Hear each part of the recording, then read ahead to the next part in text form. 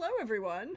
Welcome back. We hope you are all here. I am so pleased. I am so thankful for each and every one of you. And as I told my players behind screen, I'm thankful for everybody signing up for this wonderful little art house project. I am your friendly neighborhood Prax. Welcome to the channel. And tonight is the finale of Carousel Court. We are come to the end of this story with these families in this time. And I am going to have lots of things to do and lots of things to say at the end, but thank you for being on this journey with me. So, for the last time for this crew, I'm going to go around and say who you are, who you're playing, and I have a question to start us off for the evening. It is New Year's Eve, the year 2000, the end of the millennium. Who's watching Dix Clark's Rockin' New Year's Eve? Or what else are you doing on New Year's Eve? So why don't we start with Lynn. Hi, Lynn. Welcome back. Thank you for being here. Good to be here. Oh, it's the last one. Yeah, right. I'm Lynn. Gremlin Art. Shive, and I am playing the members of the Quan family. Yay! And so are the Quans watching Dick Clark's Rockin' New Year's Eve? I think Young Ja probably is. Petra's probably out somewhere. Having a party. Mm-hmm. That's fair. That makes sense to me. That makes sense to me. Hey, Trooper. I'm Trooper SJP, and I'm playing the Musgrove Masters family. And they are indeed at home watching New Year's Eve with Dick Clark, because Dick Clark is exactly the kind of person they would spend their time watching. 100%. Mm-hmm. Hey, Lindy. Welcome back. Thank you for being here. Hi, me, Lindy. I've been playing the Ardeline family in all their many disconjointed forms. And are they watching TV? It might be on his background noise somewhere. They have multiple TVs. Some members of the family. Sorry, I heard cat mischief. Might be other family members are not, because it's just not their thing. Indeed. And hi, Pope. How are you? Welcome back. I should have said welcome back to Trooper too, but you know, it's Trooper. We appreciate you. You're all we love you. He knows that I've welcomed him inherently. Hey everybody, Pope here. Pope World built on the internet. He, him, playing members of House Willem.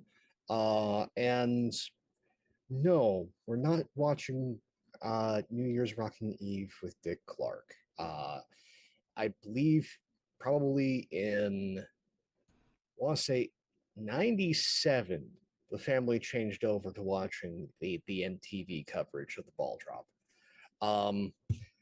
So yeah, that's what's on the family televisions at the Grand Estate, as well as the house on Carousel Court.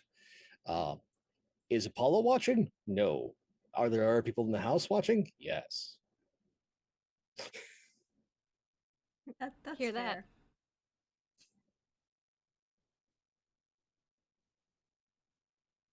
And then last but never least, hey PB, welcome back. Thank you for being here. Hi, I'm happy to be here at the finale. Today I'm playing the Walters family, which includes Ro and Linda, the lovely original couple, Umberto, the father-in-law, Luis, their son, Nakoa, their son-in-law now, and their young daughter, Emily. Who's like 18 months old. A little babby. Yeah. Apparently everybody loves y'all and is giving you all of the bonus die for the finale. I don't know why they think that would be a thing that you need for the finale. I feel like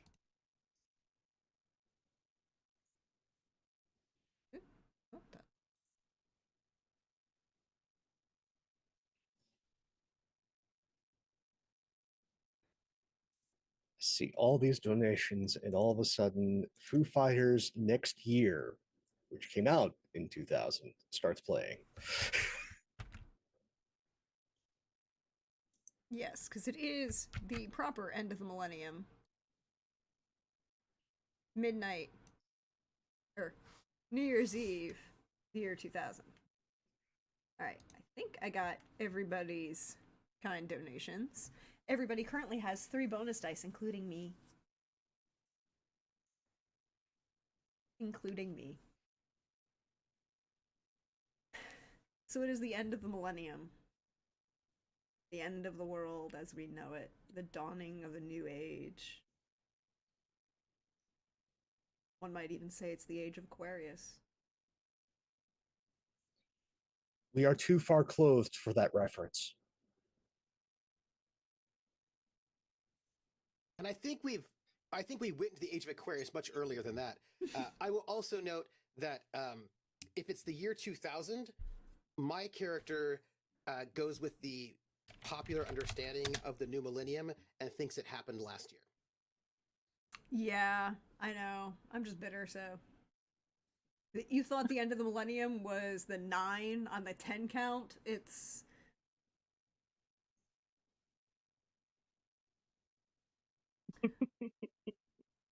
a thing. But there is a lot of interesting things that have happened in the last year and a half, 2 years. 1998. One of those is your Draugr friend finally succeeded on his roles. So he did find the charter. Yay! There was an unfortunate gas leak that caused a minor explosion at the bank, Savannah National Trust.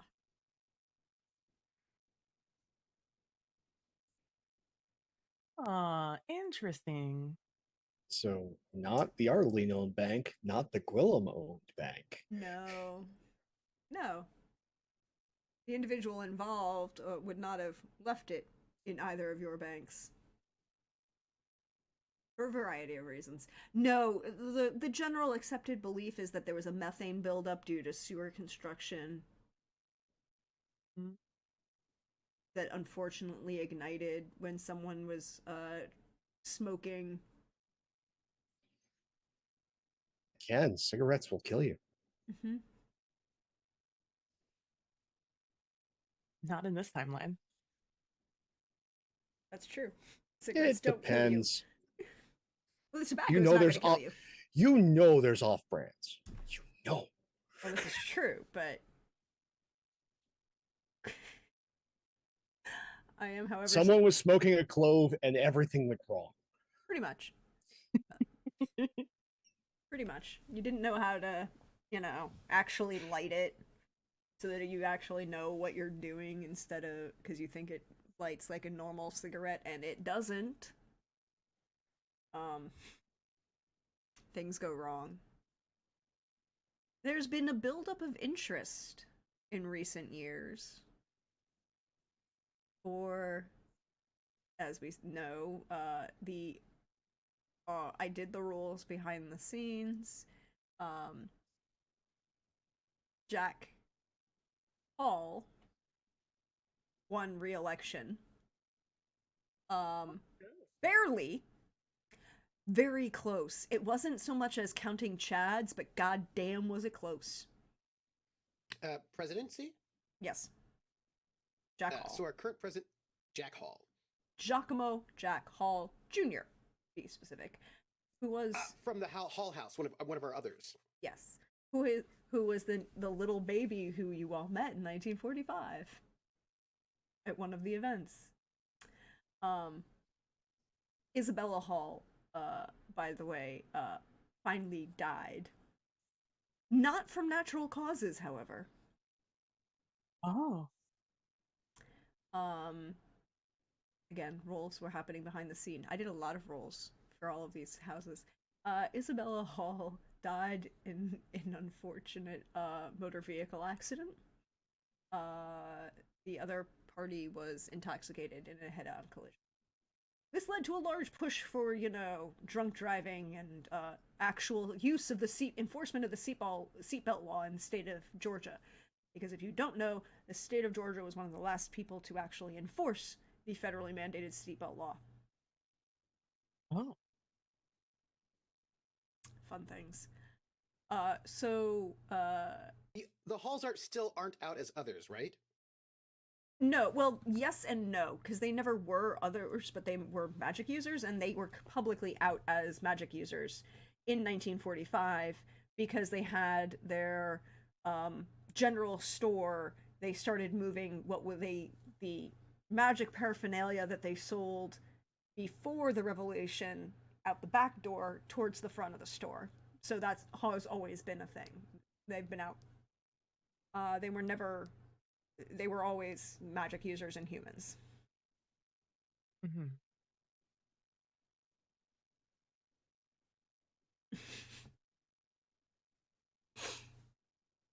Thanks, Pope. Or not Pope. Thanks, Jim. I see you, Jim. For those of you who playing at home, Jim is just given about 1,000 years earlier. Some monasteries had similar problems to what's happening this evening because the calendars they were illuminating weren't Y1K compliant.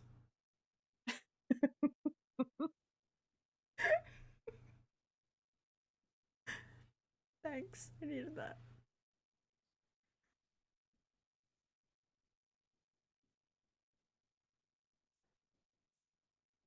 And I leave it to you all this fine New Year's Eve. Dick Clark is playing on CBS like he does. Volpez is saying that Dick Clark keeps his bonus dice in his phylactery, but nobody knows where Dick Clark's phylactery is, so there's that. Yes, we do. It was a a giant Sunday, by the stadium. way. It was a Sunday, by the way. It was a Sunday. Yes, it was. It was also... Which means it's D&D night. Mm-hmm. Yes, it is. It is D&D night. That is correct. I would like to also point out that there were some regulatory requirements that your turtles had to meet. Oh. There was enough evidence to put forward that they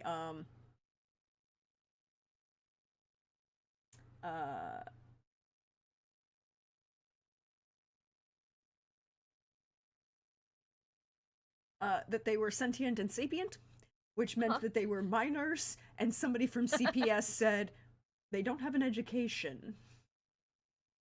Sure they do. They're being Homeschooling. homeschooled. Yes, that's exactly. Homeschooling. Yes, but there was so they have to make the standardized tests. See enough. Yes, that has been there's been some push from that. Well, depending on the state too, you could just have a licensed teacher look over your homework. I say this as a homeschool kid. You don't have to take the standardized test if you know a teacher who's willing to look over your work and go, yeah, they know their stuff. Pass. Yep. It also is county by county specific in the state of Georgia. Savannah County at the time required yearly check-ins with a registered teacher for the county, and then at the major high school graduation and because they basically have to take the GED is what it was. Yeah, basically. For high school graduation. Homeschooled, we know a teacher. It's fine. Yep. We're not subjecting Savannah Public School to the turtles. That's... That no. would be unkind.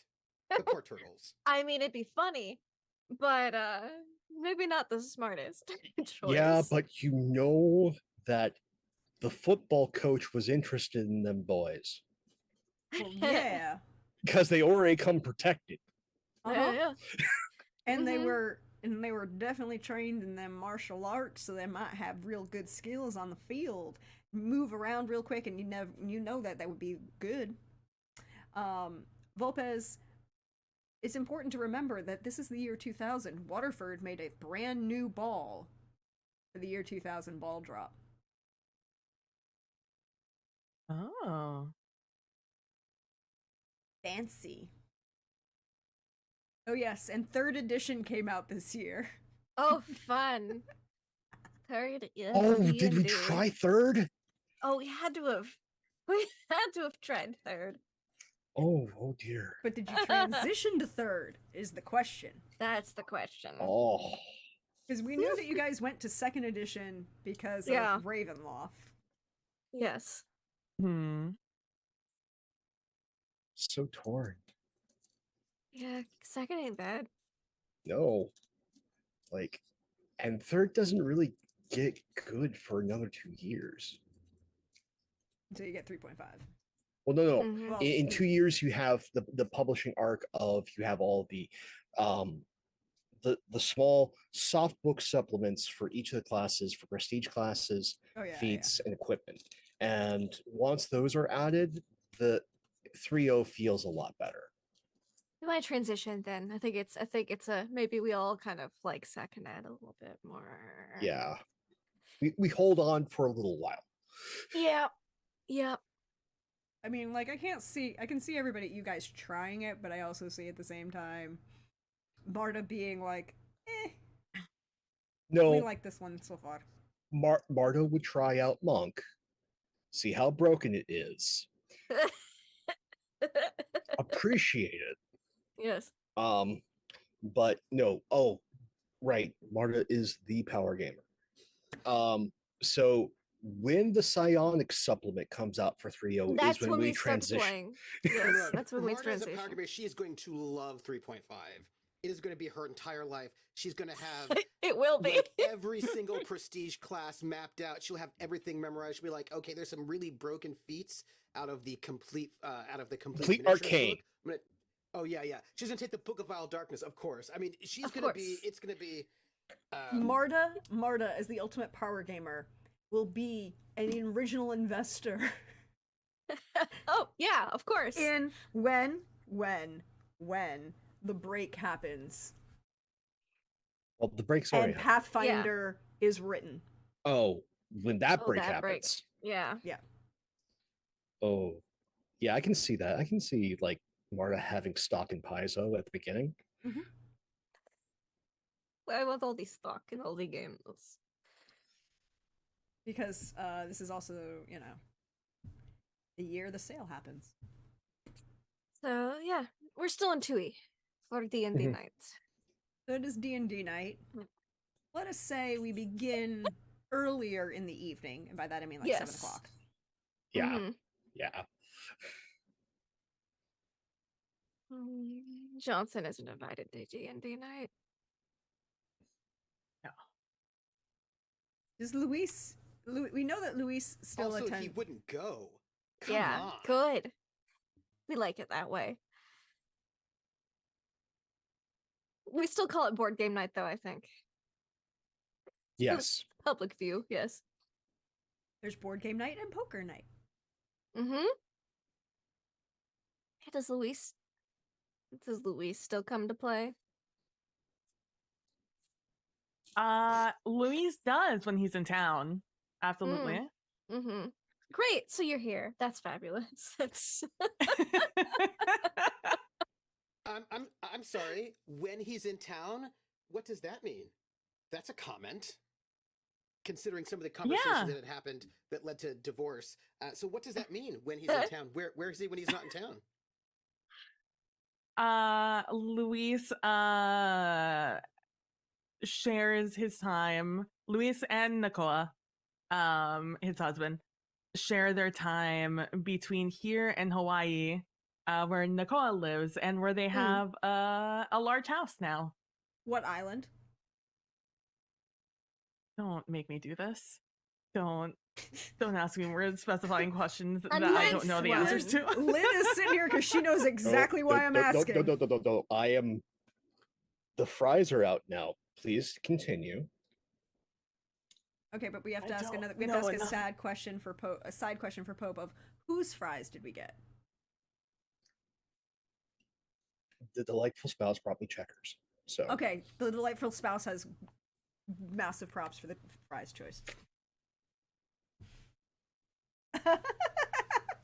Trooper, by the way, your zoom is defaulting to the automatic reactions. So the minute you put your thumb up, it gave us the thumbs up in your screen.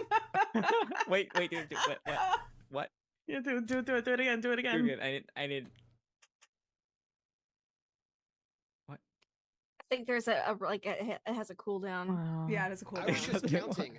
I was trying to figure out how old the twin daughters were. You Yeah. know? So I was like, okay, 1, 2. I was like a 86, 96, 97, 98, 99, 2014. I was 14. making notes. I did not see any kind of weirdnesses. If I should stop those weirdnesses from happening. No, but I loved it. I didn't see it, but I loved it either way. But yeah, so Luis is here in town with Ro and Linda. It was, I'm sure that Marta was unhappy when Luis moved to Hawaii for a year as Nakoa. An entire As year? for an entire year. Ooh. Yeah. Ooh. Yeah. Did you get stabbed? I Yep. mean, like, I'm kind of worried about what might have happened. So- That's all. I am suspicious that Hawaii may have been purchased by the Ardaletes. No. There are private islands the Ardalines could purchase, not the whole state. It's Marta. She may have asked, can I just buy it from the US government? They're doing that, right? They're not really using it, are they? No. Guess what? We bought a vacation home in Hawaii. But we still don't know which island. On the same island that don't- Luis lives on. Yeah, but I need to know what island No Luis lives islands. I don't know anything about the islands of Hawaii. Do you want picturesque? Do you want picturesque, or do you want like city? City. Like, what's the vibe? What's the vibe that you're looking for? on. And the do you house? want an even under whether your house is going to get destroyed by a volcano? I mean, that's It's well, Nakoa bad. is from Hawaii. So it wouldn't have to be somewhere, and we went there because of family reasons. Because they have their own pregnancy things there. So it would have somewhere just with for big families, and is good for big families. Maui. Was- Maui. Wanna as- do Maui. You Maui, want Maui? Maui Alright. makes sense. Yeah, as someone from Oahu, Maui. Maui? Okay. Guess what? Alright, we have a then we are- vacation home on Maui that we spend some weekends on in the summer, or when Luis is not here to play D&D, so we can have D&D Sundays in Hawaii. No. I can see this. This was movement for the turtles for enrichment purposes. Mhm, mhm, mhm, mhm. We had this whole summer in Hawaii. Wait. Uh, Wait. Oh, but they might be fucked up by that. See, they're East Coast, naturally East Coast Atlantic turtles, and moving into they're Pacific. climbing it, yeah. No, they might become hypoxic. Like they would seriously. Oh no. So fun fact: the oxygen differences between the Pacific and the Atlantic mean that if you have a fish population that's actually native to the Atlantic east coast of the United States and the Atlantic Ocean, it will Doesn't affect suffer. reptiles. Huh? Yeah, Doesn't but- affect reptiles. Okay. Because they hold their breath. They don't breathe underwater. This is or true. anything. But you would still suffer like that. They suffer from hypoxia.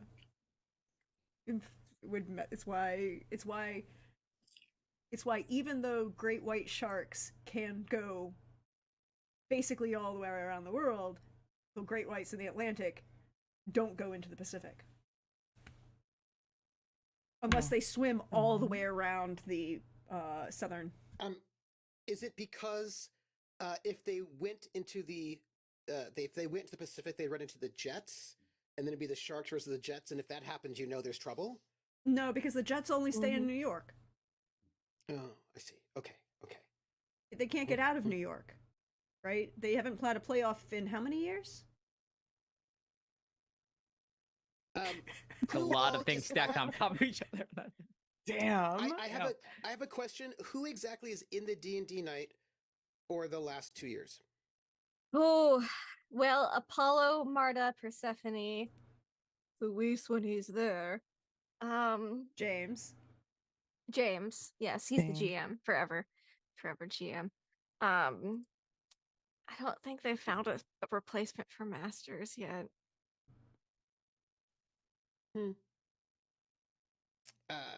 Who's the youngest person there? Persephone. Oh, Empty chairs at empty tables. And how old is she? She's now 35.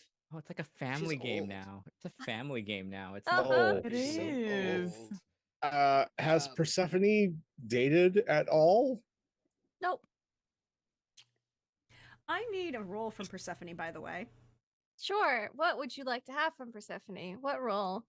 Sorry, I just need to pull up my handy dandy sheet. I do have a question also if she talks about the D&D night at all. And how's the I have questions. I'm gonna get a beverage. I and then need- after that rolling happens, I'll fight. Yes. I need an endurance resilience roll first. Sure. Endurance resilience. I'll use one of my bonus dice. Just one. Boop. Because that's what they're there for, to be used. Yep. And it's the FINALE. Oh, 8. So barely a success, but a success. Cool. Got a Um, success. We love those just reaching in. So with the assistance of the sycamores, your Persephone's control over her elemental have begun to improve. Good. It's been an arduous process, and I think part of that is because she's trying to overcome certain instructional beliefs from, say, the Ardeline traditions or the Gwillem traditions, and the sycamores are very... Well, I think Marta may have at one point referred to them as hippy dippies. Not with that terminology. It's far too modern. That's true. Had some, like, wait, they're actual... Tree huggers. Yeah, but they're actual tree huggers because they're dryads, so... Yeah, I'm sure there's some Yeah. Renaissance-y slang Yeah, to something like- dryads that she would have used. Yeah. Yeah, there's something about that. So I think it's been slow going, but it has Mhm. begun improvement, which means I need another roll from you. Sure. Which is will dedication. Will dedication. Whoop. 21. 21. Persephone's always been a willful child. Yes. You have 2 bonus dice that you can use if Persephone wishes to do something magical for the night. Wonderful. Cool. Cool. I have questions for Persephone. Sure. As Luis is I'm sure you do. for it's been a long time now, and so Luis has pestered you before about it. But since having a family, I think has become a little insufferable in asking you. And hey, Persephone, how's the relationship front looking? Hey, Persephone, have you gotten a boyfriend, girlfriend? Nope. Have you? Nope, I Hey, haven't Persephone. Hey, Yeah, what's no. up? Hey, Persephone, why haven't you gotten in a relationship yet? Hey, Persephone, what's up? What's happening? God. I love that that's from Luis, and Marta's like, oh, thank God they're taking it slower than Opal. Opal was such a rush. We're not quite like 5 or 6 years. It's gonna be Facebook. It's gonna be Facebook stuff. But there's Facebook. You just still says single. What do you... It still says single. It's interesting. No. I would like to point out, as the old in the room, Facebook already exists. But it's not super popular It's yet. not. Yeah, This is like I true. don't. Yeah. It Yeah. becomes It super didn't get, like- popular in It's about for a like year and a only half. college students right now. Yeah. And yeah. You know, No, Like- right now, we have the war it's still between MySpace. MySpace, LiveJournal, Facebook. And the Mhm. first run of Mm. purges has begun. Thirsty. Yeah. Nope. So I will continue to poke at Persephone and be like, hey, Persephone, friend of many years now. What's up? What's happening? Are you okay? Should Yeah, I be I'm worried? fine. No reason to worry. I was just waiting for a little bit to figure out like what's going on with me, and now I know, and I'm working on. I'm just working on myself. Also, no one's really seemed all that interested. I mean, because I know some people, I can, I've know some plenty of nice people from around the area. If you Persephone would, would not say no to blind dates, but I don't think any of them would go further than the first date. Like, so Louise is just continually setting her up on blind dates. I'm just like, how about, is this one your type? Is this one your type? Is this one your type? I I don't really can know just if I have a type. I just, I can you ju- know. That's not. Oh my god, that's a I, that's a I, nightmare. I just have Jezebel on the sidelines. Oh, Oh, no. honey, no. It's like just has no guidance on what to suggest. Like, this, what is this? Which this person? And what Persephone hasn't picked up on yet is that she takes after Marta a little bit in that aspect of like she just finds most people incredibly dull and uninteresting. Bless her. And then she found someone who's interesting, and then they sister zoned her. It's fine. She's over Oh, that damn. part. Okay. But Is she hasn't found though? someone. Is she though? She's Is over she, it by though? now, but she just also hasn't found anyone that interested. Also, like, well, they weren't as interested as that one person. So Ooh, is she actually over it, or is she holding on as the gold standard, and therefore everyone else that she meets is falling flat in comparison to an individual who they cannot compete with because he is dead? Oh no. not quite. She's not that dramatic about it. She accepted the Are we sister sure? zoningness, Are we and sure? then Are we yeah, sure? Are we sure? we're sure. We're sure. I She mean, just, this could last for a long time. the lineage just could. I know. will say she has been I'm hanging gonna live out a long time. with Petra a lot, though. Mm. Oh yes, She's been hanging out with Petra more. I Mhm. have a question for Petra. Mm-hmm. Petra, now that your aunt is moving and grooving in certain circles in the table, one let's ask. Oh wait, that's her mom. I thought it was her aunt, No, it was Youngja. Youngja. Yeah. Youngja, who takes his position at the table. Yeah. No, because I thought. No, because Jungwa is Oh, is the ambassador working yeah. towards the ambassadorship, Mhm. and she's doing real happy. Don't know if she decided to go back to Korea yet, but she was doing very well. Her mama's doing some good things in the table. Is Petra had any interest in the arcane? I would say in the sense that it amuses her, that sort of thing. Like hard academics don't really like, so like tricks and party tricks, that sort of thing are more her venue for things. So she's a But yeah. character in The Magicians. Understood. Mm-hmm. And How is the dance studio? That's what I wanted to know. yeah, that was It's doing well. It's doing well. It's doing good. The boys program has really taken off in the past couple of years. Get them some scholarships, the funding for that in with some nice charity events and all the taking in younger kids, because again, so many kids want to take ballet and tap and jazz, and they've added a tumble class for the Do little the turtles littles. go there? No. I was just curious. No. Also, they kind of have a hard time if they get on their backs. They can manage it, but it takes a second. So, yeah, no, it's been going well. It's been going good. How's Persephone doing at running it? Persephone's really enjoying running it. She's got the business gene from the Ardeline side of the family. She's doing good with the money making and the business savvy. And she teaches? Mm-hmm. does she talk about? What does she talk about when she teaches?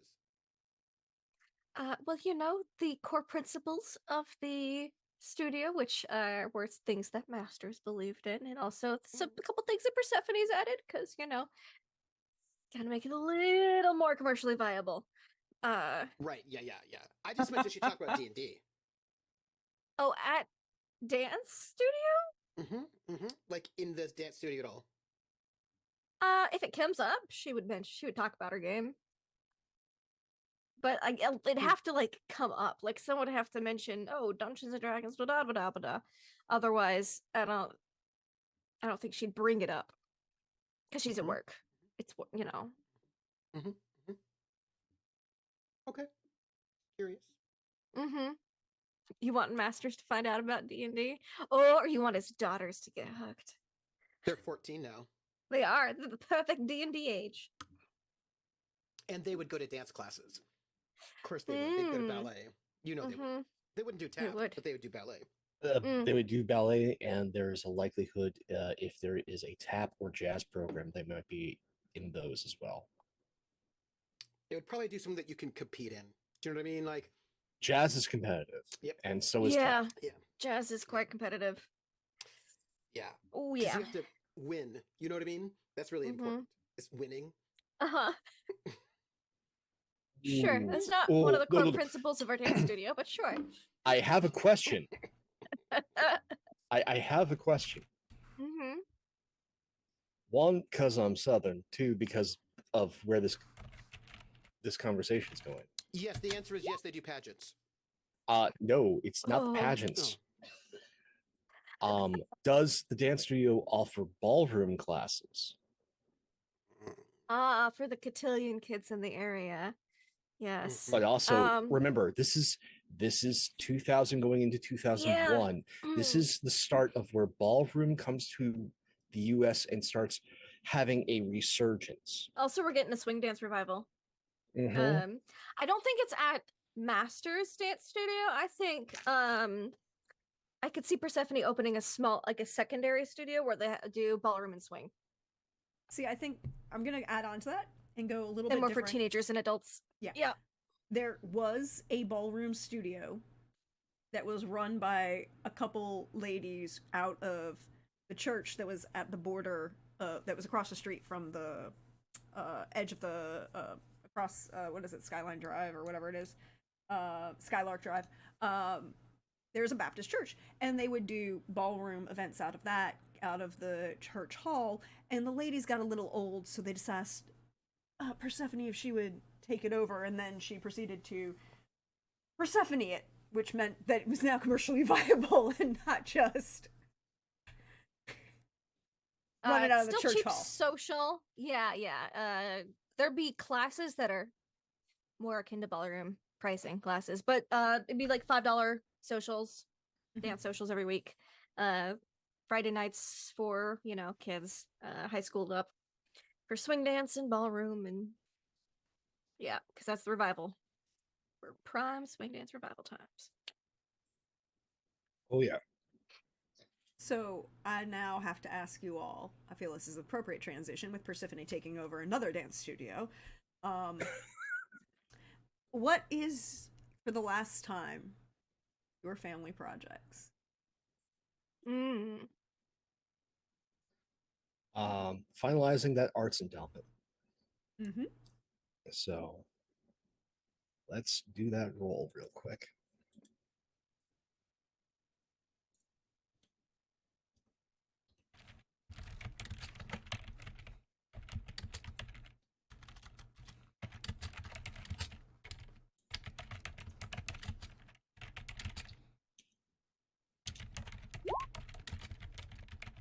$13. And you only needed 2 more. That's two, precisely. So the local arts endowment, where we'll have our PBS ads, is complete.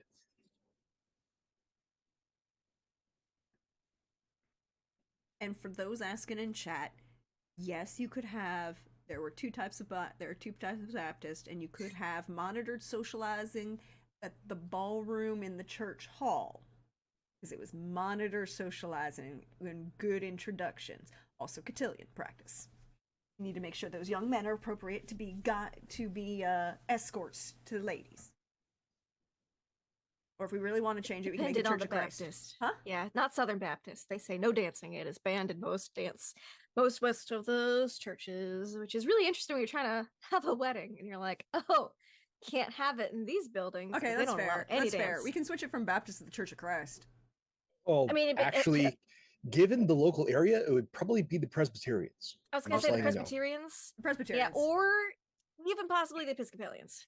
Episcopalians Church of don't have the Christ is even worse. space because I know the Episcopal Church, especially the southern one. No, they probably would not have the space. The That's space, whole- yeah. They have a very small space. The Presbyterians, not like- the But the Methodists. Presbyterians would have the base. Methodists would also be okay with it too. Yeah, but yeah, it's likely the Presbyterians, especially since they have a large presence in Savannah. in Georgia in particular. yeah. We can go with Presbyterians. Yes. That makes sense. It makes a lot more sense than Baptist. Well, there are two different Baptist groups. It could be Southern or American. Most of them are Southern down here, though. Sure.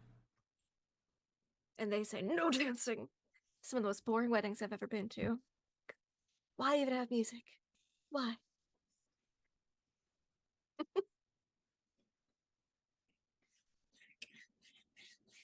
Because we need to have our religion as bland as the mayonnaise that they put on their sandwiches. Whew.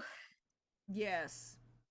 Because God forbid they could be considered in any way related to those heathen papists.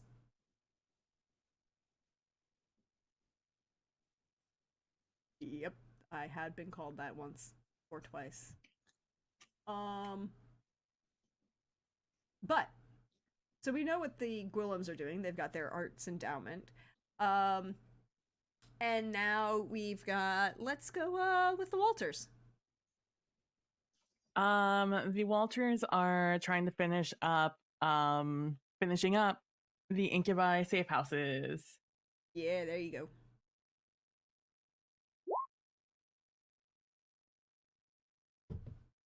On 11. And I already had, oh god, math. What's a success? 6? This is 1 + 5, and if you had anything left over from last week, this would be carryover. Yes. Then I have 5 carryover. And I already had a success. So that would be 2 more successes. I don't know how many.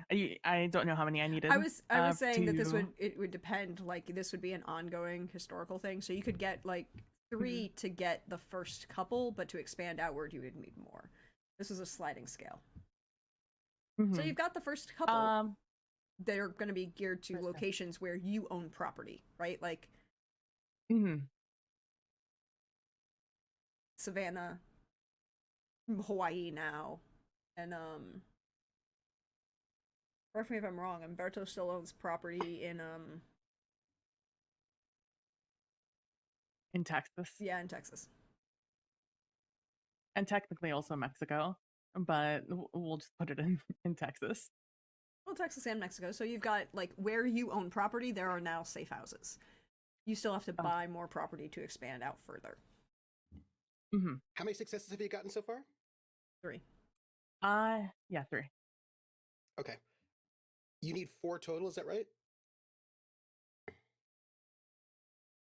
No, you got 4. You got 3 to basically convert property that you own into safe houses, and if you got 4 or 5, then it would expand out into other territories that you don't own property in, and become a wider network. I'm gonna roll my 2d6. Right, it's 2d6 plus our 6. That is a 13, which gives me the last success that I needed. And I have 12 left over. The last success I needed to figure out the sort of basically the pro, anti, neutral, other stances of the various houses of the neighborhood so knowing what the voting power is Mhm. of those factions. So I have completed that project. You do. I have two sexes left over, Mhm. and I'm going to give those to the Walters, and I'm going to say that Peter had left aside some because he'd been buying all that property. You know what I mean? Oh, Trying to Also, find not just that, but remember, you were leaving property to certain sharecroppers who may have not had Yep. someone to inherit.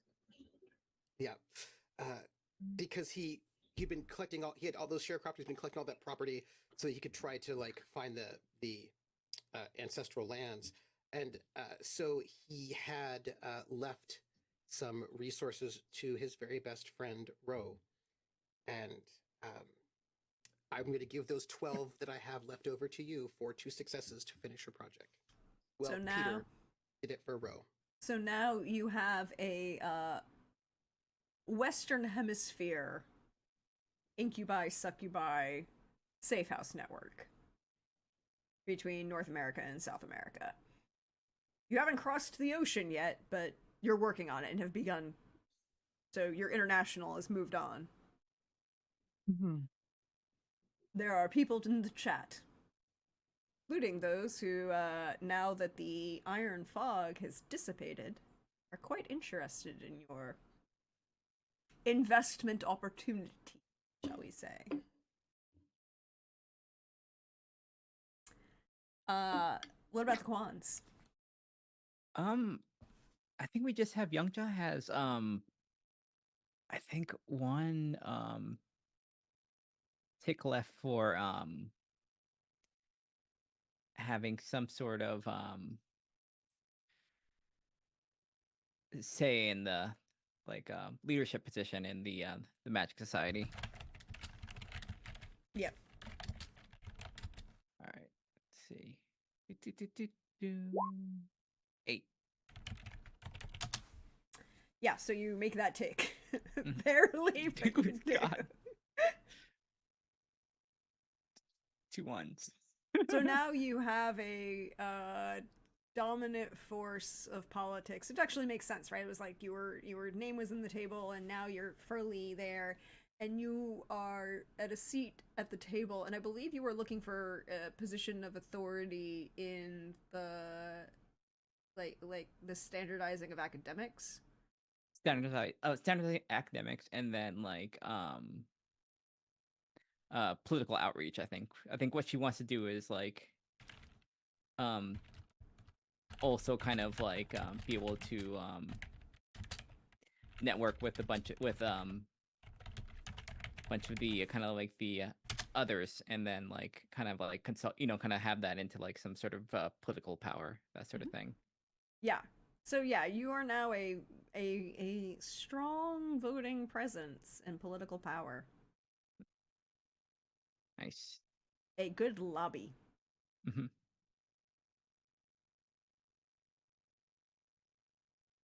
And then I think also be able to like have some standardization for like training and stuff like that, Mhm. for like Mm. outline things that aren't like safe or unsafe, that sort of thing, as far as like a level of knowledge and that stuff like that, like Yeah, you know, you have to have this level of certificate to buy this magical ingredient. mm-hmm. And also just be able to like more open for teaching and stuff like that. It's not like as clandestine as one, just like it's more like welcoming, and be able to like if you have that sort of talent, it's pretty easy to kind of like be able to learn, because you don't want people run like necessarily like taking that stuff into their own hands untrained. Starting schools for Mhm. encouraging magical education Mhm. worldwide. I'm here for it. New school in Savannah. I think a hard part is probably going to be kind of like taking apart what sort of disciplines, what the other disciplines, what other like cultures, like what they're saying, like having kind of like a standardized thing. Mhm. So like it's within all the varieties of like thought on that sort of thing. Okay, I'm here for it. I encourage that. How do they deal with maledictions in the training about malediction? Oh, I think that's that's gonna be something where it is that's gonna be the touchy area because it's like you don't it's you want knowledge of that sort of thing, but I think the use. So I think it's more being able to like if there is like evidence of malediction, being able to like find it rather than outright like not, because you don't want to like have people not aware of it, because if someone uses it they don't know what it is, it's going to be hard to like deal with it. So it's going to be more of like helping being able to like find signs of it and like that sort of thing. My understanding, if I remember correctly, or Mhm. Susie remembers correctly, Young Ja was quite good at maledictions. Back in the day when they were taking classes together as children. Good at it, but never use it. Oh, sure. Mm-hmm. I have sort of a Quan family question and a world question, Mhm. especially since going down this line of thinking. So, malediction is very, very useful, hard to trace. There are governments that would love to get their hands on that and have academies that train that. So, uh, what is our favorite influencer at the table doing about that?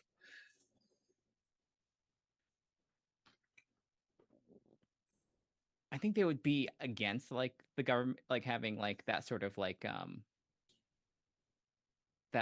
use of it. I think they would stress that for it to be independent of government and stuff like that.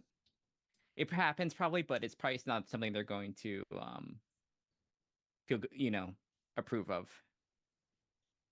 I bet the CIA has like They probably Black Ops maledictors. They probably do. But they definitely do probably. No, the CIA got them eventually, but MI6 had them beforehand. I mean, the second you can do that, they're gonna be like, all right, let's do we need this.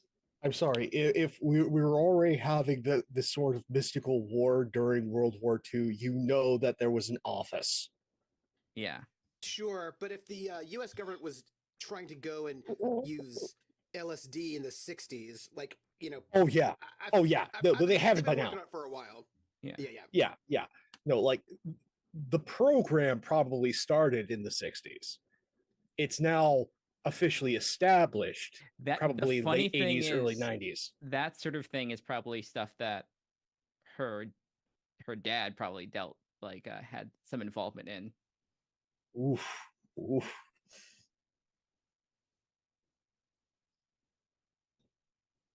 Like I said, there are things you will probably never know the answer to. And someone just died. Someone just who knows why?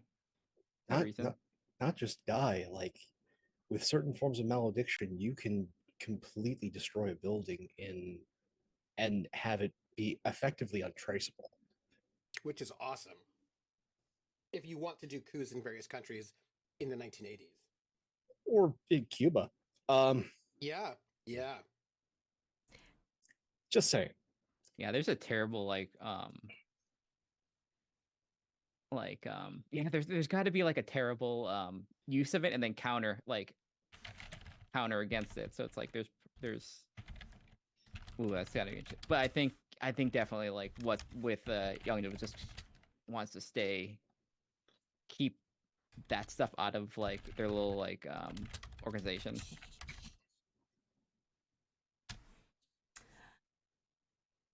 Yeah, that makes sense. It tends to be, plus internal regulations mean that you are less likely to fall foul of certain others' political choices.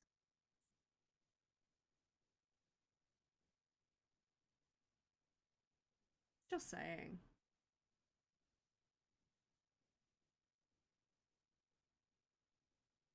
And I think that's everyone. No, it's the Ardelines still have to give us their house roll. Project. Yeah.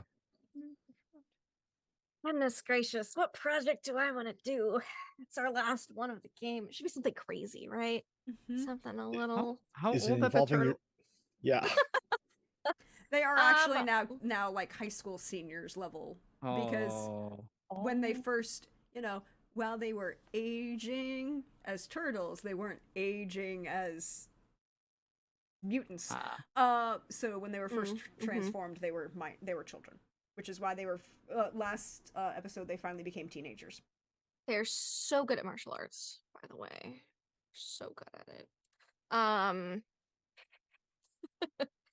What do I want my final project role to be? That is, what is House Ardeline working on? House Ardeline has a lot of fingers and a lot of pies. A lot of very stable pies, for the most part. Well, I could see with the new Nuclear familial home, possibly the Arlene family stretching out their influence now to the island chain. It's just an excuse to play D&D when Louise. But while you're here, While we're here. just You're muted, Trooper.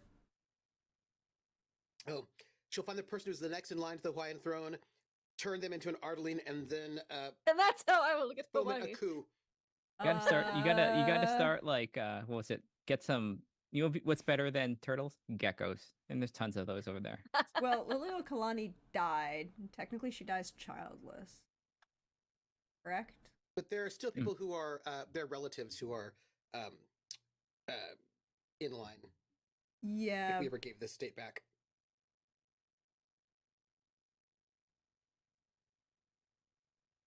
It's been a while since we've gotten a child, but we had a lot of children in a very short amount of time. I mean, like Opal, Oliver, and Persephone, and also Persephone's cousin. That's like 4 in like 100-year span. That's a lot. For the Ardelines. So I think, you know what? Let's bolster that house in Hawaii. Let's make it a bit extra. Let's give it some of the reinforcements that the house here has. God, I'm imagining Marta like on like just having a blacked out like private jet, just like the wood, all it's just like it's just blacked out windows. Yeah. Like... So I'm okay with this. You will have roll me before you make this house roll. Roll me a will courage because this will or will dedication, excuse me, because this will determine what difficulty level. Sure. For Marta, why not? Will dedication. Whoever you choose to have, probably Marta makes most sense. Probably Marta. 13. Okay, success. So with this, I will say it is a 3.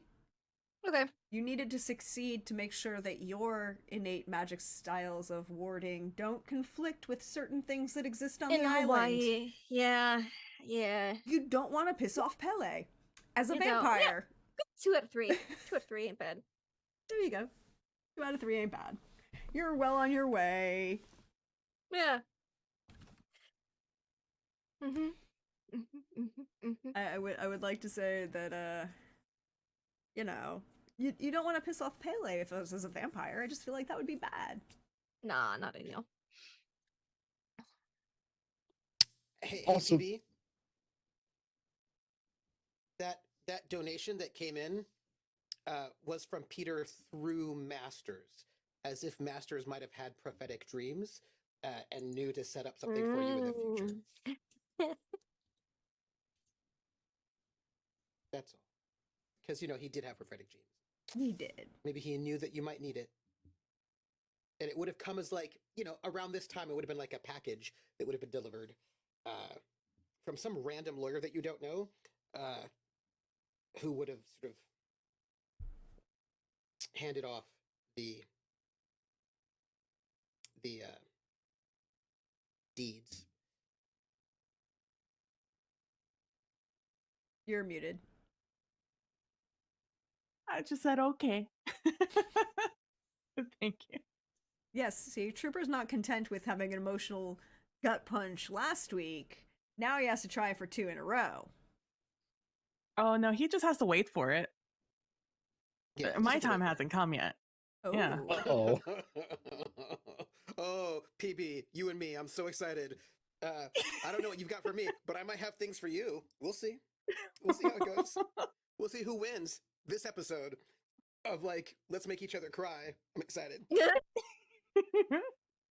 That's why I love this game. I can sit back and let you two emotionally destroy each other. That's a fun time for me. So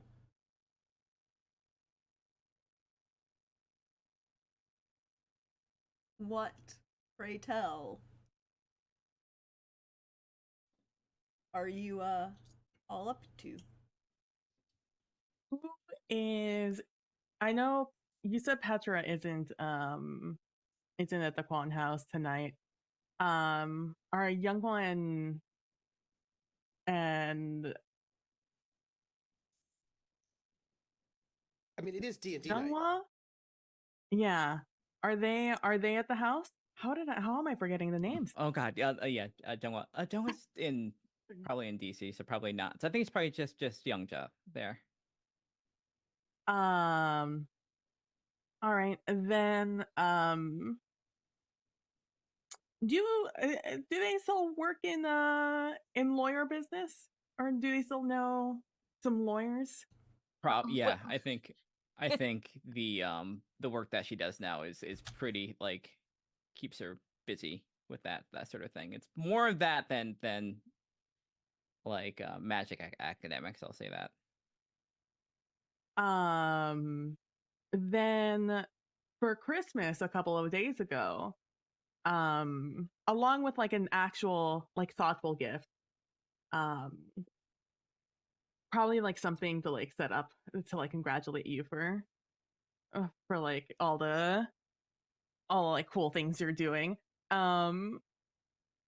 You also receive a manila like package of documents, and with a letter written out to you that says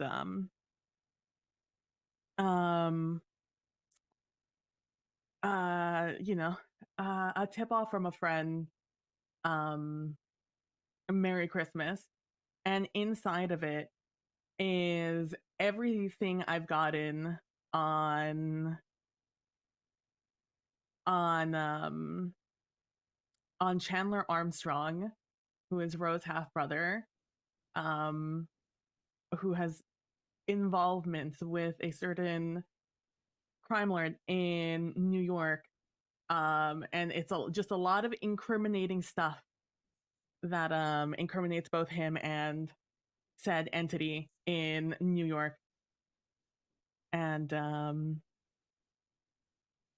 that's all it says. I mean, you wouldn't know that that's a relative of Rose, but that is something that you do receive on Christmas with an unsigned letter. Interesting. Well, things kind of like got turned up, was a bit of a role when the first time she got like one of these things. So she's going to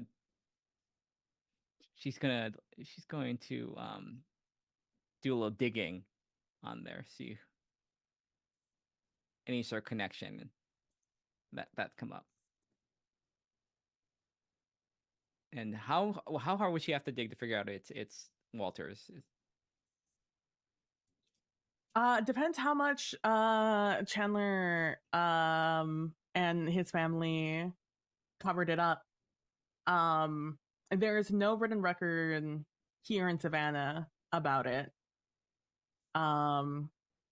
You will, find things about like a scandal with one of with Ro's father and stuff like that, and like New York elite, but that's really all you really get.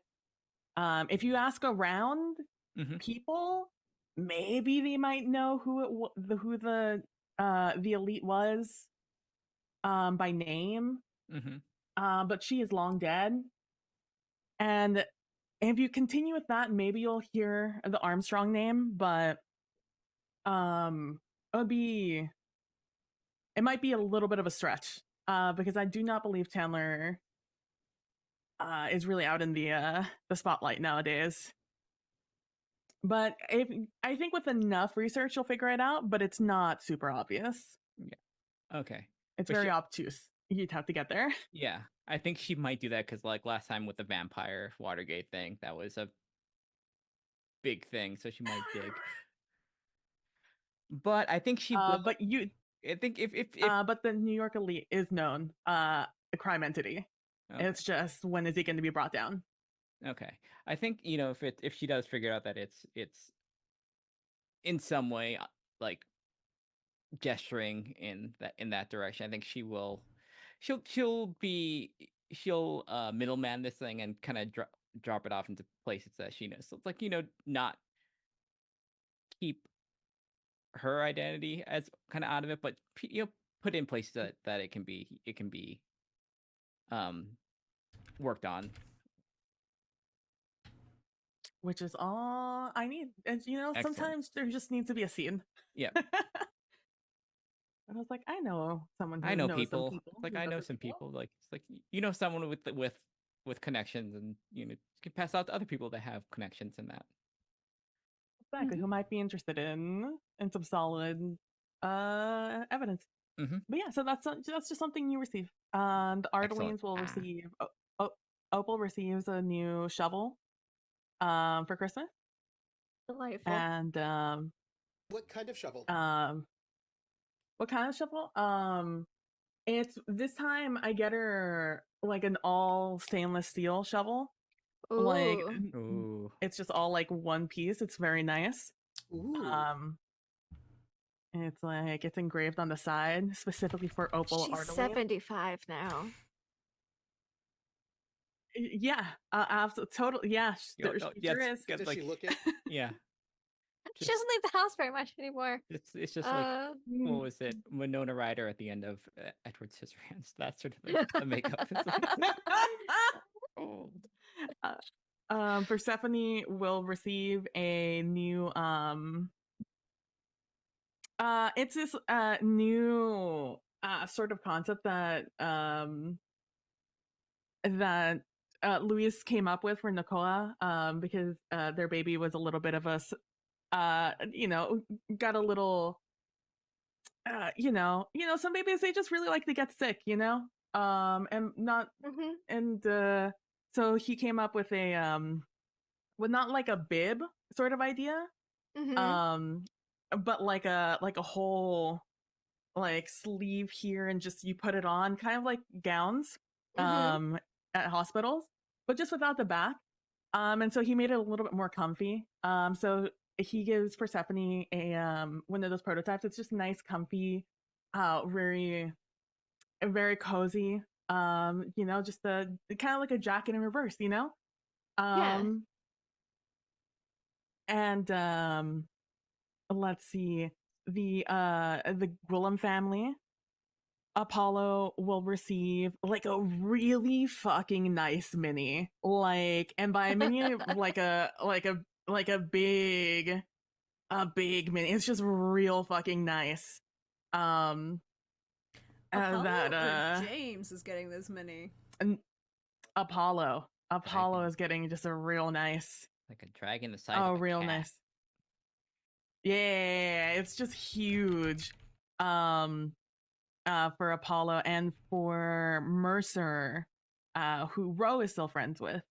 For Mercer, Ro will just get a very, very nice bottle of whiskey for Mercer. Yes, that gets used in his coffee cup of world's okayest boss. And you know, for some reason there's just some dog doo-doo at the door of Johnson's car on the That's morning. weird. It's real weird, That's so weird. you know. It's like Well, it's that's a big weirdly like what dog. he would Like, look at the size of that. Yeah. That's wow. It's a dire dog, is what it is. It's a dire dog. They're an unknown, Dire a doo-doo. little known, Okay. mysterious sort of creature that lives in Yeah, Georgia in the wilds. So, I know. so Only shits weird. on It's been Johnson's happening. doorstep. Didn't come Yeah, from a it's weird. It happens all the time. Weird. a 40-something-year-old dog, or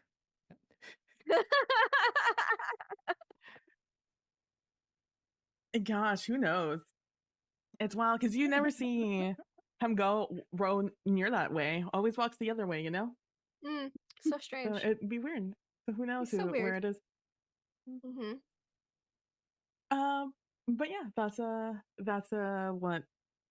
what row starts with. To like reverse the clock a little bit and then rewind it back forward as to and on this day he's just chilling with the family in the house, the bigger of the two houses, which is Ro and Linda's. They're just hanging out, have, you know, Dick Clark in the background. They're really just, God, Linda and Ro are just adore this child. They love Em so much. They do it on her so much. They love Nakoa. He's been lovely to have in the family. And Luis just loves all of them. And Em, I did the math, 2.5 years. She's 2.5 years old now. And Em, you know, just Wait, a little 2.5 adorable. years? That doesn't make sense. Yeah. We were in 1998, last, and you announced last time in 1998 you announced the pregnancy. Yes. 1998. Oh, we're in 2000. You're right. It's 1.5. I was like, that makes more sense. You're right. I was Yeah, like, 1.5. She's 1.5. Still getting used to you know, luckily the weather's not super drastically different between here and Hawaii, but it's still a lot colder than she's used to. So Emily, gorgeous, brown hair, olive skin tone, and it's just a delightful little babbling baby who's walking in an absolute menace, and Fido loves her. But they're just having a nice little day at home for right now. Yeah. Emily would have gotten a hand-woven blanket with their house in Hawaii as the design on it as a gift because she gets cold.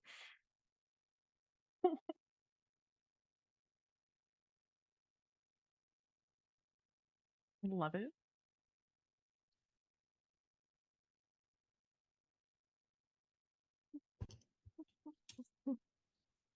What are y'all doing for New Year's? What are y'all doing this evening? It is D&D night. Oh, that's true. Some of us, it's D&D night. The Smiths have to be familial, right? So they are doing New Year's. Well, it depends on whether there's like, it depends on like what the deal is. Like if there's like a country club New Year's celebration, then they would be there. It would sort of depend on what is happening in the neighborhood. I would So think either the at- club would definitely be having a celebration. the club is having a dinner dance for New Year's. Yeah. With a champagne toast at midnight. So they would be there. Where because are they're the daughters? Community people. Well, the daughters get to be there early, right? Before, right? But then they're 14 at this point in time, so they can stay up till midnight. But then, you know, they'd have to go home. But it's the full Smith family, the full Master Smith family, there at the country club, doing the neighborhood community thing as you do. Mm-hmm. Yeah, D&D usually ends around dinner time, if I remember correctly. It's more of an afternoon It game. ends at like About 8. 8, yeah, like 7, 8. Now the Ardleans would have a nice spread out in case people want to stay over. There's TV on with the ball drop or whatever in one of the rooms, and lots of drinks and stuff. But Persephone, to rep the Ardlean household, would have to at some point go to the country club to be seen, because Opal's not doing that anymore. And Marta is like, no, you do this. I think with the Gwillem family, it's Mikey who's showing up to the country club because he doesn't have anything better to do, and there's going to be something terrible that happens there. So And he Opal's needs like, to have I'm a not ringside going. seat. I'm not going, Mikey. I'm staying home this night. He is perfectly fine. Fine again. Like there has been a winding down of her having to commute out to the office because appearances.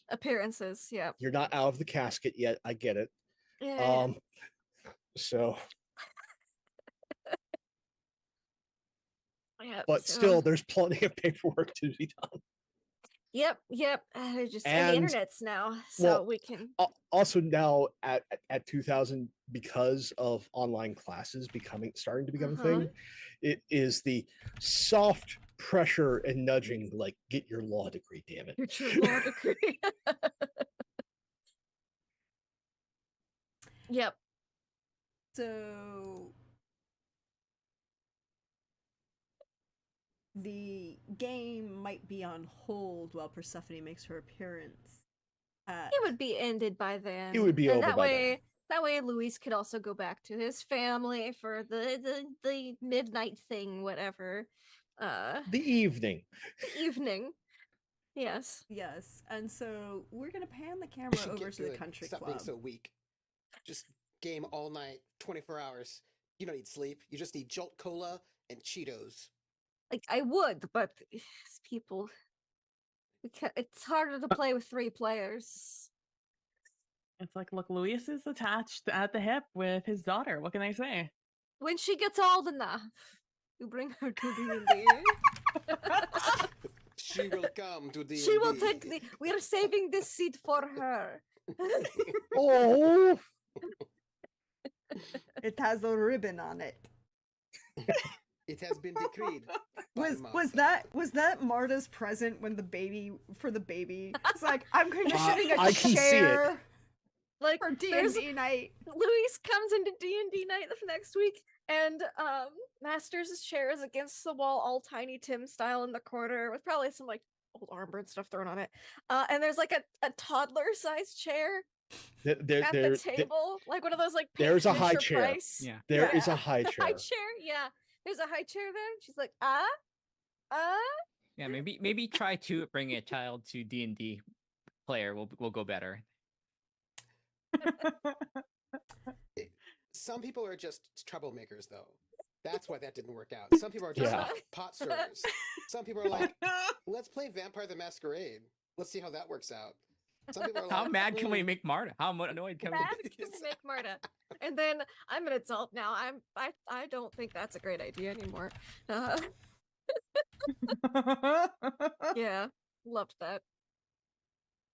Yep. So, I have some questions.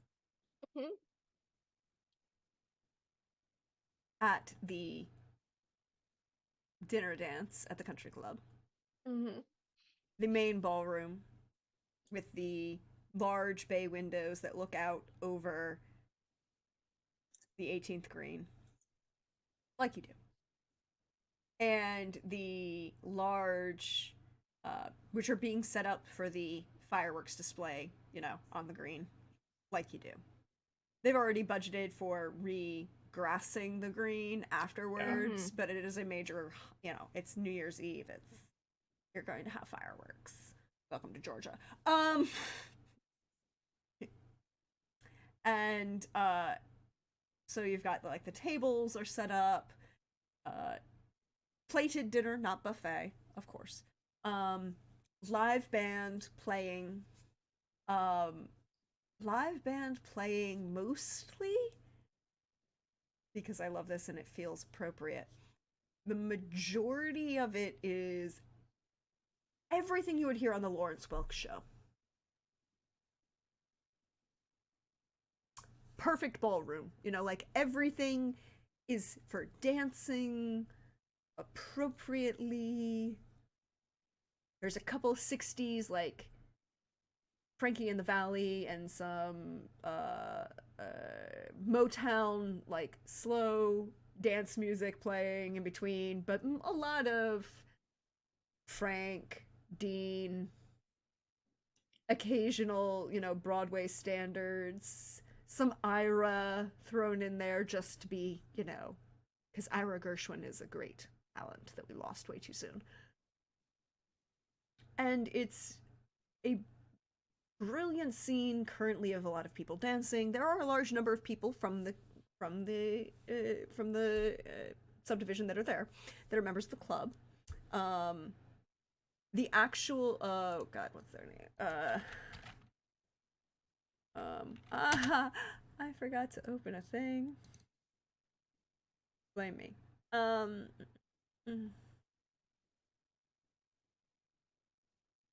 Amel and Emery Lafayette have put in an appearance, and have kind of taken this as the grand swan confirmation that they, with certain voting rights restored to those, again, who can prove, who are undead, who can prove that they were born American citizens or naturalized within the period of, you know, the Constitution. So the same rules for becoming president, basically. And so Amel and Emery Lafayette are in attendance and look stunning. Just absolutely stunning.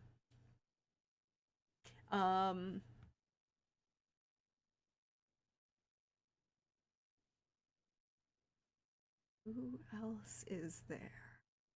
Oh, Gayatri Jadeja is reigning court in one of the corners, is a grand dame. Her grandson is dancing with this very nice Indian girl that he met when he went to college.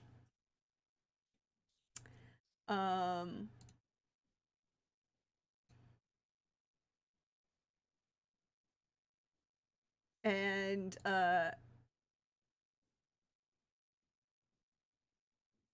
Mariana Fouché, the daughter of Anastasia and Brian Fouché, is there with her new husband, Michael.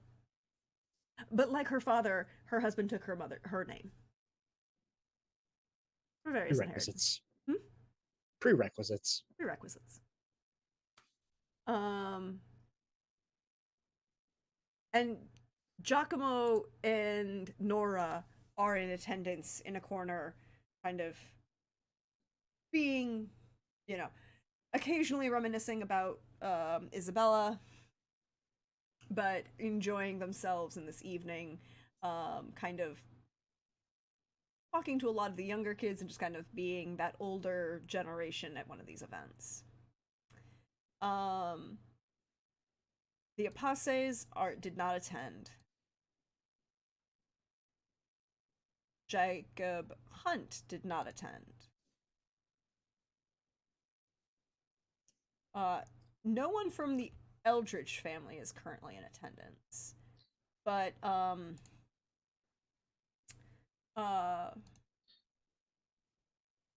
what's his name?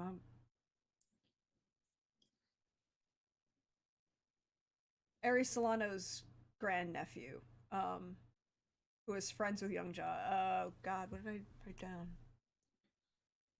Javier? There we go. Thank you. I was like, it's not Juan Carlos. Why am I thinking it's Juan Carlos? Where in my notes is this guy's name? Javier Solano is in attendance. Currently by himself, but being very social, you know. And picture a, you know, that middle-aged, distinguished Antonio Banderas. Antonio Banderas in 9. Not the character, but Mhm. the- I know the film. Yes, I was talking. though. Yeah, not the Though I character. will. But not my first choice. Second choice. For that role, or for Yes, I mean, he won a Tony for it. yes, but that role was meant for Raul Julia and Raul Julia alone. Fair. Fair. For a variety of I mean, except for the fact that Dino doesn't never actually was in front of the camera. I mean, you could put Dino in it, but not Dean Martin, the other Dino. Manelli. Because it's basically his story. I guess it was too close to an autobiography. Not quite, but sort of. Yeah. And that's the kind of vibe. Lots of locals kind of having a pleasant evening. Music, dancing, socializing. Can I get a roll from anyone who is at the dinner dance for Yes. Sure. what is it? It's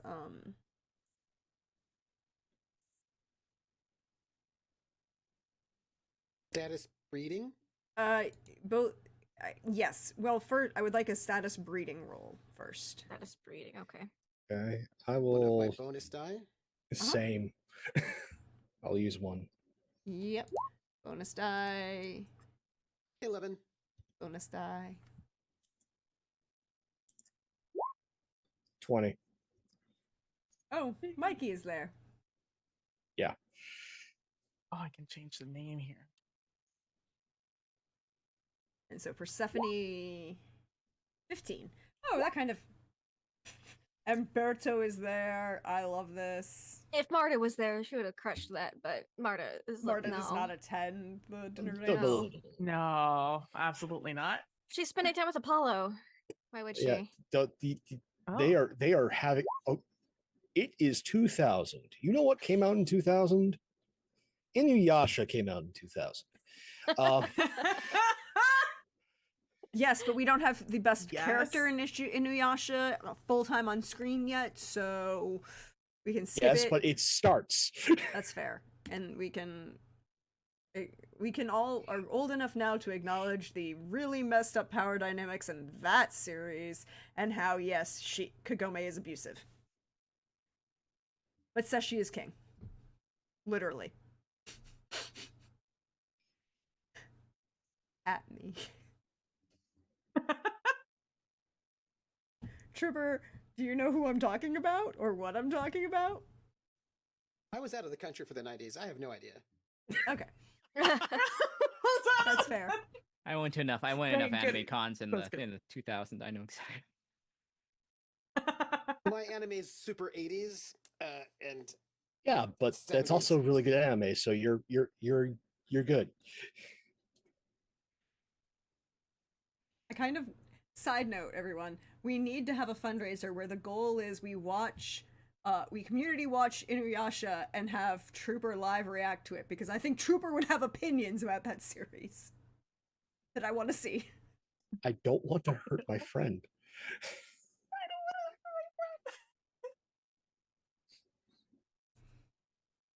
That's fair. That's why I said it would be a goal for fundraising event. Just hit him with a cream pie. It's over easier and it's far less messy.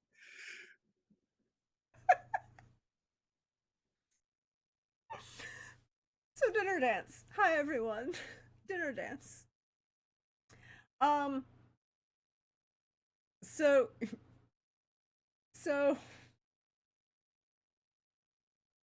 watch the pilot.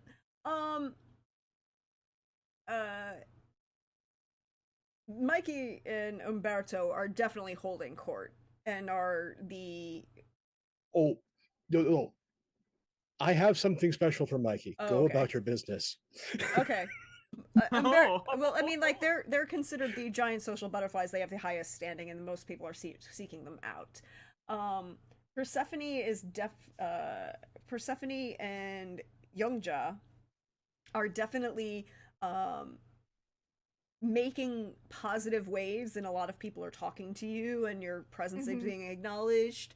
Not being ignored. Killing it on the dance floor. Yeah. Having, you know, a couple gentlemen have asked both of you to dance a few times of varying ages and demographics. The Johnson Master Smith and his charming wife are doing all right. There's no mention of any previous family scandals. You're definitely in the people are talking to you if you engage with them kind of thing, but not in the full many people are seeking you out kind of level.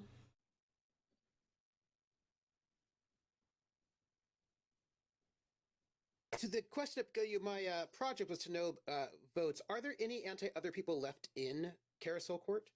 Yes, just not on this side of not on your side of the divider of Adirondack Street. Because most of the old families all got arrested, kicked out, moved out. So like the question is so there are a number of families that are closer to the high school on the western side of the subdivision that are anti-other, but they are definitely in the much better at hiding it stage of 90s prejudice discussion, or early 2000s prejudice discussion. You don't talk politics in public kind of thing, but there's a definite way in which they can make themselves known.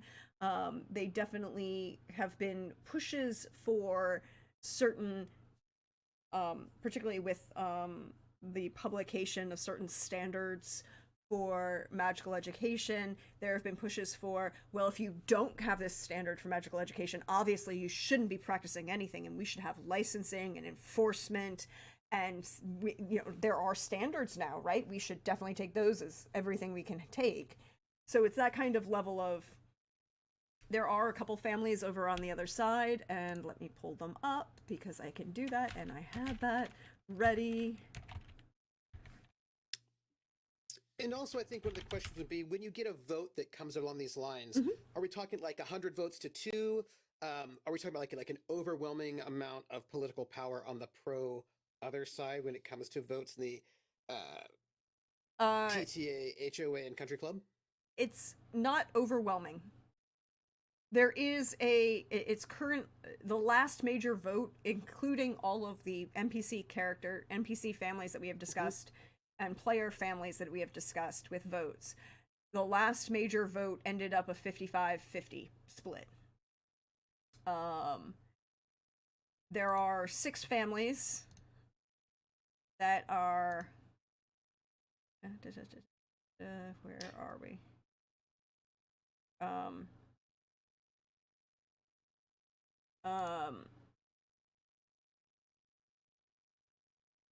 The Whitakers. They're a good Southern Black Pentecostal family who started moving moved in the late 80s. They are definitely of the opinion that certain things should not be discussed in public, and that heathen representations are not good. We also have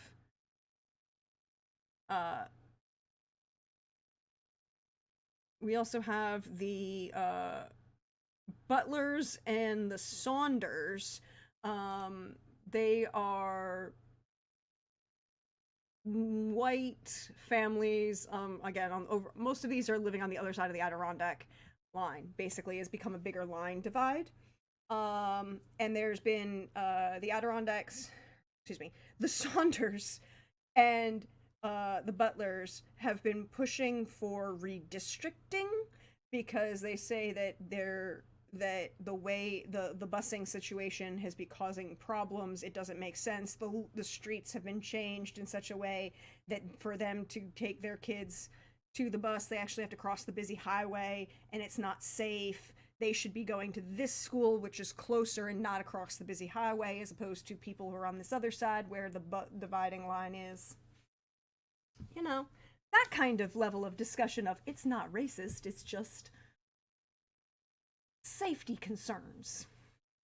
So we got the Saunders, the Butlers, the Whitakers, we have the Websters and the Turners, who Websters and the Turners both lived on other side of Grumpy Old Man from the caroling. And the the Websters and the Turners have been attempting to force this gentleman out of his property for the last 10 years. It's been slowly going through the courts. A lot of complaints both to the HOA and to the city zoning commission, and this tree is unsafe. He's not maintaining it. That shed, I don't know not what is going on with that shed. But they are active in promoting awareness and safety and wanting to ensure that there are representation and that everybody knows the important rules, and that, you know, there are safety concerns for those others interacting with humans and humans interacting with us, but mostly for others interacting with humans, that level of conversation. So you ended up with like a 55-50 split in voting on the last time. Slightly more dominant because of who had votes in the NPC, not the NPCs, in the players. But with that, you were close. But what I'm getting from this is that it is, in the year 2000, it is socially unacceptable to be anti-other. Well, it's also year 2000, it's socially unacceptable to be anti-anybody, really, in that kind of fine line of like, well, of course I'm not a racist, but I do believe that there are reasons why people should be people should have their own schools. It might be to their benefit, right? Like, that was always kind of a thing. And you knew it's that level of, oh, you kept your racism behind your mouth in certain instances. And there's still a lot of not pro-other, it's just déclassé to be actively discriminatory to anyone, kind of, right? Because the EEOC, the year 2000 and the 1999 transitions from the EEOC are a major thing, right? The anti-discrimination laws and the way they're enforced by the federal government and the phrasing of all of that means that public levels of discrimination are bad. But if we can couch it in ways that are... Think of the children. Think of the children, because that was always never as workable, but always like, well, there are reasons why it's for their own benefit. So, to be clear, the others fall under the anti-discrimination laws. Certain others have fallen under the anti-discrimination laws, particularly for things like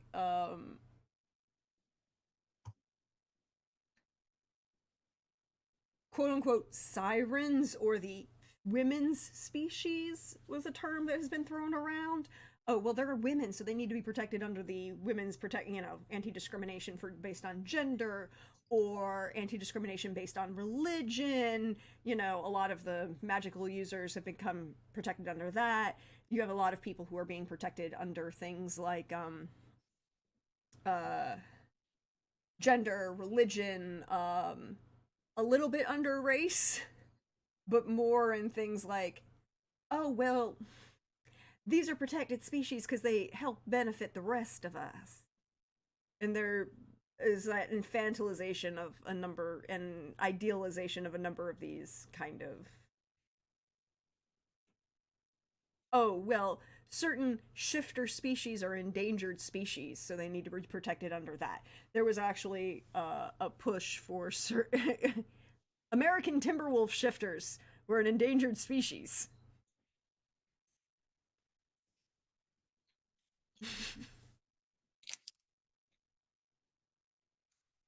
I sat and thought this all through, y'all. You would not believe the notes I have. What is the status of out vampires at this moment? So I'm not asking Beauregard, to poke the Ardlings at all. I'm just curious. so Beauregard Johnson has been pushing for certain access to, as the Gwillams have already kind of, and the Ardalines have pushed for this blood bank creation, and there's no reason to really fear vampires because, you know, we just have an iron deficiency. They finally got the various undead have rights against can have voting rights if they were born in the United States within a certain time period, and they can prove that, or if they were naturalized within a certain time period. You also have certain people who are more likely to bring up Beauregard Johnson's support of Nixon than his undead status, but you know, there's been a, you know, rise in certain literature. We're not going to be into the Twilight craze for another little while, but you know, Interview with a Vampire. Vampires are bordering back towards sexy as opposed to terrifying. Yep. Kind of avant-garde. There's still a we're little now bit at the objectifying stage. Mm-hmm. There's still a little bit of pushback because of the belief that vampires could be carriers of HIV/AIDS, although that's been a debunked myth for a good 10 years now. But some folks are going to hold on to that no matter what. There is also a push, you know, a rise in acceptance of vampires tied to this rise of a population who, during the AIDS crisis, saw it turning by vampires, right? So it's now this avant-garde, elitist kind of thing. It's like, well, of course we have our own vampire and things. Certain other undead species are not as popular. And as more and more people become landlords, them having to deal with ghosts, I have a feeling, is a area of contention among the capitalist elite. Yeah. That ghost needs to pay rent. Mm-hmm. And ghosts pay rent by not killing you. Congratulations. There's that. That would be poltergeists more than ghosts. But there has also been a push by a certain elitist who say to push forward legislation that Draugrs aren't sentient or sapient. They're just a you know, it's like the internet. They're kind of like that Terminator kind of figure. They're really great bodyguards, and maybe we should consider adding them to like Fort Knox or something. They'd be great there. I didn't say they're smart, but this is a push some people have been talking about. Here's your sign. I appreciate that reference, Pope. So, to answer the general question that Johnson Masters Smith would have experienced, particularly having been in the military, right? There's that level of you don't get to have an opinion. We give you your opinion. Oh, you're muted, Trooper. He's still in the military. He hasn't hit his 20 years yet. Yeah. He's still in the military. And he's an officer, which means he doesn't get to have an opinion and he doesn't get to make public statements. But if you wanted to, he could definitely find people with a similar outlook and vein as him. He's gathering intel is what he's doing. But that's what I'm saying, is like there are people who he could talk to, and the vibe is very much discriminating against anyone is déclassé because it makes you look uneducated and underrepresented. You have to feel sorry for people who are lesser than you and, you know, explain why certain things are for their benefit.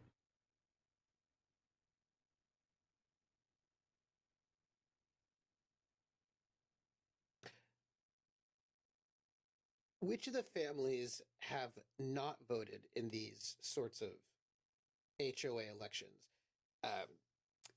Because everybody here has got votes in the HOA. Mhm. All the families do. And if there are these redistricting votes that say, oh, let's sort of split the thing and whatnot, I'm just curious what the PC houses, where they have voted. There's no need to split. Yeah, you don't need to split. It's fine. What about the Quans? Hmm? Where do the Quans fall on an HOA split? I mean, if you Vote. guys can be brothers, but I mean, they're so minor. I mean, in the thing. Hmm. And the Walters? Why split? You know? Been working for United how many Front. years now? Yeah. Yeah, It's not broke, exactly. don't fix it. Okay, just gonna note it. Noting. Mhm. Mm-hmm. Yeah, no, everybody on your block, everybody on your block. Mm-hmm. Just noting it. Just noting it. Yeah. So, Mhm. on that notation, Note away. we are going to go to our break for the evening. Take a moment, stretch, bio, refresh. I am probably going to run the final ads from Hawkeye just at the end, so that everyone can experience them together, and not during the break. Just so everyone can have it. But stretch, bio, refresh. We will be back in about 8 minutes. See you then, everyone.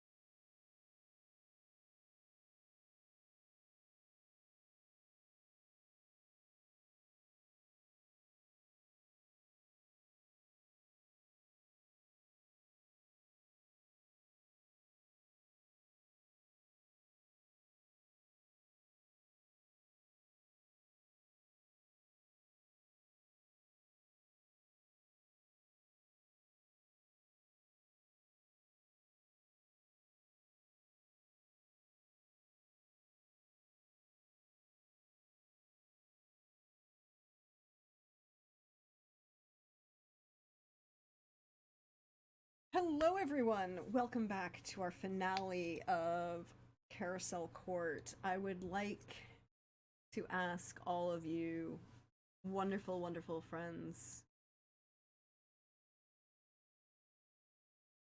what joy are you bringing to this evening's dinner dance? I feel like Hope wanted to share something about Mikey. Mikey is going to go to the band, um, pay them, and then is going to get up there with them and sing "I Won't Dance."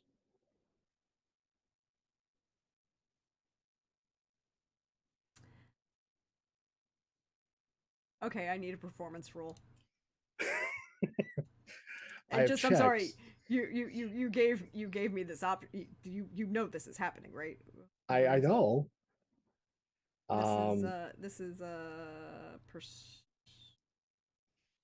where is that?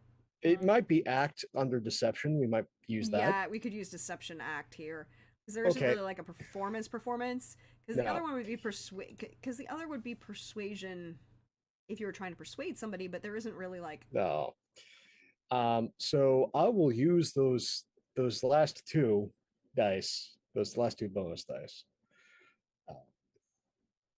I'm here for it.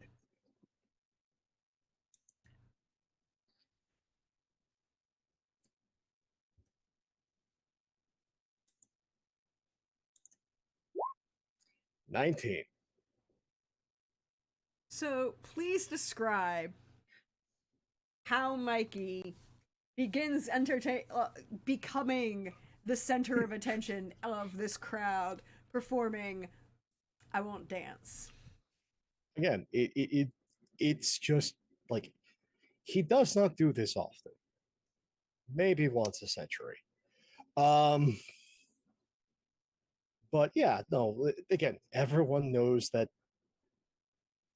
Mikey's up front. Like it is the open rumor that he is a demon and a lawyer. And gets up there full on black suit, red tie, red glasses. Yes, Trooper. What color is his shirt? The shirt, because it's New Year's and it's the holiday season. The shirt is green. Oh. Shirt green, red tie, black vest, black suit.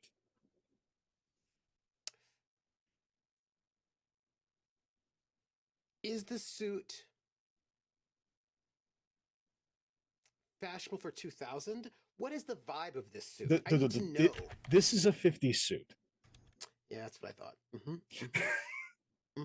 I was just asking. I mean, I knew the answer in my heart. I just needed you to say it. You know what I mean? I just needed you to say it. I understand. As like he gets up there, he doffs the suit jacket, gets up there in the mic, and then just and the one and the two and band starts playing, and he just goes into it wholeheartedly and sounding unnaturally like Frank.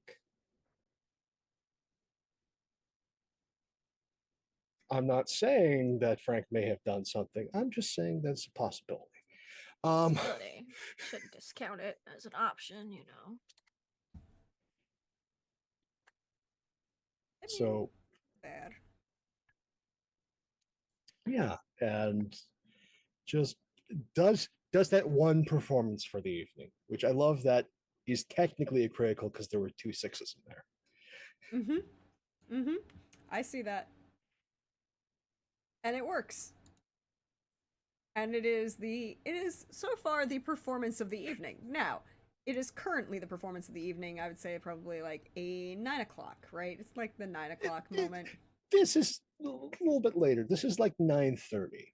Yeah. You have to wait until like the people with kids are leaving. So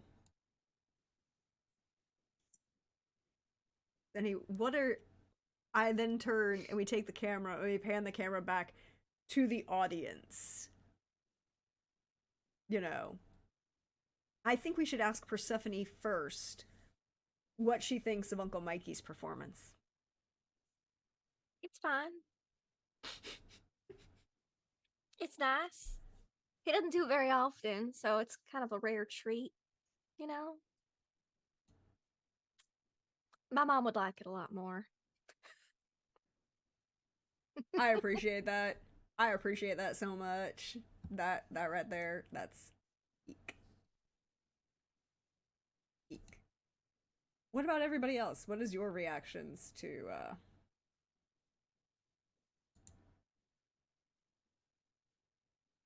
I think it's very good. However, Umberto is in the middle of chatting someone up.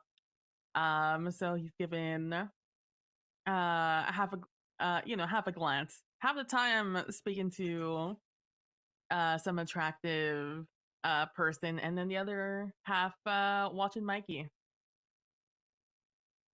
And he's impressed. But also he has other priorities right now. I'd like to make a roll. Oh, what role would you like to make? Awareness, whichever one you want, to read the room to see how everybody is responding to Mikey. Sure. That'd be awareness, empathy. I will use my other bonus die.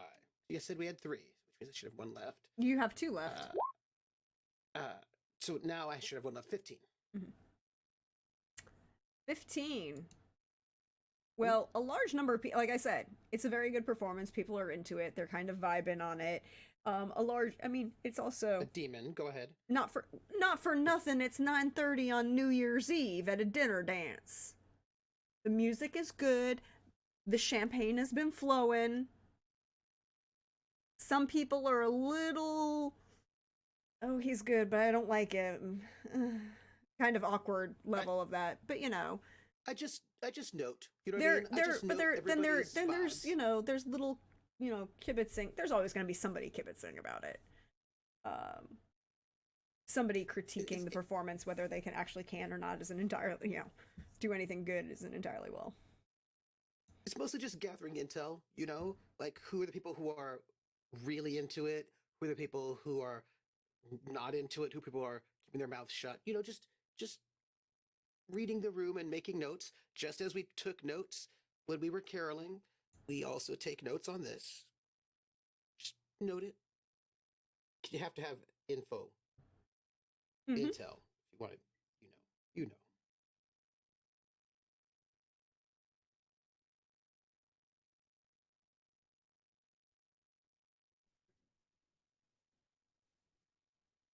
Okay. You got his info from me. Is there any other info from other people on the field in the moment? It was all right.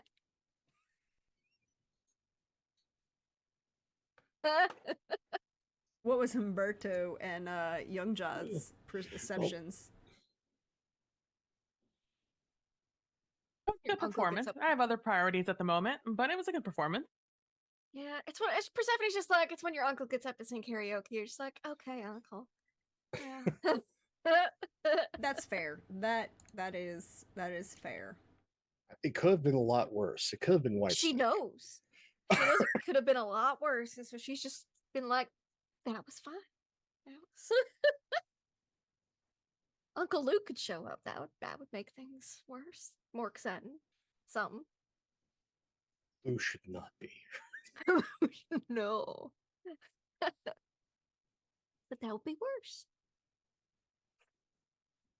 And what about Youngjaw? What is her opinion? I think it's she's impressed, but it's like begrudging, like respect, just because I think she's had to deal with him for in positively and negatively, so they're kind of like at an even. It's just like, of course, it's good, fine. It's gonna be, doesn't make him any less irritating. Irritated, yeah. I'm just giving you more reasons to hate me. Yeah, please. Why he's doing it.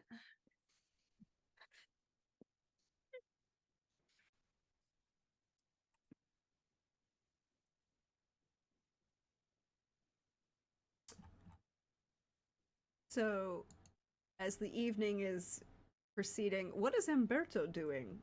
Because I was told that you were doing something different.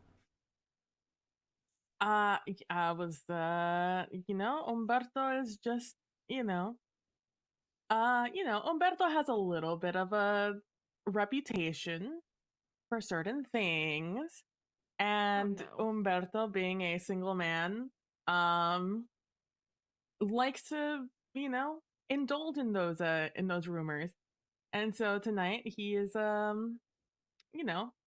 just chatting about, the people around the place and seeing, what's the vibe, what the energy is, and how interested they are in going home alone tonight, those vibes. Roll me a persuasion seduce. I was real worried for a minute that you were gonna try to set up Persephone with somebody. Humberto's Oh, nicer than no. that. Yeah. Besides, if it was Luis. Humberto doing it, it would work. That's also true. Yeah.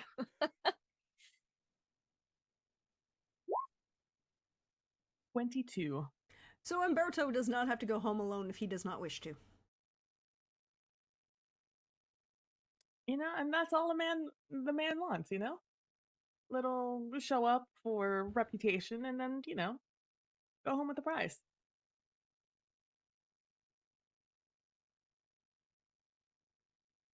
So, as this party is swinging, records playing, having yourselves a grand old time, ringing in the new millennium, or winding down the old millennium still, I should say. I leave the floor to you all if there are any scenes or questions that you want answered.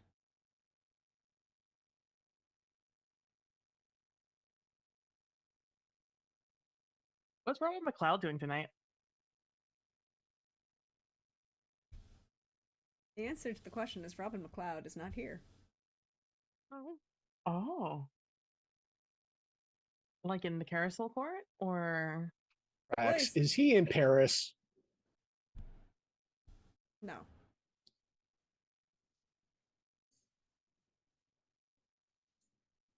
No, because I deny that thing's existence. Okay.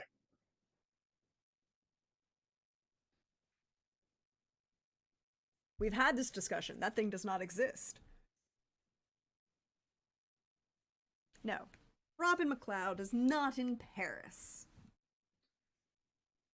Robin McLeod is not currently in Carousel. Well, he's not currently at the country club. And he's been in Carousel Court for a couple weeks, but you haven't seen him today.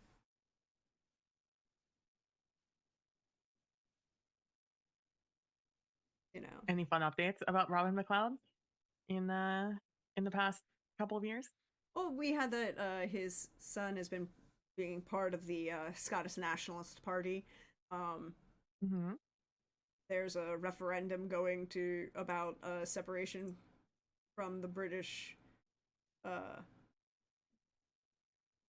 Empire, going to vote at the beginning of the 2021, or not 2021, 2001. It'd be interesting to see. He's a member of there's been a push for full separation, and the English are pushing back with the concept of a home rule, maybe a possibility. We know how likely that is to succeed, don't we? How is Jack Hall as president, and how has it changed things? Jack Hall is a moderate Democrat of a true Southern Democrat, non-racist version. Because there are some of them. Gerald Ford, right?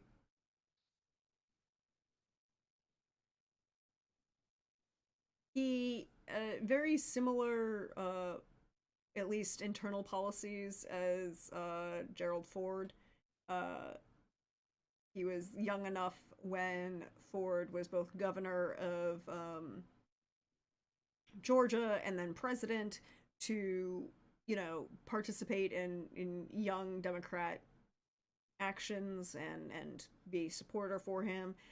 He kind of not idealizes the man, but he and definitely has some differing viewpoints on perhaps the certain economic policies in comparison. But he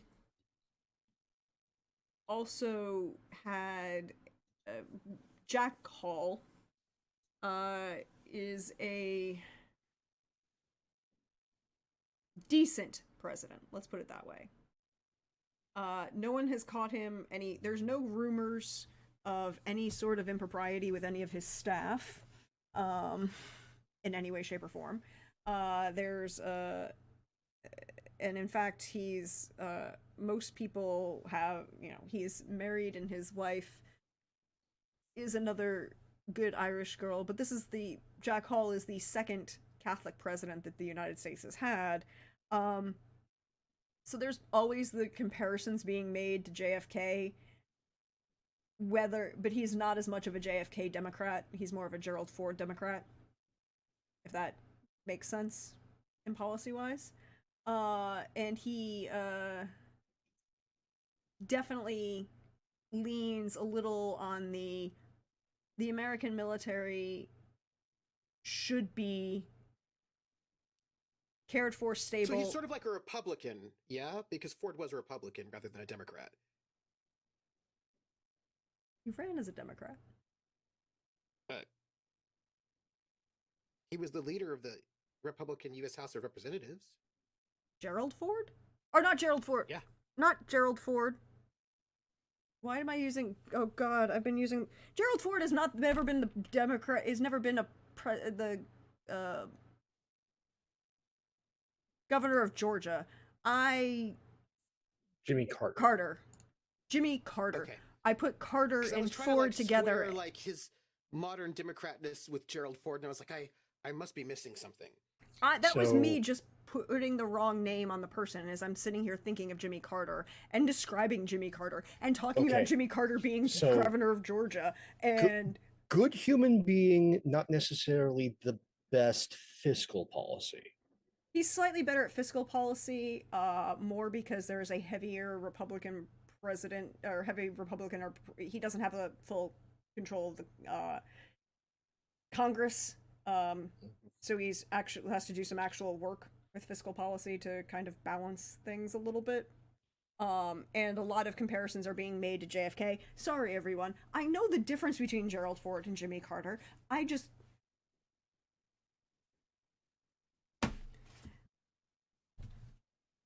It happens. We all have these little brain hiccups. Yes, this brain hiccup was that Gerald Ford and Jimmy Carter were the same person. No, they're not. No, one is the best ex-president of all time, and the other one is known for falling downstairs and being impersonated by Chevy Chase. This is also true. And so you have... Look, y'all, it's been a day. I'm sorry. That was all. Now I'm distracted. Now I'm like, okay, yes, Jimmy Carter. He's a cross between Jimmy Carter and JFK. Jimmy Carter on more domestic politics, JFK on international, but also JFK's belief that encourage the grassroots work of the population to aid the, aid everyone kind of thing. It's like, Teach America, the Peace Corps, encouraging these kind of things, and encouraging civil service on a level to facilitate within grassroots organizations to facilitate change within certain demographics. rather than a top-down force of change, a wider spread of going into areas and saying, what do you actually need and how can we do this the right way? So he is also, however, a son of a veteran, a grandson of a veteran, and a long history of U.S. naval interactions. So he is very much of the United States military. United States military should be actually cared for in the right way, as in we should not have enlisted members of the U.S. military on food stamps, which was a thing and still is in some places, unfortunately. And at the same, so we should not be spending $50 billion on this super fancy tech that only one person will use without, caring for the military that we have. Also, don't dump a bunch of veterans in a veterans hospital in LA. Oh wait, that's not there anymore. Oh, side note, now it will be back. Real world history, everyone. Go look that up.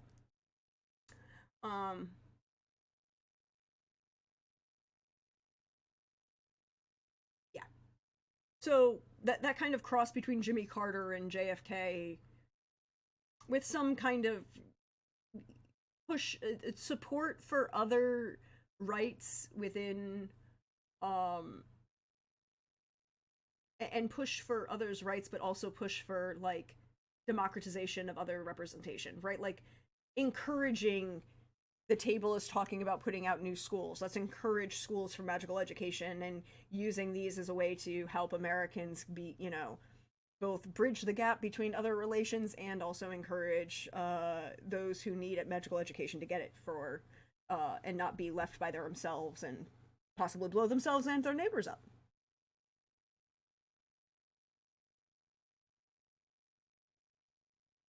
Is there like a magical meth thing? Because I know that meth houses sometimes explode, and if magical things sometimes explode, I'm just wondering if these things are related in any way. I would like to point out that certain people at this table have invented a brand new form of magic with a very, very volatile. That's clean energy. Look, it is. Not for nothing. It is. It's the cleanest energy that exists. Look it up. Incidentally, a meth lab also blew up down, like 3 houses down a few years ago. So see, look, it's all coming together, full circle. I guess at this point it was more like 5 years ago, but still. I do not want to think about nuclear magic and meth being anywhere near one another. No, if you did the nuclear magic, it would be safe. But instead, people are doing all this meth magic. Unsafe. Yeah. No. Don't you bring that. No. We're not getting Hellblazer up in here with coked out magic. No. You know it's a thing. Look, they're John meth gators. That's what Constantine. Doesn't need to be. No. Again, giant Hellblazer fan. No, I do not need there being mages who are getting high as fuck and then inflicting them what they see when they don't like it upon others so they don't have a bad trip to make someone else have it. That was mostly the 80s and the 90s, which is why this push for regulation has been successful. And for standardization of educational purposes. Also, don't get high and cast.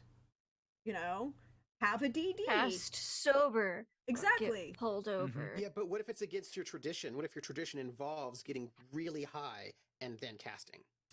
There's limitations. The push for peyote regulation has been mostly successful, but a large number of various tribal elders in various Western indigenous nations are very much of the don't come over here if you just want an excuse to get high on peyote. We actually use it for these particular religious rites and these particular practices, and none of them would be telling you we get high off peyote and then go summon anything. That's not a thing that they do. It's a personal journey.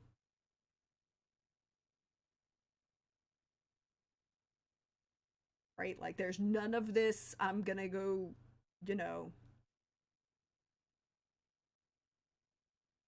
There's reasons why the regulation and taxation of the sale of certain ingredients, like the Kwan family's push with the table, has been very successful.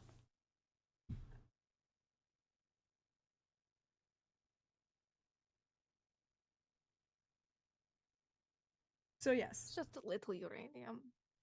Uh-huh.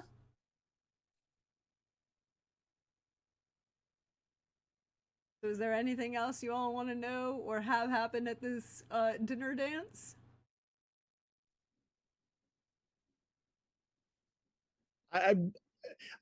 We have had a snapshot of the who's here. I'm more interested in who's not here and what they're doing. Ah. And Oh. also, if Persephone danced with anybody, that's the other thing I wanted to know. That Oh, is Persephone also- would dance with Yeah. anyone who asked. Because it's Oh. polite social dancing. I'm teaching dance classes. It would be weird if I like turned, people down and stuff. Do you dance all the time? Because I mean, you are teaching, like, you're the dance teacher, which means I imagine I there are a am. bunch of people who have. There are probably a bunch of like 16 and 17-year-olds who've taken dance classes, like cotillion Oh classes. yeah. Mm-hmm. And they probably ask you to dance a lot. That's fine. Good for them. I'm glad they're picking up a good hobby.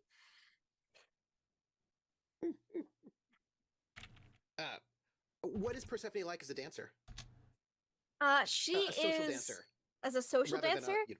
Yep. So she is a very gentle, easy, light follow, and is willing to backlead if necessary. Gently but instructionally, like, oh, that's actually, if you turn someone like that, you might dislocate their shoulder. So instead you should just like that. I speak from experience. Yeah. So she would dance with pretty much anyone who asks, and if there was like a guy or girl who's looking like they want to dance but are a little bummed out, like no one's asking them, because she knows how to lead and follow, she would ask them to the dance floor, as either a lead or follow. So you have to know both to teach. Well, you don't have to. You should know both to teach. So Persephone, Mm-hmm. A distinguished looking, youngish, as in about your Mhm. age. I mean, mid-30s. Yeah, but it's like, Yeah. mid-30s, but Mhm. youngish in the various qualities of certain other people who are in this room. Looking at you, Umberto. And Both of the women in the family that are older than Persephone went for guys that are way older than them. So it's so a youngish looking gentleman in a very, very stylish Indian cut formal wear. You would know you know him. You know that he is is he one of the Jadajas? He is Sambit Jadaja. He is the middle of the current generation. He has not been back to Savannah for a number of years. He went to like everyone else in the family, he went to Oxford for university, and then he had gone back to India to spend time and practicing various things in India for whatever reason. No one's really spoken about. But Sambit Jadeja, I have pulling him up right now.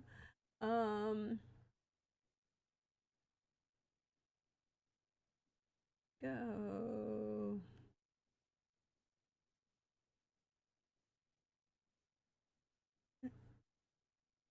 And no, I'm not choosing Rithik Roshan because that would be too freaking easy. I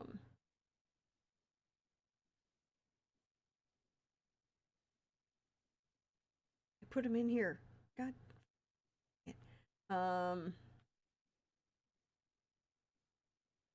Here we go. Has approached you to ask you to dance. Sure. She'll dance with anybody. What is your passive social intrigue, by the way, or social For defense? Persephone? Yeah. Not as high as Marta and Opal. Her passive defense for intrigue is 12. I might get a bonus from one of the abilities she has though, but I think it's 12. Okay. And then my next question is, what is year? So 12. Mm-hmm. Cool. Yeah, 12.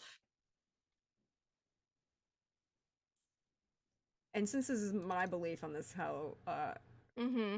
he is an NPC Yes. attempting to seduce you in a proper fashion. To woo. To woo, exactly. Wooing is the terminology we should be using here. Wooing is on the table. Yes, by the way, he is currently in your NPC It's a doc. magic defense bonus. That's what I have. It's not an intrigue. There we go. I had to look it up. Slide 20 for those who want to go just right to him. Boop. He rolled an 18. That's That strong. definitely beats a 12. Yeah, that's So yeah, because he would probably cut in on one of your students on like just as the music changed kind of thing. someone whose foxtrot I'm working on. How obvious is this cut in? Oh, Mikey. I mean, I have to cause trouble. You do. you do have to cause trouble, but with an 18, I think it's very smooth, right? It might be obvious to people watching outside but it's right as the song changes and the next one starts, and I think it transition. You know, it's a I transition. want to get a from... read on this young man. Sure, Please do. please do. Okay, So so does Johnson, because Johnson pays attention to whatever the Jajanos have to do, whatever they're up so to. awareness, Not because of empathy, or Persephone, awareness, because of the notice. Jajanos. Yeah. I would say like, what do you want to see? I want to know what he is up to. What are this young man's intentions with That would life? be Yeah, awareness, what- empathy. That's awareness, Okay. empathy. That's awareness, empathy right there. Okay, Like Persephone has been the little angel, quote unquote, of the Gwillums and Ardaline's eye for the past 30 years. I 16. don't notice nothing. That was a roll. So with That's a roll. 6, Yeah. with a 9, like you will notice that they start dancing because, you know, he's a very distinguished looking in very kind of formal Indian, like a formal, and I'm blanking on the term, and if anybody can help me remember, this is not a sari and it's not a, like, all I'm thinking about is women's fashion in this moment and none of the men's fashion, and that's a thing. And you know, it's very well cut, it's very well stylized, so he looks good, right? Like you would see that he starts to dance with her. And he's really smooth. With a 16 on his empathy, he doesn't have negative intentions towards Persephone. He is actually trying to be within both of their cultural boundaries and having, like, he grew up in Savannah until he went to college, and then he went to college in England, and then he went back, and then he's been spending a large percentage of his time in India. So he went to high school with Persephone, kind of level of.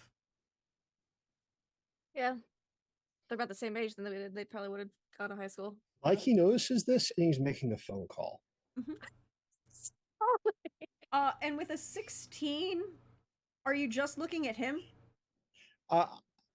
Just at him. Because no, the phone call. Because Mikey is going to be an absolute bastard this evening. I'm here for it. Like going to call up ring the house because he knows who's there. Yes. Because Apollo ain't in the house.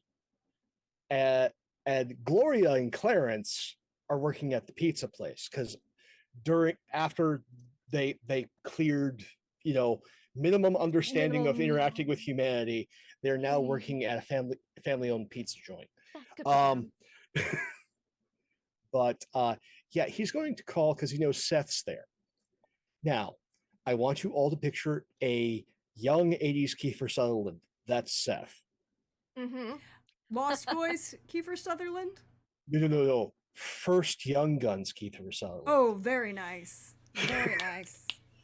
Because I'm going, nice kid, but I'm going to call him a ringer. I'll remind everyone that Brooke Shields is Persephone's face claim, so. Oh yeah, no, I'm going to make all sorts of problems. As Mikey's just going to call up, hey buddy, what you doing? So I'm getting awfully tired, but somebody from the family needs to be here at the country club, and you're living at the house, so I figured might as well have you come on down. I'll introduce you to some lovely people. What are you paying me? It won't be awkward. Okay. I am comfy.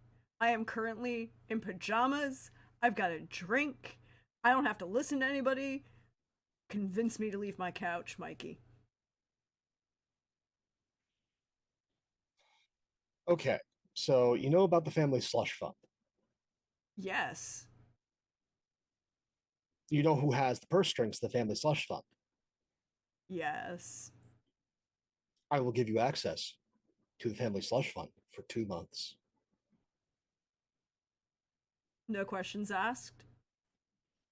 No, but you have to now, because I'm having to actually pay, do something for me.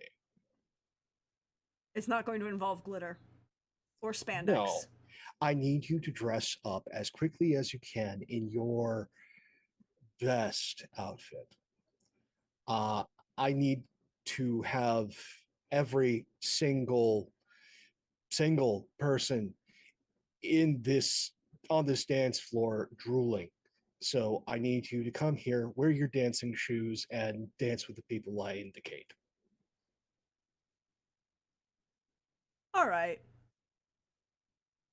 Nice doing business with you, Seth. See you soon. So we'll come back to that in a minute. I have a question. What is Persephone's reaction to this young, attractive gentleman who is actually attempting to woo you in good faith?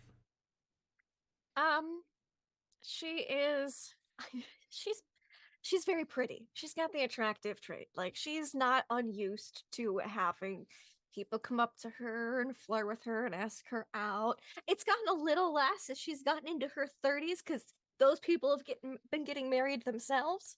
I think she's a little, I mean, she's flattered, obviously. She's always flattered. But she also knows she's gorgeous because, God, she grew up in the house that she grew up in with the people she grew up with. So it's a whole thing. She thinks it's cute. She thinks it's sweet.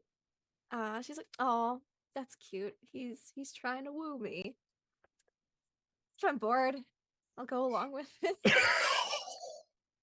Oh, brutal. She's not like maybe something more interesting. I don't know. She's thinking about it. Can I get an awareness empathy from Persephone as you start to glide across this dance floor with a gentleman who, by the way, you teach dance? He's very good. Great. Persephone, that's her sheet. Yes, not Marta's. Oh yeah, because she actually has empathy. Oh, bless. 17. Oh, very nice. With a 17,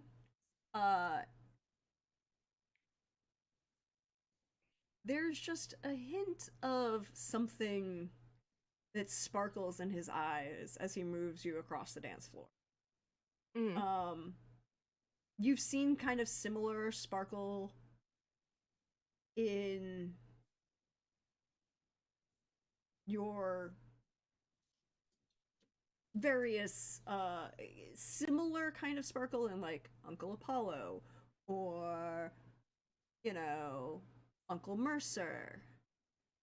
Not the glint that Uncle Mikey has, but just that kind of specialness. He's got some, well, we live in this neighborhood. Maybe the Jotijas can do magic or something. Because they're not openly other, right? No. No, I didn't think so. Gayarta Jadija is Gayatri Jadija. Is no, they're open magic. They're assumed magic users. I should be more specific. Assumed magic users. Okay, she'll just assume that it's it's got that innate magicness or something. But it's a little bit similar to. It's much more similar to what you see in Ardelines. Not in the Ardelines, into the Gwillums, than say perhaps the Quans. The Quans. Or okay. Other like the Walters. Yeah. Okay. Walters are very different. Gotcha. It's got that kind of sparkle. Okay. Interesting. She'll play into it for now. But we'll see. So while we're dancing, and because I can do this, I can pull this up immediately and go, oh, what would be appropriate in this moment?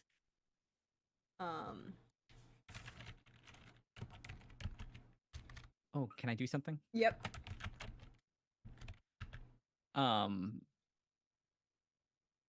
I think while they're dancing, I think this young man will feel a tap on his shoulder. It's like, interesting. Now we're getting really juicy. Who is it? It's Petra. Ooh, Petra. But what is she wearing? This is what I need to know. This is important. This is very important. It's 2000. Yeah. Oh gosh. Yeah. Ooh, there were some fashion choices going on in the 2000s. And I just want to know if like combat boots are involved. I just need to know. 2000 was a giant blender of does this go here? It might as well. Oh, it's so 100%. Much strapless. There's so much strapless dresses in the 2000s. Or those tiny useless spaghetti straps. Yes. I think to be a little contrary, I think it's her rave outfit. So it's like nice. Full on like I need a status reputation from Petra. Oh, this is not gonna. Yeah. Oh, Persephone's definitely got on. I'll add a bonus tiny die to spaghetti that. strap dress in pink.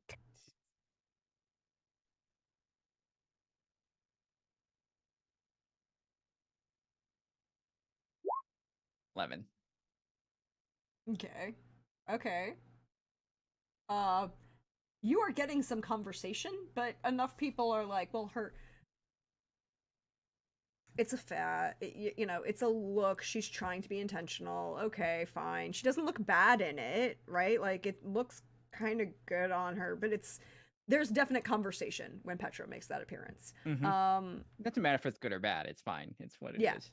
It kind of is, it's by the way,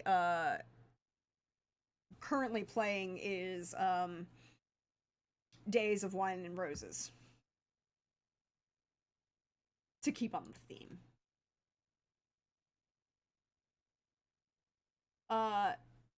So are you trying to cut in? Yeah. Ooh. Is he going to let you cut in? I think she's gonna be a little catty. She's gonna be so it's just a little time before the New Year's come up, and I believe it's my turn. If you haven't made your chance to impress, I don't think you were gonna ever do it. Ooh. I believe that is persuasion. Taunt is what I'm hearing. oh, Or intimidation?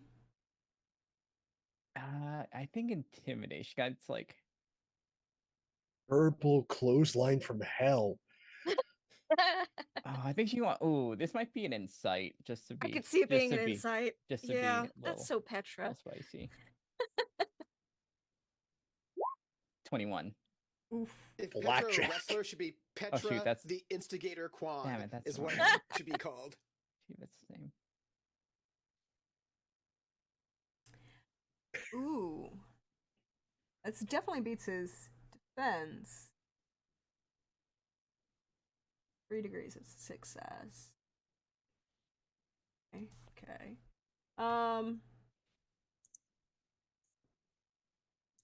Well.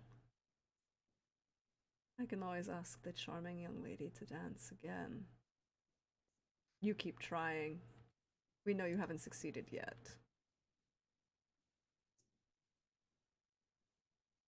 She'll look at And he's gonna she'll roll his taunt on that one. Okay. And I'm going to use a bonus die, because I got it. All right. Excellent. All right, Inch.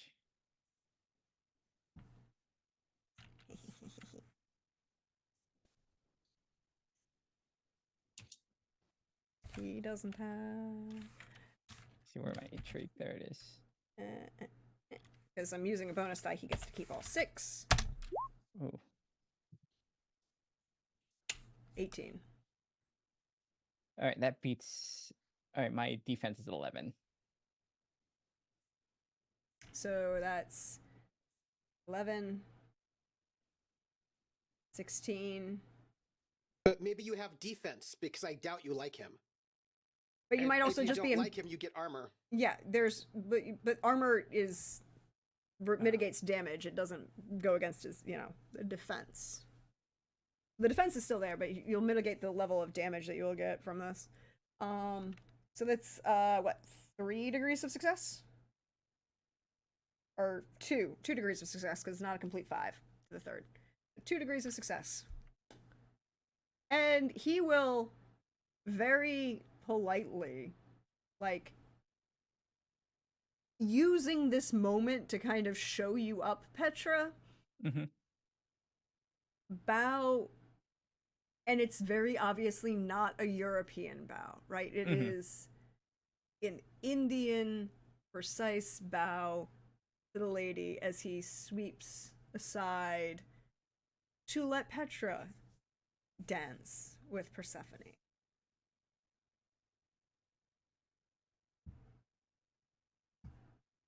Does Petra want to lead or follow? I think you know what she'll let Persephone lead.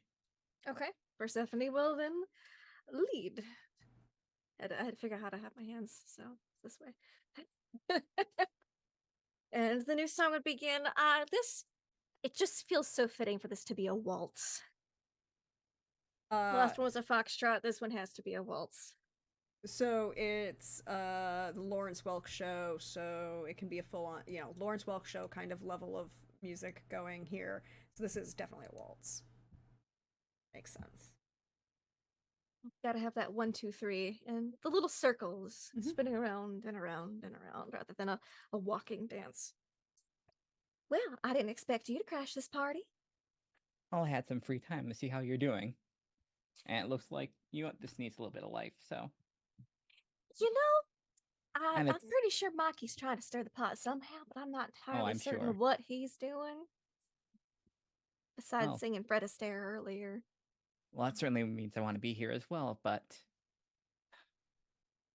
you're a pro at this, so why don't you give him something to impress? I'm game for whatever you want to do.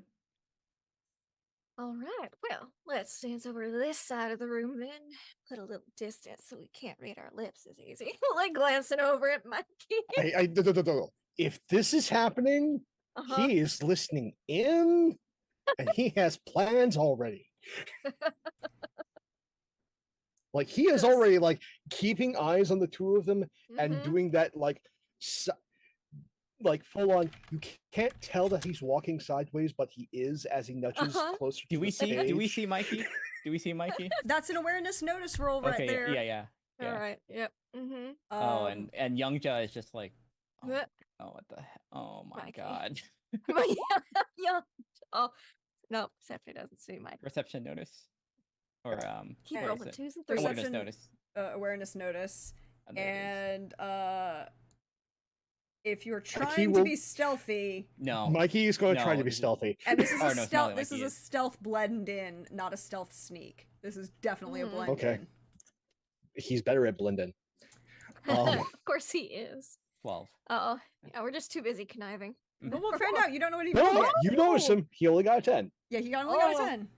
So do that thing because at the waltz you go 1, 2, 3, 1, 3, and then you can turn it however fast or slow you want. So we managed to turn so that whoever's talking has their back to Mike.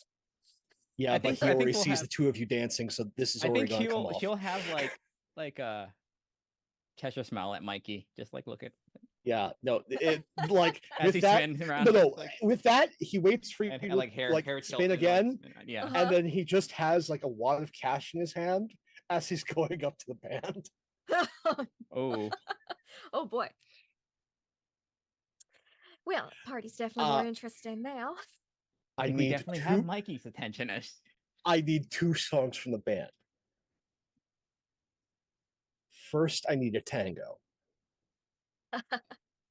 Second, I need them to play Bonnie Raitt's Let's Give Him Something to Talk About. There we go. Money well spent. They will get to that. As we're gonna pan back, it's still the waltz between Petra and Persephone at the moment. Nice timing cutting in, by the way. I thought I was gonna have to break somebody else's heart. Did you get a name for that one? Oh, that one, yeah, he is Sambit. Oh, One of the Jada Yeah, we look- Jas. oh, I know he looked. You know him? So we like turn, just Different circles. dip. Oh, different circle. Interesting. Here and that sort of thing. Very cute looking, but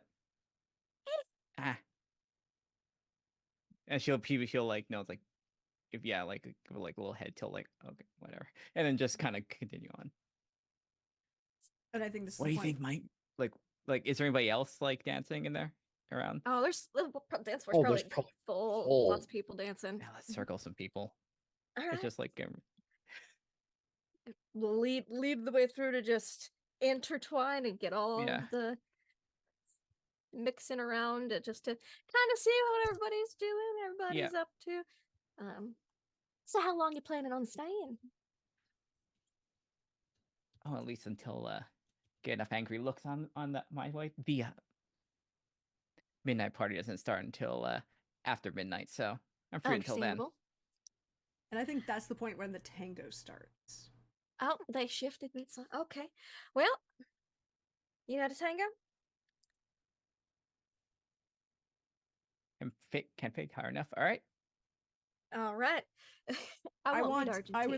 would like an agility balance to shift from a waltz to a tango. Sure thing. It's one of the easier transitions. It's easier This than is true. trying to shift from like a rumba or a salsa. Agility. Let's see. Nope, close. If it would open the right thing, I would. Whoa. There we go. Whoa. What's Yeah. There. Oh, try that's that weird. again. I don't know why it did Let that me try it way. again. Oh boy, I'm gonna try something else with the same thing. Yeah, the sheet's just not rolling that. I'll do the same thing. Yeah. Maybe athletics is working. Mm-hmm. Yeah, that's a sheet There we go. issue. Yeah, Yeah. it's that one. It's There that we one go. thing. Okay. So yeah, so use athletics or use whatever you can match. It's the same stats. Yeah. It's basically the same thing. Somebody, why did they break this? We appreciate They everybody. added a space someplace they weren't supposed to. Yeah, they did. Somebody did Yeah, that. oh. All right, so with a 15 and a 14, you look real good on this dance floor, dancing this tango. I mean, when you're, Mhm. I mean, when you're used to being, you know, chemically like altered state, and you still can dance. This sort of thing when you're sober is a little easier. Mm-hmm. And Persephone's a good lead, so we'll cue you into certain things. Some things are easier to impromptu fake you're better at than others. We're not doing Argentine. That would be I wouldn't put you through that. And we'd shift to the outside of the floor because it's no longer a waltz, it's a tango, so it's a travel dance. And we go, well, let's make things a little extra spicy, shall we? You want to get angry looks? We can make that happen. Did you have to ask? Do it. Do it. Do it. All right. And we'll just go for a very dramatic dip at an appropriate moment, like right in front of the Anja. Yeah. I think she says like, well, if I fall on my ass, I don't really care, so let's do it. Right. Just some very dramatic dips in places, and brings it in from a formal ballroom tango to a bit more of a closer tango. The whole forehead to forehead type thing. It's a good tango. And Persephone would be like, well, midnight's coming in soon. So, and like glances at some of the people who are probably waiting to snatch Persephone after this next song. I think we should navigate to that side of the ballroom so that we can be dancing together when the clock strikes midnight. I think also being someone that's gone to a bunch of countries, she is, I think, Petra's playing defense also. So she's not above like, elbowing someone or like shouldering someone out. So just as I just want to know how much like punk rock Petra listens to. Do you know what I mean? A lot, yeah. Like this is like you don't approach. You will get pushed. She will mosh you. Yeah. So, she will push you. So that's fair. Ribs. So as Let's Give Him Something to Talk About starts to wind down, the band, Mikey, you look up as Seth has made an appearance. Okay. I would like to. Young Guns. There's a picture I have put in the Discord for everyone to enjoy. I want you all to picture, for those of you at home, Kiefer Sutherland, Young Guns era Kiefer Sutherland, in an all black formal suit with silver cufflinks and tie tack. Perhaps I have to go even farther with this. Yes. Because Seth is a fallen virtue. Oh yeah, there we go. Which one? Chastity? Temperance. Oh, there we go. So come on, it's Kiefer Sutherland. It has to be temperance. And yeah, no, definitely has his dancing shoes on. I would like to roll for his status. Oh, please do. Ooh. Because as he Let's Give Him Something to Talk About begins to end, you hear the opening chords, and everybody in this room knows immediately what those opening chords are. Oh yeah, we're in the South. And well, that's the end of Let's Give Him Something to Talk About, because that was Petra and Persephone. No. This is Seth. Seth really, you asked him to make a scene and make an event. Oh no. He knows how to do this. It's the opening 22. There we go. Everybody's eyes are on this man as he walks in, and he does like the Aragorn door opening where it's like both the doors into the country club, but just to make extra attention. No.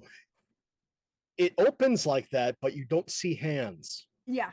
Oh, nice. And just that low-level smoke machine fog at the feet, kind of following it's getting cold in the night, and we're in the swamp. There's some low-level fog just there, of course. Yes, and he comes in not from the building's entrance to the ballroom, but from the golf course entrance to the ballroom. So it's even more dramatic because it's that the glass doors are opening behind him and not the wooden ones. And he will have let's give him something to talk about ends, he leans over to makes eye contact with Mikey. And Mikey, I assume, and gestures towards Persephone in some manner. No, it's more of a long lines because he's not going to. While those two are in cahoots, it's all along lines of. No, they're going to cause trouble. I don't need to press this kind of trouble yet. I'm going to. Yet. I'm going to wait for the full court press. Now is the time that I use him. I'm going to introduce him to every single incredibly available single young lady that is part of high society, so he can break all of their hearts. Oh my! Oh no! Oh no! And I must destroy this event. I must cause nothing but agony this night. But at the same time, I think he can balance that working. line, so he knows he also has to dance with certain matrons as well. Oh yeah. Walk that line. They're single matrons. They're matrons who are widows. There are some wealthy widows in Savannah. We're going to set Seth up with, like, if I can draw you just a little bit more to the dark side, Seth, you will be set for life. By the way, just for the record, this is one of the reasons why I love Pope. This right here. That's all. What was that roll for there? I was gonna say, what you PB? tossing a coin for, PB? I was about to slide into your DMs. As the spectacle walks in, Umberto takes this opportunity to walk out to continue the festivities later, and that coin flip was to say that Umberto slinks off with a handsome gentleman to enjoy the rest of New Year's evening. Bring it in. Look, I just wanted Seth and Umberto to have a dance off. You know what I mean? Just like a super sexy dance off is what I wanted. It makes so much more sense because Seth, that much charisma could not be contained in one space. So Umberto is coming out as Seth is coming in, and that just kind of transitions away between the two. And Seth is going to take this moment to come towards one of the Solano girls who's here. Oh, yes. Javier's sister, or Javier's niece, and who's probably closer to Petra's age, and she's named for her great aunt Ari, of course, because she is the matriarch, and Yeah. And so he and I think it's that level of like, he makes as he came in, you played Let's Play than something to talk about. He's like, you did a tango. Let me step it up a little bit. And he asks the band to play a rumba. Mm-hmm. And proceeds to show off that this man, because we have cast him as Kiefer Sutherland, and therefore we are keeping certain things, and we're not even going to make him roll for it with that 22 charisma entrance. He knows how to dance, and proceeds to show off both Aries Solano the younger to everyone's degree, but also it's a rumba, and rumba really is one of those dances that shows off the male dancer the best. And he's got a real tight ass.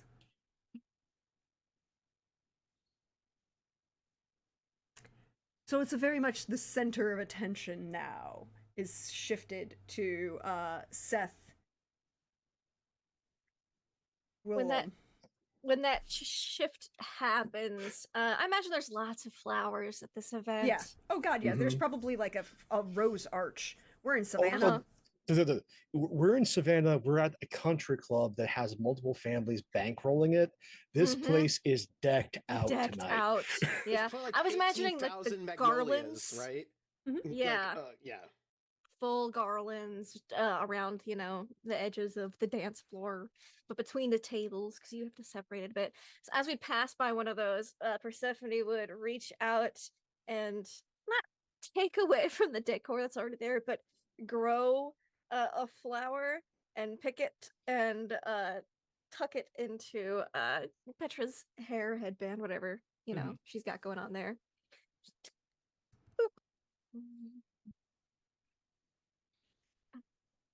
And it'll match the color Persephone's dress, which because it's 2000s, we are not having pastels. Everything is bright colored. So it is a bright pink dress. So it's a bright pink, probably camellia. Mm-hmm.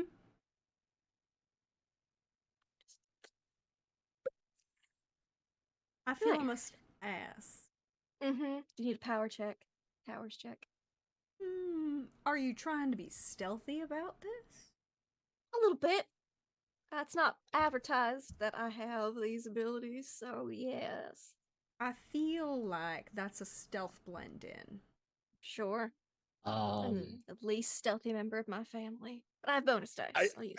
I think there's a quick hand sign between Mikey and Seth to have Seth try and claim attention in this moment as Mikey can sense this sort of shit. I mean, you're not wrong.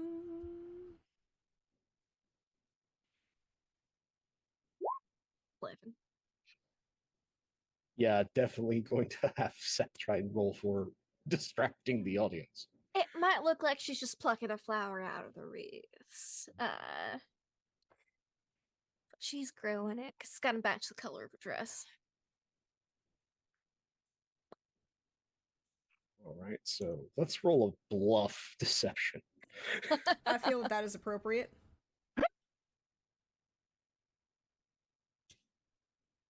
Because some people are actively looking around. Ooh. Look at my shiny ass. Look at it. Is Jacob Hunt at this event? Someone should roll awareness notice.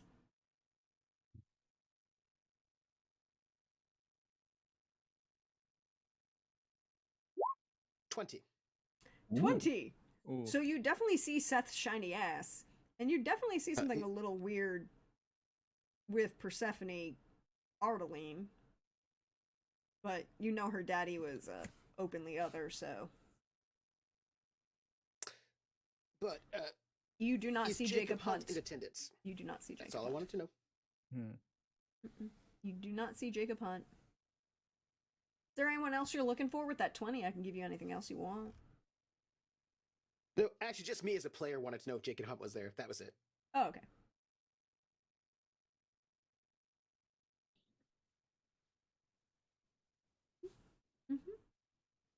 So, yeah.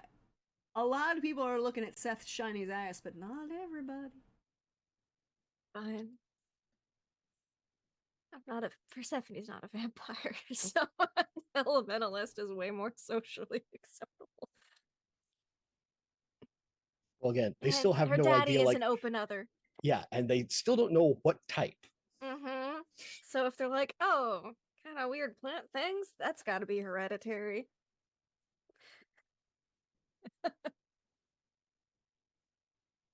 That's fine. Persephone's not thinking about that right now. Oh, she's distracted. She is. How long till midnight? Probably we're pushing like 11 o'clock now. Oh, okay. We still got time then. We probably need to take a break from dancing and get some punch. The punch is spiked, of course. Well, yes, well, there's two forms of two punch. punches. There are two forms of punches because there are those who are teetotalers. Teetotalers, yeah. And we're in the South. But we get the spiked punch. We don't get the not spiked punch. We are having the spiked punch. Okay, so I'm just trying to think. This is 2000. We're in Georgia, and it's New Year's. Okay, so this is the gym spiked punch. Oh, no. It is 2000, and it is punch. That vilest of concoctions is on the market, and everybody put it in the punch. Which one? Hypnotic. No. This Not is quite yet. upscale. And this is upscale and it's not 2003. It's Mhm. 2000 and it's upscale, so Hypnotic was still upscale. No, it wasn't. Unfortunately, suffering from having sold it, yes. It had its peak in 02, then it had a sharp decline. Mm-hmm. Hi, Michael. He left. That's fair. But yeah, no, this would most likely be Jim. We actually have a good bar. That's fair. Good punch. And we'll Yes. get 2 classes because, of course, it's not like it's the country club, so they're the crystal little punch glasses, and not like just plastic cups or anything. So pour a glass for Petra, and a glass for herself. Petra will accept the punch.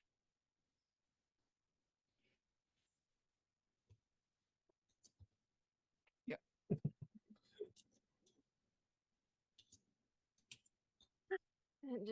And then has Yeah. a second thing of punch. Because the punch bowl glasses are not big. Yeah. Those I've seen those crystal punch bowls. Yep. All right. So Petra, everyone hounding you like they're hounding me. I swear you get over 30 and everyone's like, so when are you gonna get married? They just stop asking for a while when they just like you just give them stuff. Just best thing is just lie to them. You don't care Mm. what they mean. Just Feel bad lying a little bit though. but do you want to hear that forever? No. You just got. I mean, if you want to do what you want to do, just who gives a damn? It's true. I mean, my great grandmother, grandma, she didn't date anybody for like quite a long time. I mean, to that matter, I mean, same with me. How long do we have? I mean, we have decades and decades long. We have, for getting tied down. Yeah, I don't know if I want to be like fully tied down. You know what I'm saying? Absolutely, absolutely. Enjoy it. Enjoy those. I mean, Like it works for my parents. Yeah. But I'm not gonna lie. I think Marta's got a better idea and just kind of having a thing, but not filling out any legal paperwork about it. You know, just having to be a bit more casual. Yeah. I mean, what good are like extra, decades, centuries if you don't get to do what you really want to do, what they want to do? I mean, most cases, most of them won't care 10, 20 years down the road. So, Right. And I mean, and regular people just get old so fast. And they're like, my mom's already in her 70s. Have to speak somewhat carefully at the country club. Mm-hmm. And you know, the human lifespan is just so short, it would seem. Like I'm already half her age practically.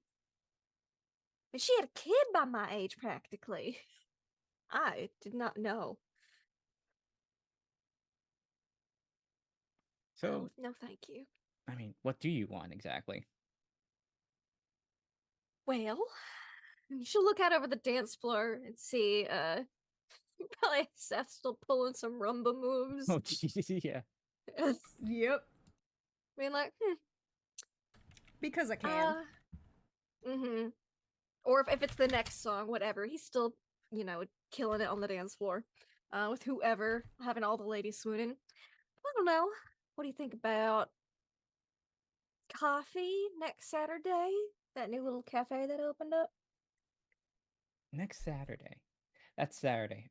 You know what? I'll make it. I might not be in the best shape, but you know what? Coffee will absolutely help. I mean, open I invitation. mean, if there's if a weekday's better, I mean, I No. don't have dance classes during doesn't- school times, so Absolutely. I don't know, that's your great. schedule. It's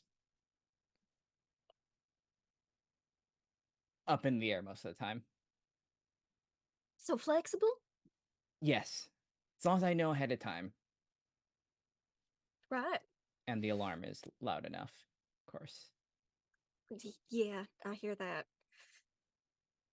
Sometimes after a very intense dance performance, I just accidentally slept through class earlier this month. We almost missed Toddler Swan Lake, but you know,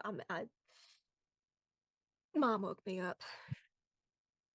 I mean, open invitation to the club after this, but you might be tied up. I don't plan on being tied up. You know what? Let's just celebrate and then celebrate again, because they're doing Alright. every hour. Some places having a New Year, and it's gonna go on for till early in the morning. So Oh, let's make our peace here, interesting. and then we can blow this place. right. And I think Mikey's already brought in the Oh, Mikey's heavy causing ammunition. Look at chaos, and that. he's loving it. Old Lang Syne begins to play. Well, no, not you hear the transition to Dave Clark, Yeah. and you know it's 2 minutes to midnight. Right, so we'll make a big show at midnight and go. Got it. All right, one more bullet, one more cup of punch. Let's go to the dance floor. And we'll pull out Petra to the dance floor. Oh, Mikey's been observing all of this, Uh-huh. and it's just like, plans have changed, but this is fine. As now, it's the perfect time to pull Seth off the dance floor. Can you pull stuff off? Mm-hmm. This is the perfect time to pull him off the dance floor. Yep. Mm-hmm. Do the round to the matrons that don't have husbands Yes. right now. That we're doing that round at this moment. Yes. Make his social graces appearance to like say Gayatri Jadeja. Oh yeah, And no, all no, of no. them. We're going to meet everybody that has money and no husband. Mm-hmm. All right. Let those two have the dance floor. Mm-hmm. What is Johnson Master Smith doing? Well, if it's gonna be that time, he's probably having a dance with his wife, Darlene. They have got, because that's what you do. You dance with your spouse right there before midnight. Mm-hmm. I have a very, very important question. Mm-hmm. What is Johnson Master Smith wearing? Oh, he's wearing his blues. I thought so somehow. Of Winter- course. I thought so. Very stylish looking gentleman, and cuts a very good figure in those formal wear. Mm-hmm. And I imagine the two girls are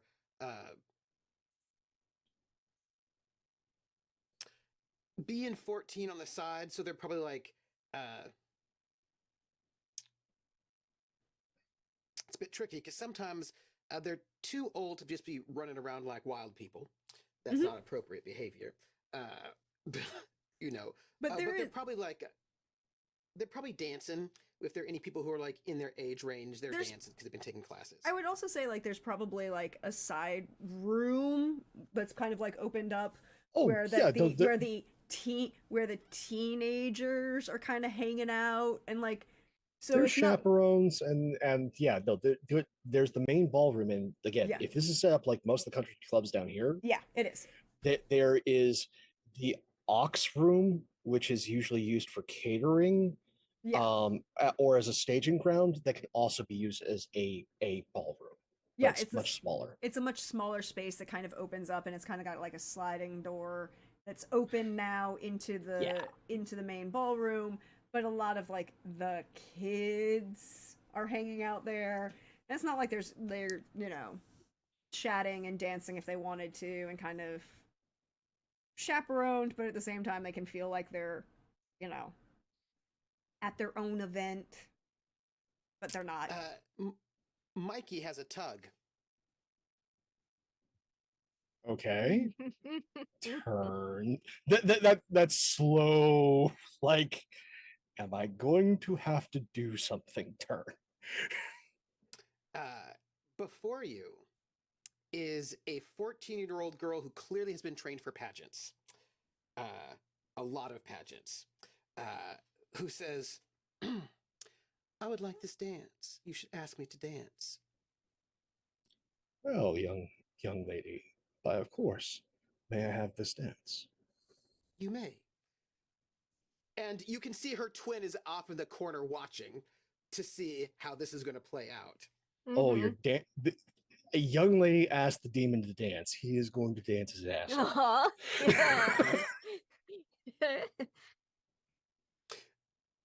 Somebody, I need the two of y'all to give me athletics checks as whatever variety, because I just want to know how this goes. Okay, will do. And because you're not rolling against each other, you can use bonus dice if you choose. Because you're working together, unless you're working intentionally against each other. Nope. And since we have them to spare, I am burning a destiny point for a +5. Okay, there you go. Very nice. I will do the same with my. This one is Jessica rather than Heather. Mm-hmm. You know these things. I'm going to do this. Did Persephone teach them how to do their So ballroom that's an dances? 18, actually. Yes. Let's do athletics. Technically it would be an agility roll, but agility is not working right now, so if you... Oh, I see. I'm going to use my one bonus die. Yeah. And get that +5. So a 22. Nice. Perse is a good teacher. Damn. Mm-hmm.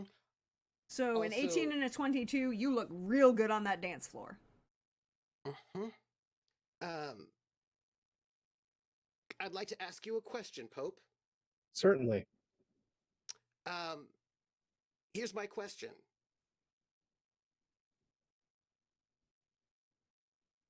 What is that you might be able to learn from a dance? What is Mikey's weakness?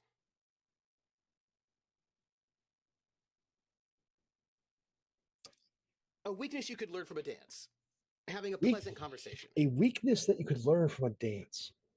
Mm-hmm. And I will offer you something in return.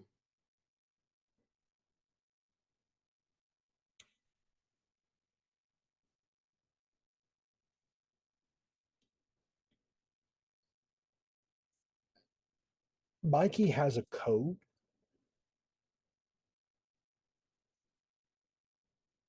If someone's truly innocent, he doesn't go after them.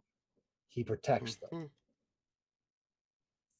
But if there's any sin, you're fair game.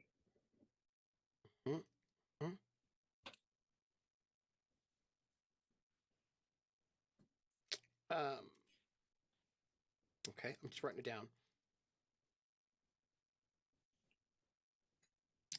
Here is the thing that I will get you. You get a vibe that young Jessica, is here, I would say of her own accord, i.e. her parents did not put her up to this and may not know what she's doing. I would say that she does on her own. However, Heather is right over there, so that's a bit of a question. They seem to be a little thick as thieves, as it were. Oh, yeah. They're twins. Johnsons and Masters were twins, too. They were. Twins run the family. Mm-hmm. They weren't That thick is as correct. thieves. No, No, not These two that are way. though. Cute. And also Susie's is a twin as well. Mhm. Sally is her Mhm. twin. They were thick as thieves. They Mhm. were. They still are actually. I Hmm. would say, you know how some people are like, "Ooh, what a dangerous person. Let me see if I can be tempted by a dangerous person." You know that vibe? Yeah. This is not that vibe. Okay. This is the what an interesting person. I wonder if I can tempt them kind of Oh, vibe yeah. rather than the other way around. But not necessarily like. I suppose what it is to tempt them to is unclear because I don't know if they 100% know, right? But it's not like, oh, you're so dangerous, I want to hang out with you. It's more like, let me see what I can do. Do you know what I mean? But like, not quite certain what they want Let to me do. see if I can get this person interested. Yes, right. It's more like they're hunting you, not you hunting Yeah. them. If that makes any sense. He's a demon. He knows how this feels. Yes, but very much so. Not like, oh, you're the flame, let me be the moth coming out to it, but more like, No. I want to see what I can do. This is like Mikey in the Dark Ages having to deal with wizards. This is. Yeah. Speaking of, the other thing I would say is. Oh, The other thing I would say is, because you gave me something, I'll give you something in return. The thing I'll give you in return is you get the vibe that Jessica, and probably therefore Heather, are not unexperienced in the ways of magic. They are 14, which means Yeah, I've got 2 more years before they try and summon me. I got it. Yes, but you get a vibe that they are. They've not been to. You don't know of them being in any official schools or anything like that, but they have talent, let's say, and they are clearly that talent has been cultivated in some way. Yeah, and just at the end of the dance, he's going to bend down as like bowing, but catch her ear. Don't try true names, little one. That's a trap. And just. And she curtsies very politely, and like she has got that the practice and studied manner of a pageant girl, right? Like she's had the book on the top of her head for a very long time, right? It's all perfectly sweet, but it's also a little bit scary, if you know what I mean. Yes. Yeah. And she smiles so sweetly. She says, "Thank you for this dance. It was very kind of you." Overly flamboyant and dated to the 14th century French court, he bows. Yeah. And she says, "As we're all neighbors, I imagine we'll be seeing each other in the neighborhood for quite some time." One hopes so. Decades. I want to know what's going on. Well, we'll come back to that. We'll finish Trooper. We'll come back to what I was about to say. And then she heads over to Heather, and they don't say anything to themselves out loud. They just have meaningful twin looks, and they just sort of like slide themselves. They, if her father is doing his own kind of reconnaissance, they are doing their own kind of reconnaissance. They have their own business to take care of. And they're and everybody knows Mikey's sort of like a devil. That's very interesting. So just wanting to have a dance with the devil in the pale moonlight. I have a question about the Walters family. Yes. Could you roll me an awareness notice, please? I sure can.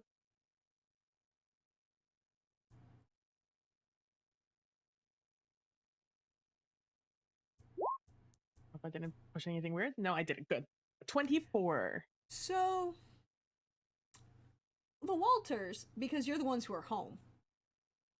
Like, other people are home, but they're not really paying a lot of attention on Carousel Court at the moment, as we've established. And the Kwans are at the party, and Persephone and Mikey, everything's going on there. You just see Ro, because of course it's Ro. Ro Walters, you know, the only other person would be Linda. But you see movement. Like you're looking out the window briefly for a second and, you know, just kind of gauging where the because you know where you are, you're kind of a little bit higher, so you can look out your front window and see the fireworks when they go off on the golf course in about 2 minutes, right? Mm-hmm. To ring in the new year, so you're probably like looking out the window seeing, and you see a figure walking down the street, kind of being very stealthy about it as they move their way. Like, very, very stealthy, but Ro Walters still sees everything. Mm-hmm. Yeah. They don't hit any of the streetlights. They are in shadow all the way around. They know where they're going, and they're moving to the east. Towards the other end of the street. The Ardelines, Are they the Quans, all that side. Are they on my side of the street? On my sidewalk or the other sidewalk? By the Solano Grimes. Let's say they're on your side of the no, sidewalk. You're on your side of the sidewalk for right now. All right.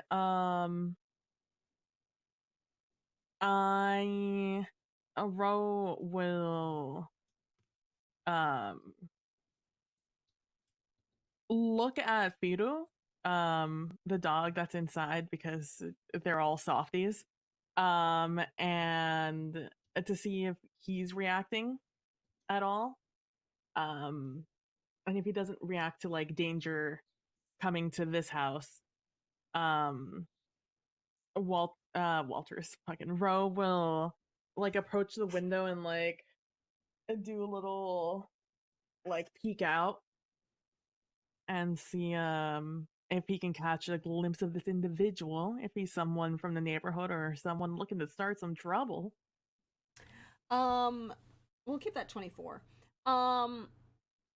Tito, it doesn't seem to react at all. Mm-hmm. It looks very similar to Robin McLeod. Oh.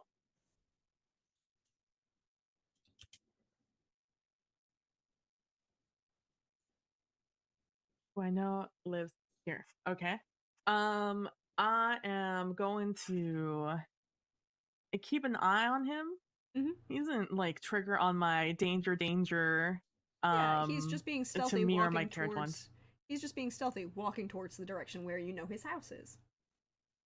Yeah. But because he is being a little weird, I'm gonna keep an eye on him. If for nothing else, out of pure curiosity, until he reaches like the end of the street where I can't see him anymore. Okay. So you keep your eye on him as he gets to the end of the street.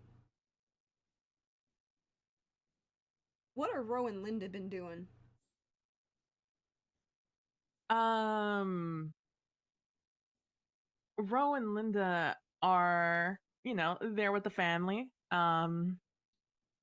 Playing. Linda has been like playing with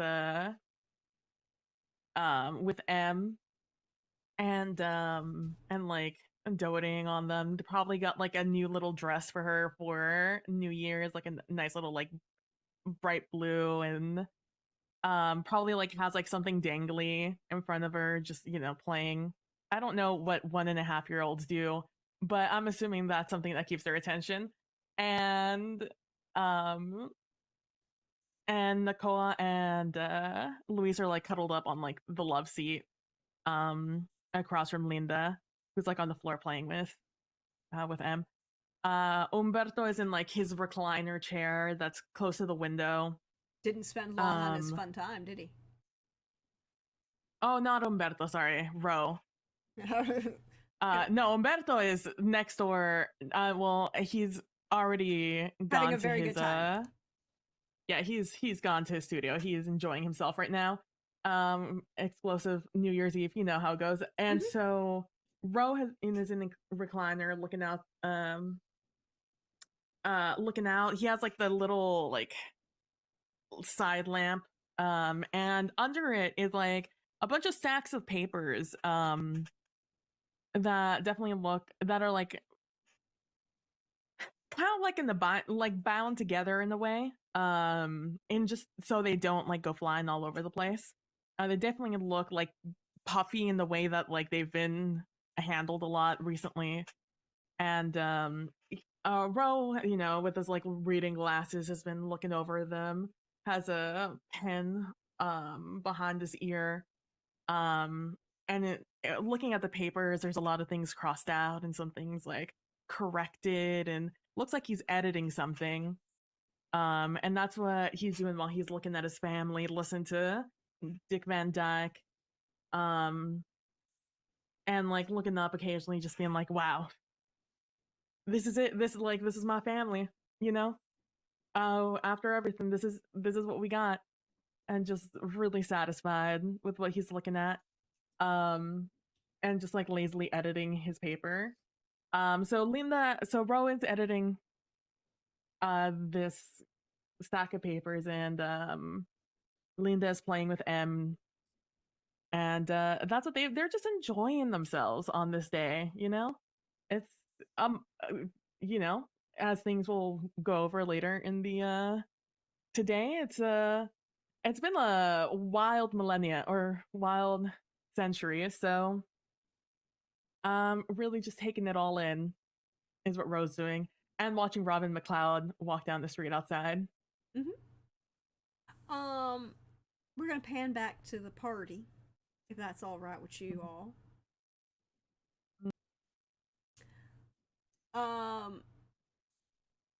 Mikey has danced pleasantly with the young girls who want to be members of the craft. And it is 1 minute to midnight. The dance floor is getting a little wider.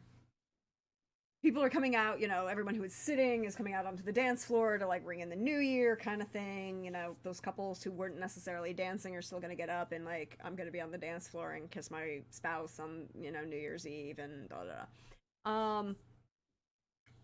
Dick Clark starts counting down, watching the ball drop, because, you know, they've got like a projector going so you can see the ball drop, because even if it's, oh no, we're in Savannah, you're not watching the ball drop, you're watching the peach drop. Yes, this is a real thing. This is a real thing. This is Savannah. Yeah. It happens in Atlanta. It's on Lennox. It's a real thing. You're watching the peach drop. Oh my god, you would be doing that. And so that's happening. And then we get to the new year. We're gonna pan around. I want to take in what everybody, that moment when the clock strikes midnight and it ticks over into a new millennium. Let's start. What are, you know, we've got Persephone and Petra on the dance floor. What happens there first? Oh, well, obviously a dip. And if Petra allows, a smooch. I think what, yeah, so I think in this thing, you're supposed to kiss at midnight. Yeah, know. Petra has kind of like did the thing where she has like the crop jacket and she's just kind of taken up to kind of throw it into the crowd. We're gonna dance, and then I think before that she's going to try and cast a blessing on Persephone. Oh, nice. And when that's happening, Persephone is also, when the smooch happens, that one like camellia that was like tucked behind, like tucked into the hair, like turns into like a flower crown. Just yeah, hell yeah. It's just little magic exchange basically with the with the smooch. Very dramatic, very cute, and a bunch of flower petals like blow by, of course, because you know, we gotta make this anime. Yeah, anime. It's a shoujo anime moment. You have to have like cherry blossoms. Yeah. Plum blossoms, because cherry blossoms have a different meaning. We don't need We don't need that much, somebody's dying artistically moment. It's midnight is. I mean, But it midnight is is a like new it is it is midnight. It is a finale, so we'll see. Hell yeah. Very dramatic. Very dramatic Alright. dips. Very dramatic. Very flowers, dramatic dips, petals. blessing, Little bit of magic. cast. I here for it. What is well, Seth is glad handing, we know, but what is Mikey doing? In this moment, he's just taking the room in. And just like going full anime villain and just taking it all in as like there's young love that has, started. We'll see if it continues. But it still fits the theme, so all's good. And then okay, I'm gonna have customers from the Musgrove Masters family here in like 5 years, is what it feels like. And I'm going to have clients. As well as just seeing Seth and going, if I can just make you fall a little bit more, you will be set up financially for the rest of your life. And that's what's going through Mikey's head. So we're gonna pan, as we're panning the camera around, to the Musgrove Masters contingent. Johnson and his wife Darlene are dancing, and they've had their New Year's Eve kiss. And the dance was probably a nice sort of traveling dance, so they could observe everyone, do all of your good threat assessment in a romantic way because it's New Year's Eve, and obviously, just see who's associating with whom. Just getting all the intel on the court, because you need all that recon for later. And Jessica and Heather are watching. They're also super interested in who the others are and who are not the others. They listen to their parents talking, and they are just very interested in who Mikey is talking to, who he's thinking about, who's interacting with. That means they then find Seth interesting, and they see what Seth is doing and what. So they're sort of seeing what dangerous, powerful people are doing, and noting it. They're also doing their own recon. And with this moment, just as the clock strikes midnight, and everyone's kissing, and then the moment of the clock striking afterwards,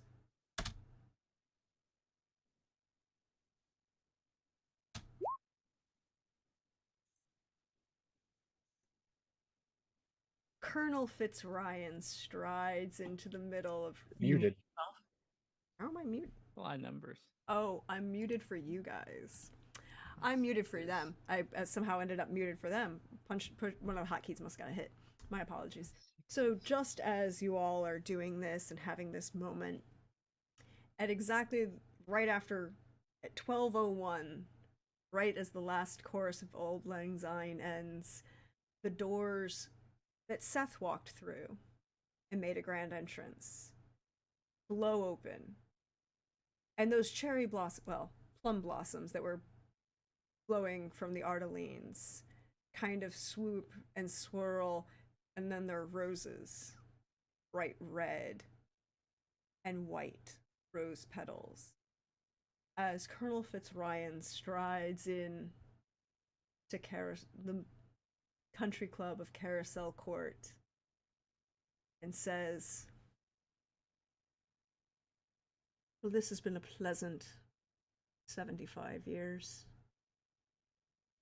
I wonder what you all will see in the future." But for now, I have to go relieve my hounds of some work that they've been doing. Blessings of the season upon you. And he whistles loudly, and coming through the wall in this kind of iridescent, not quite ghost look, are riders on horseback and hounds at their feet. As one of the horses comes bounding by, he reaches up a hand, grabs the saddle horn, swings himself up, and at the same moment, this appearance of human falls far, far away. And he rides through the wall and out again. And there's just this glimmer and trail of rose petals as we end the story of Carousel Court.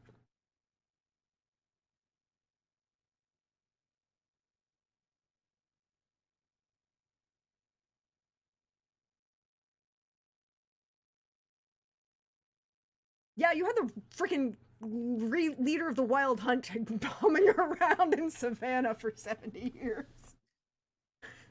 And just being like, y'all are interesting. I mean, that's good. And we'll see what else happens. But I ended exactly at midnight, so I felt good. Thank you all for being here. Thank you for telling this story with me. Thank you, everybody who participated in this project. Thank you to the fabulous players who came every week to embody these different characters and their different stories, and seeing those glimpses of this very small but at the same time impactful moments in world and how they changed. Thank you to those of you who participated, everybody who did any of the news readings for us, anybody who, you know, Chris and Hawkeye and Pirate and Eugenio, DM Jazzy Hands, and Hawkeye again for all of those wonderful ads. Bonnie, fabulous, fabulous people. And I love every moment of this. And so thank you. Thank you. And now we have a gift from Hawkeye to the cast, to each of you. And so I'm going to ask the cast to meet themselves, and enjoy this wonderful, wonderful gift.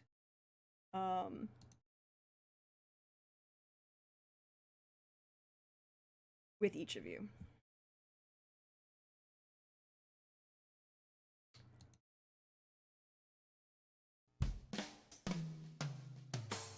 Diet Water presents Role Players of Genius. Role Players of Genius. Tonight we salute you, Carousel Court's Gwillem family. Carousel Court's Gwillem family. Whether it's classic cars or tax levies, your clan has all it takes to keep the Carousel Court thriving. Whether it's a drive-in movie or a Waffle House, you will find exactly what you're looking for. It was there all along. And when it comes to D&D night, we know who's really leading the party and in control. The only thing you can't control? Whatever Marta has plotted next. No one can stop her. And when Big Brother Lou comes to visit, we know all will be brought back into order, or else. Because I said so. So enjoy a Diet Water, Gwillem family, because it's everyone else that needs to suffer. Carousel Court's Gwillem family. Diet Water, Louisville, Kentucky.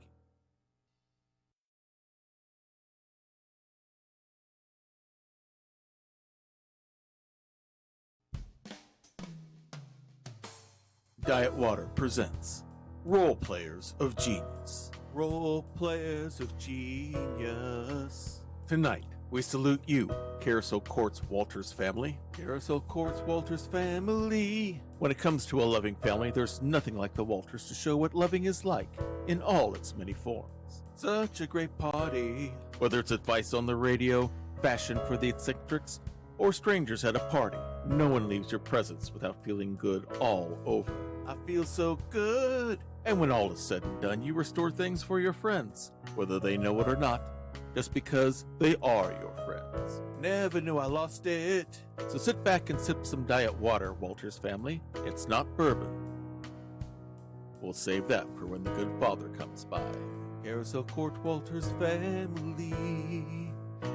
Diet water, Louisville, Kentucky.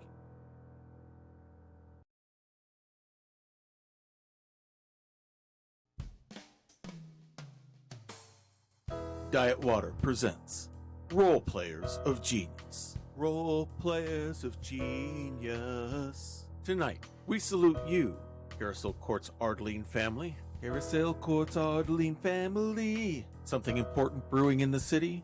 A rose garden contest judging? No matter what it is, we know an Ardeline will be there. I'll be right there. Shovels? Check. Drive-in movies? Check. D&D game? Check.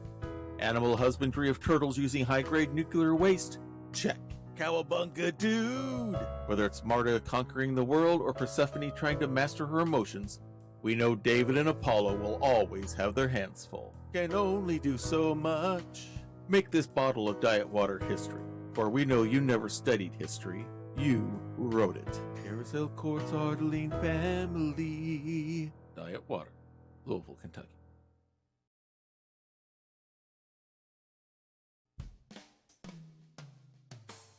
Diet Water presents Role Players of Genius. Role Players of Genius. Tonight we salute you, Carousel Court's Musgrove family. Carousel Court's Musgrove family. At first, just a simple family with dreams and goals. Who knew some Quakers could make people shake with fear? Shaking all over. Plotting for breakfast, deceit for dinner, scrying for dessert. Even family won't stop you from getting to the top. We love Oedipus. Are you with them? Are you against them? Are you one of them? No one in the family really knows for sure. Call us oblivious. Savor this diet water, for no one puts division into subdivision better than you. Carousel Court's Musgrove family.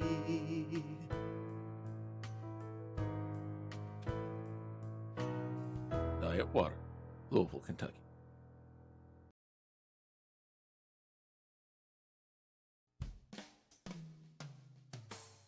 Diet Water presents Role Players of Genius. Role Players of Genius. Tonight we salute you, Carousel Court's Quan family. Carousel Court's Quan family. When it comes to casting, old magic is nothing new to you and your clan. In fact, if you practice it long enough, no magic is new magic, just new users. Oldie but a goodie. Your service knows no bounds, whether it's international politics or uncovering scandals. You make sure the right thing is done. Ain't no stopping you. Whether it's family or national interest, the community, or the sacred land of your friends, all will be under your watchful eye. Nothing's getting by you. So have some diet water, Quan family, because even the watchdog needs a chance to enjoy life. Carousel Court's Quan family. Diet water, Louisville, Kentucky.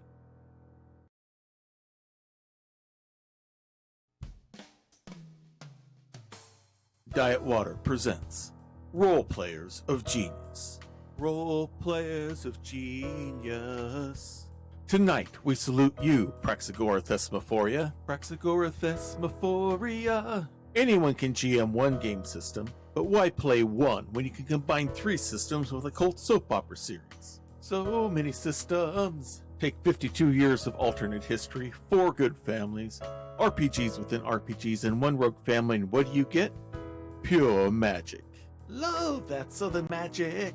Why bother bringing us to a fantasy world when you can bring all the fantasy to our world? All that fantasy.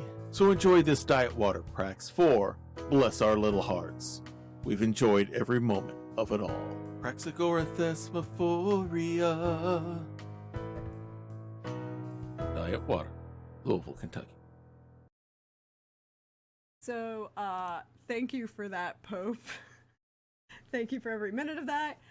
This wonderful players can unmute themselves, but I wanted to make sure that I did that with the players live because usually they listen to it during the break and you don't get to see their reactions. And this one I wanted to make sure that you all saw the players.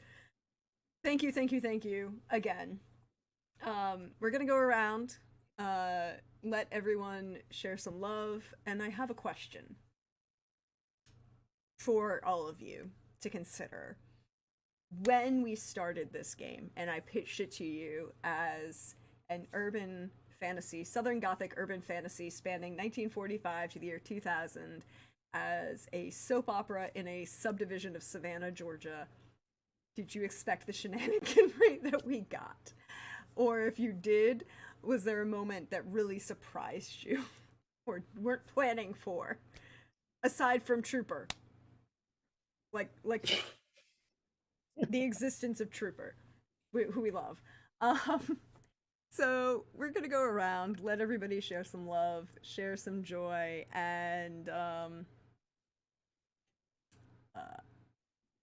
go from there.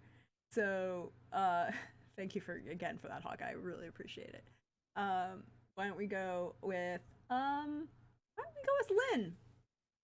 How are you? Oh, this was wild. This was a lot of fun, and oh boy, a lot happened.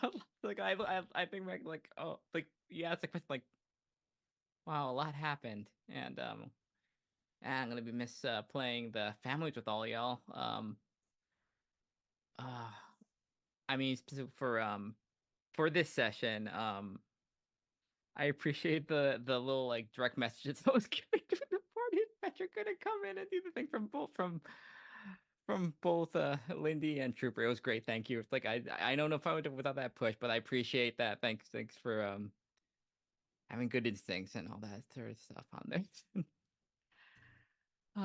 And it's nice seeing the Walters kind of having a nice family time and stuff like that on there. And then it's been nice having the two of them like being as like stable through the entire thing. And seeing that relationship kind of go through the years, and it's been very nice. And then always appreciate the machinations and maneuverings of House Gwillem, and it's nice seeing Mikey just trying to like pull some stuff. Good. But yeah, this is yeah, I think the thing that I think that I can think of was the drive-in. So much happened in that drive-in that I didn't think was going to like accelerate on multiple axes, almost like through not even just Opal, but like the stuff between Ro, the others, the rest of the people there. It was wild. I think that was like a good way to kind of like what was that? Was that 2? Was that session 2? Yeah. Yes. It was 3. 2 or 3. 2 or 3. Because no, I think it was 3. It was 3 because you missed because Opal missed the first one, session. and then it didn't happen in the second. It was the third one. Yeah. This was It was 45, early. 48, and then 52. So it was 1952 for the drive-in. That was the thing. Yeah. So I just kind of like was able to feed in to see like other escalations and kind of like swerves that happened in there. So yeah, it's been like a hell of a time for all the characters. Like looking back, like Opal's like 70 75 now. She was like a teenager. It's like she was it's like, 17. Damn. Oh, baby. Yeah, thanks everyone. This was a hell of a thing. Like it was. I think it's one of the things I had to like mentally prepare for the most, because there's so many things happening for like a soap opera type thing, and with all the time jumps and stuff like that. Oh yeah. Yeah. Lots of prep, lots of drama, lots of ways. But where can we find you, Lynn? Yeah, you can find me on Gremlin Art, pretty much everywhere on the socials for my art there, and you catch me every week for the winding down of Scion Birth of the New Gods on Wandering DM. Where the party is split, three of us are in the underworld, and someone just ate a god. Someone god diablo somebody. It was a Happens. hell of a thing. Yep. You should Yep. definitely check that out and follow Lynn for all of their fabulous art because Lynn makes beautiful art. Yes. I say this. I have some over there.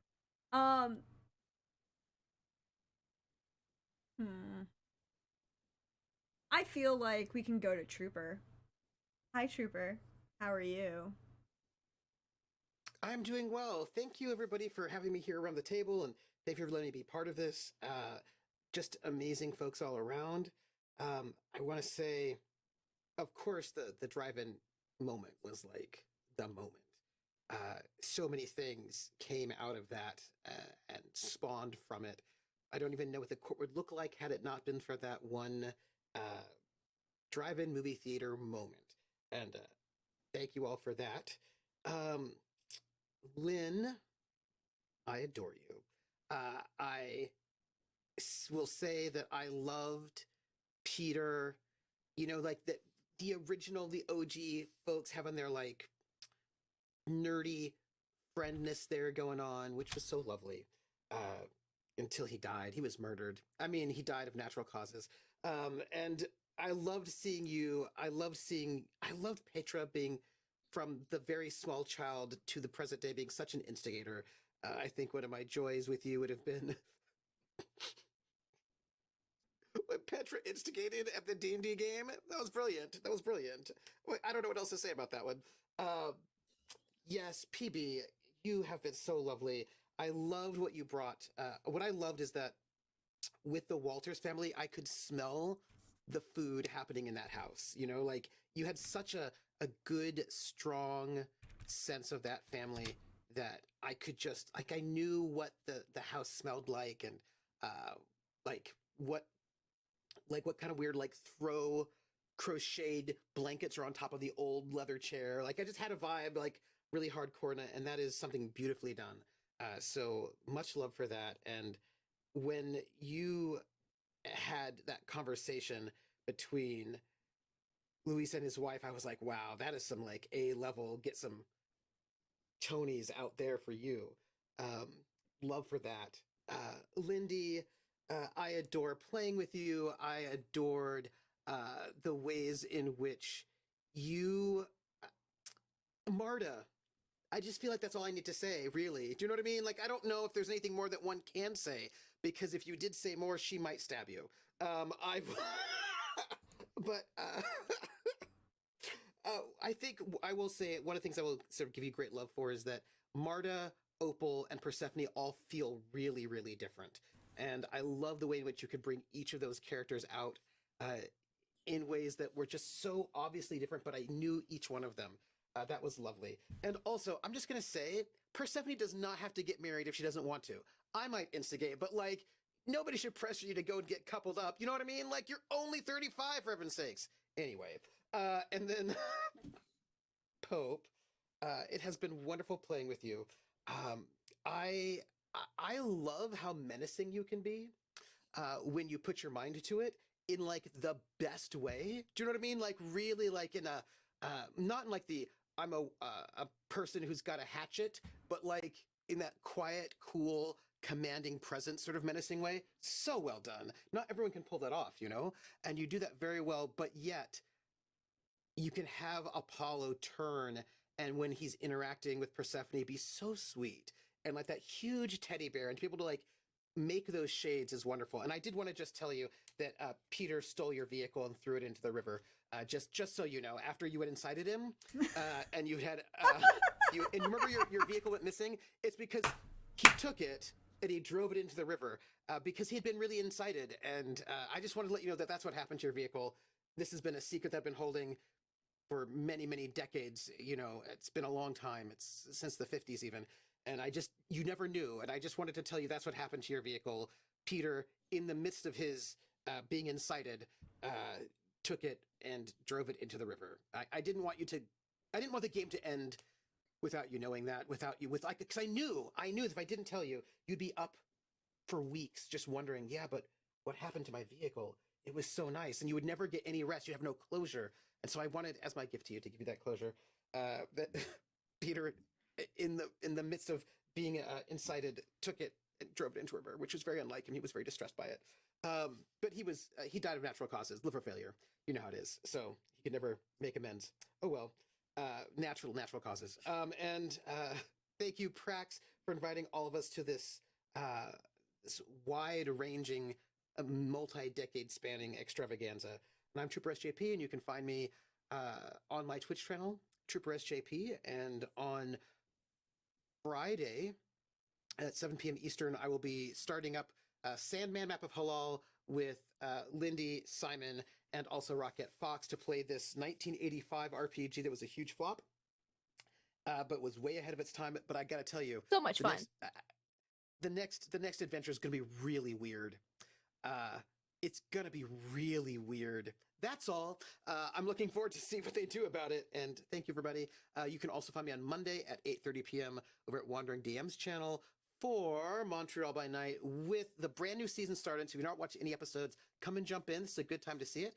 I'll be there with Prax, who is, I think, there. Yes, Prax over there, and then also Pope over there. So thank you very much. Indeed. Thank you again for being here. Thank you also to Lynn. Both of you, I appreciate everything that you bring to this table. I appreciate the drama that Trooper shit stirs. I also appreciate Lynn's quiet little things that kind of changed courses in the middle. You're just like these little moments that are going to be just this big thing later, and I loved every minute of it. Thank you. Next up we have Lindy. Hey Lindy, how are you? Thank you again for being here. Thank you for your wonderful contribution to this story. It me. Hi, Laugh Love Lindy. Gosh, goodness, good golly gee willikers. This was there were so many fun moments of this game. The drive-in, of course, was a blast. I would also like to nominate our first D&D session night where we were all kind of still figuring out stuff and being like, oh wait, this is like going to your rich friend's house to play D&D, and just the sheer ridiculousness that all started. Like that became a running theme through the rest of everything. So yeah, the drive-in and like D&D night is starting. We're like two big pivotal kind of character moments for a lot of our characters, which I thought was very, very fun. So much love for everyone. Out of character love would be just forgetting to play with PB and Lynn. I haven't played with you two, and it feels like far too long / forever. And I absolutely adore playing with both of you. I also like playing with Pope and Trooper, but I played with them much more recently than I played with you two. So extra special love for that. Now in character, or love for the characters and the work that you've put into them. I just, again, the Walters and the Quan family just getting along so well, being those buds to Peter. May he rest in peace from unnatural causes. Like going to find his, like they actually found his land for him, and I thought that was so sweet. I just loved the effort that they put in. To Luis being such a good friend for Persephone, and Marta calling his work constantly when he still had a day job, to get him Sundays off. Just all those, and the many shovels that Opal and James have received over the years. I loved the shovel joke, the shovel in joke there. Of course, also for the Kwans, I really enjoyed Young Ja and Opal's moments together. I thought they're like, we don't understand what they're all doing up there, but let's just have some snacks and like hang out, just chill. I thought their dynamic was really sweet, and I loved it. I'm also here for all the shenanigans that is gonna come from what I know in the future will be from Persephone and Petra casually dating. Their families are gonna love that. So that'll be a blast. And of course, Petra stirring all the shit causing a cascade effect at D&D multiple times, including getting brother zoned and all sorts of things. I just loved all the Quan's shenanigans, and of course, always knocking on the Arlene house, like, all right, I set something's up now. All right, what's this with Persephone? Okay, I'm here for this. All right, what was that coming from your shed? Like, just like the Quans were always the ones to walk up to the Arlene's front door and sigh and knock to be like, all right, there's some shit going down. I need to know what it is, and is it a danger? Just the amount of headaches that was probably given to the Quan family from the Arlenes. Trooper. Peter was a delight. Masters was a treasure. Fuck the rest of them. But you did amazingly playing them. In order to elicit such emotions. It was absolutely delightful. Just poor Masters. I felt like Peter was fun. He and Opal got on so well. He was so concerned about Opal. And then it was the reverse with poor Masters. Poor Masters. Everyone having concerns about him because he was at D&D night. He had a crush on Marta, and Persephone liked him, and it was a big debacle. And then, so sad, he died. So sad. So sad. But thank you for the treasures that the Musgrove Masters Smiths families was able to contribute to this game, and of course Pope. House Gwillem. It started with us rolling at the very beginning, and us keep being really on par, really close in a lot of aspects, and be like, and we were neighbors, thinking it was going to be way more antagonistic than it was, and then the drive-in happened. And the two families had to come together. And then they kept getting closer and kept getting closer and kept getting closer. And now it's really interesting to see how close the two families are at certain events and holidays, and just personalities meshing and melding, and to the point where Mikey went, I told you not to get involved with that one. I just loved it, thought it was delightful. And also Opal and Mikey's adorable workplace relationship. I loved everything. It was so wonderful. So much fun setting. Thank you, Prex, for the idea of the setting and the soap opera. Throwing that idea out there because I think that's a fun idea. And yeah, that's me. You can find me online at Laugh Love Lindy, gushing about all these wonderful people everywhere I go, because whenever I'm in a game with them, they are a treasure and a delight. But mostly you can find me on my channel for the next bit. Not this Monday, every other Monday for Mondays in Exandria, the new batch, running Underwater City. It's intense. And then on Wednesdays. Oh wait, no, Tuesday. This Tuesday, Ghosts of Saltmarsh, our premiere. I will be GMing our first session of Ghosts of Saltmarsh this Tuesday. I totally don't have the overlay on this screen on Adobe Illustrator, working on that casually after the stream. That's not what I'm doing for the next who knows how many hours, and I have till Tuesday, so that'll be fun. And on Wednesday, I believe we only have 5 sessions left of Call of Cthulhu Below the Land of Fire, and they're below the Land of Fire, under the water, in the Strait of Magellan, bottom of the ocean floor, underwater dome city of elder things. They're trying to blow up their device. I'm sure it'll be fine. They're not way in over their heads, but they've got a plan. So we'll see how that goes. Probably explosively. They have a lot of explosives. So that'll be fun. And of course on Trooper's channel for Friday for Sandman, and that's me. Indeed. Thank you again, Lindy, for volunteering for this project. I really appreciate it. I also, side note, for those who want to see a little peek behind the curtain, I had this idea when we were finishing up Witcher, and in a classic post-session moment, it was me, Lindy, and Trooper at 2 o'clock in the morning. I'm like, I have an idea. To which then Lindy and Trooper is like, yes, we should do this idea. And I was like, all right, we're gonna do this idea. So thank you both for being enablers, instigators, cheerleaders, and for agreeing to participate in this project. I loved every minute about it. I loved, like Trooper said, the differences that you can see in all of the characters from Opal to Marta to Persephone. All of them have different personalities, and they were really, really a joy to have. Thank you. And hi, Pope. How are you? How's life going for you? Hi, hey everybody, Pope here, Pope World Build on the Pope. internets. I just need to say for 1 second. I just need to say I think that Prax was lying. I think it is very unlikely that we were talking at 2 a.m. because I feel like it was probably 3 or 4. That's all I'm saying. I feel like 2 seems a little early, but that's all. No, I have no, to no. say. Go I ahead. pitched. I said the idea first at 2 o'clock, and then we went back Okay. and forth about more ideas, and we didn't stop until Okay. 4. But I said the idea first at That's 2 fair. o'clock. Okay, that's fair. Because I'm just saying, 2 seems so early.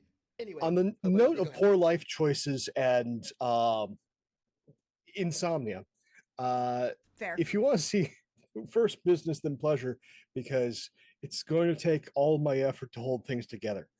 So if you want to see more of this silly face, you get a number of opportunities. Coming up next is tomorrow, Monday, 8:30 p.m. over on Wandering DM for the season premiere of Montreal by Night. I've been holding on to a secret now for weeks. Simon, I hate you. I love you. I hate you. Um, I've held it this long. We'll see if I can just make these last few hours. And then on Saturday at 2 p.m. Eastern, over on Valdrian's channel, you can see me wear this hat as our brand new show, Mass Effect Myrmidon, is just taking off. We had our first episode this past Saturday. We're on episode 2. There is already a burgeoning romance between 2 members of the crew. It's a Mass Effect game. There's this came out of a charity event. Surprise, surprise! It seems to be a theme with Mass Effect. And yeah, there was a one shot and then a second one shot, and now we have a season, a brand new captain, and come see which one of us gets fired before the end of the episode. As this one occurs, we started just before the events of Eden Prime.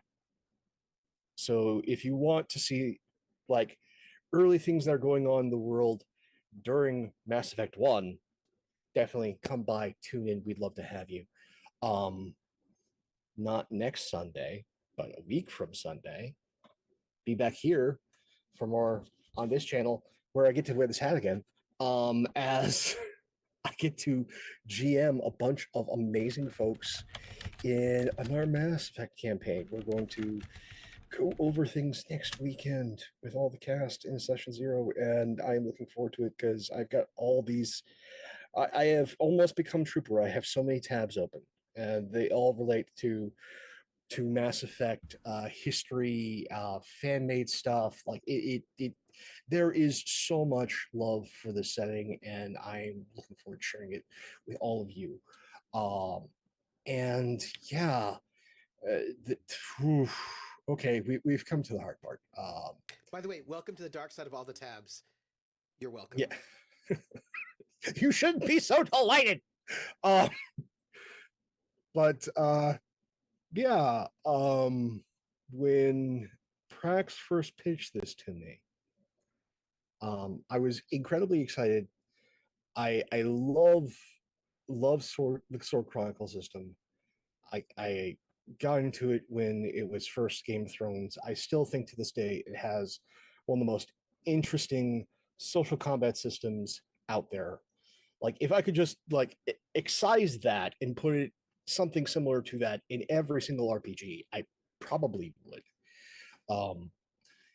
It also like just the creation of the houses, creation of history. It has all these beautiful tools that you can just turn the dials on, and you get to lean in.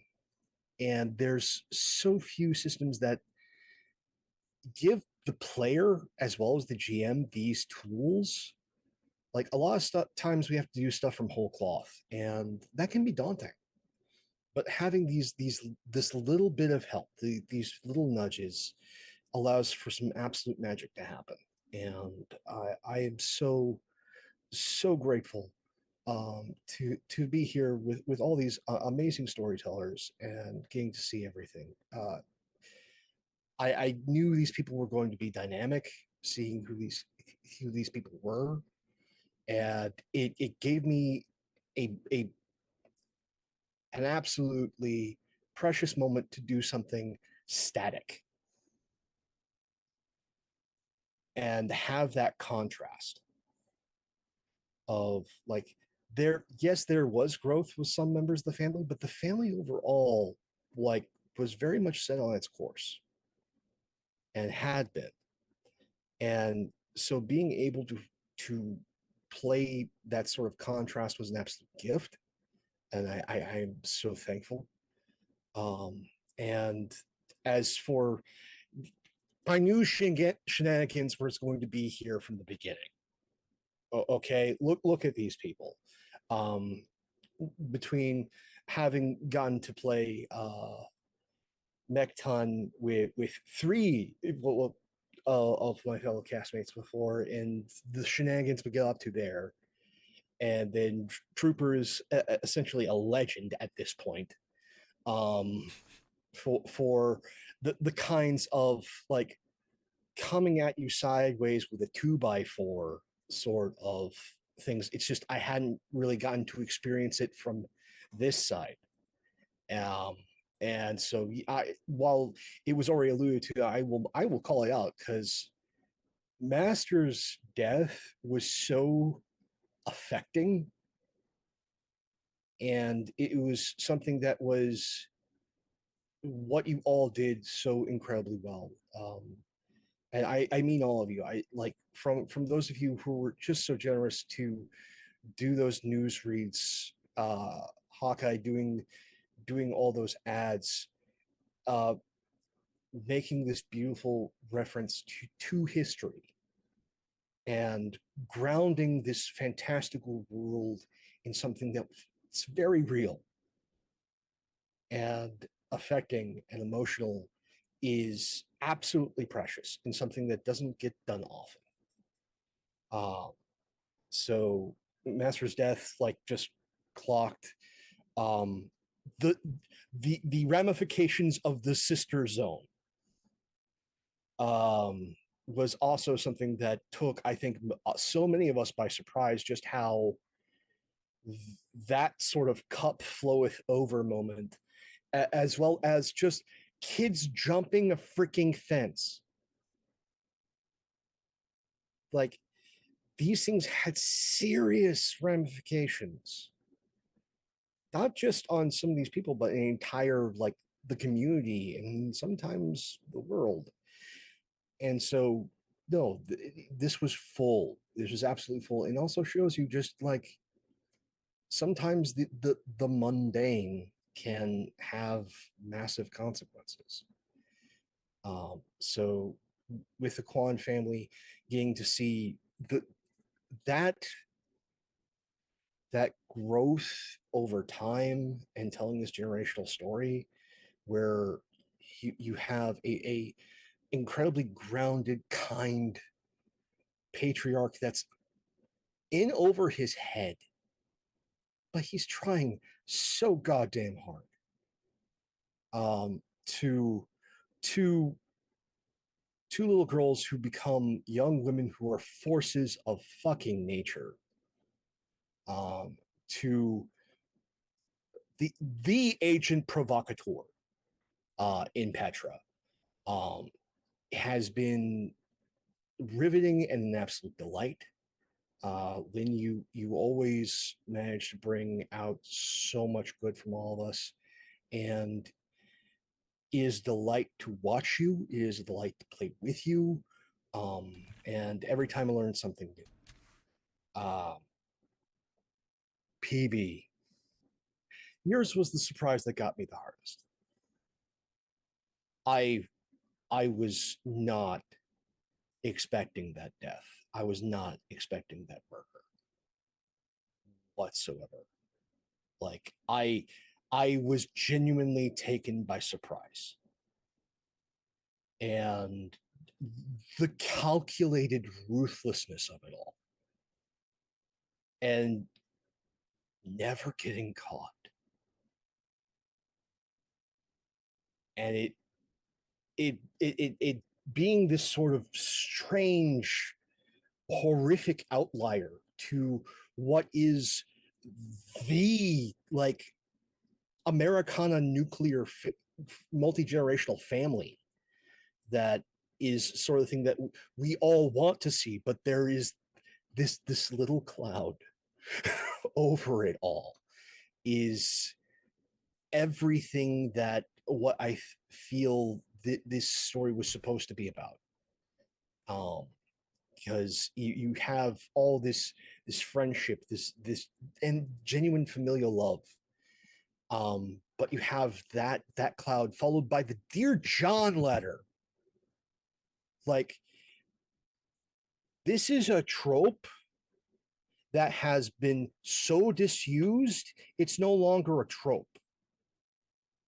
Like, you watch the soaps and things of that nature from the 50s through to like 80.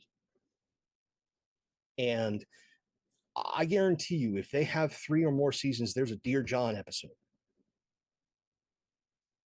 But then it hasn't been in use for almost half a century now. And so bringing that classic back, especially in that time period, was masterful. And I again, you, and the thing is, both watching and playing with PB, it's always a damn slow burn. Because, like, it's like, okay, what the fuck just happened? So thank you so much, PB, for that. And Lindy, talk about forces of nature. I knew chaos was going to ensue. I just didn't know it was going to come in 2 forms, Turtles and Marta. And not only that, to having the chance to play Apollo and have someone who was deeply disaffected by his position and then who he was, and then seeing the horrors of the world in his own way becoming more human, and Marta being partly the reason. And That's crazy. Yes, yes, it is absolutely insane. But I can tell you from just putting those shoes on, that when he broke down, it was like, if I don't, I either have this little thing for me, or there is no hope for me. And, like, in a way, Marta saved him. So that is a precious moment, and it is an emotional moment. And thank you for that. And then Trooper, as someone who, I adore heroes and villains. These are the things that we use to relate to one each other around the fire. Is those stories of heroes and villains. And you played 2 incredible underdogs, 2 incredible heartbreaking underdogs, to then bring about a character I have not hated a character as much as Susie Smith St. Joffrey. Okay, like, I Pulp wanted Susie Smith dead in the worst fucking way. Just such a vile but incredibly real human being. We all know a Susie. She is. There's at least one of her in every one of our communities. You know this woman, and as much as you try to be good late at night, you wish for her swift and terrible demise. And that is something that you think about, like the menacing and turning on the tabor. No, that takes work. Not only that, I know the research that you did and the history behind that woman to make her even more real. And I cannot heap enough praise upon you for bringing someone so vile to the fore, because it made all of our lives more complicated for our characters, but as players, as storytellers, made things so much more easy. There was not thought, there was just reaction. Meisner would be off his rocker in joy. So no, thank you so much for that. And Prax,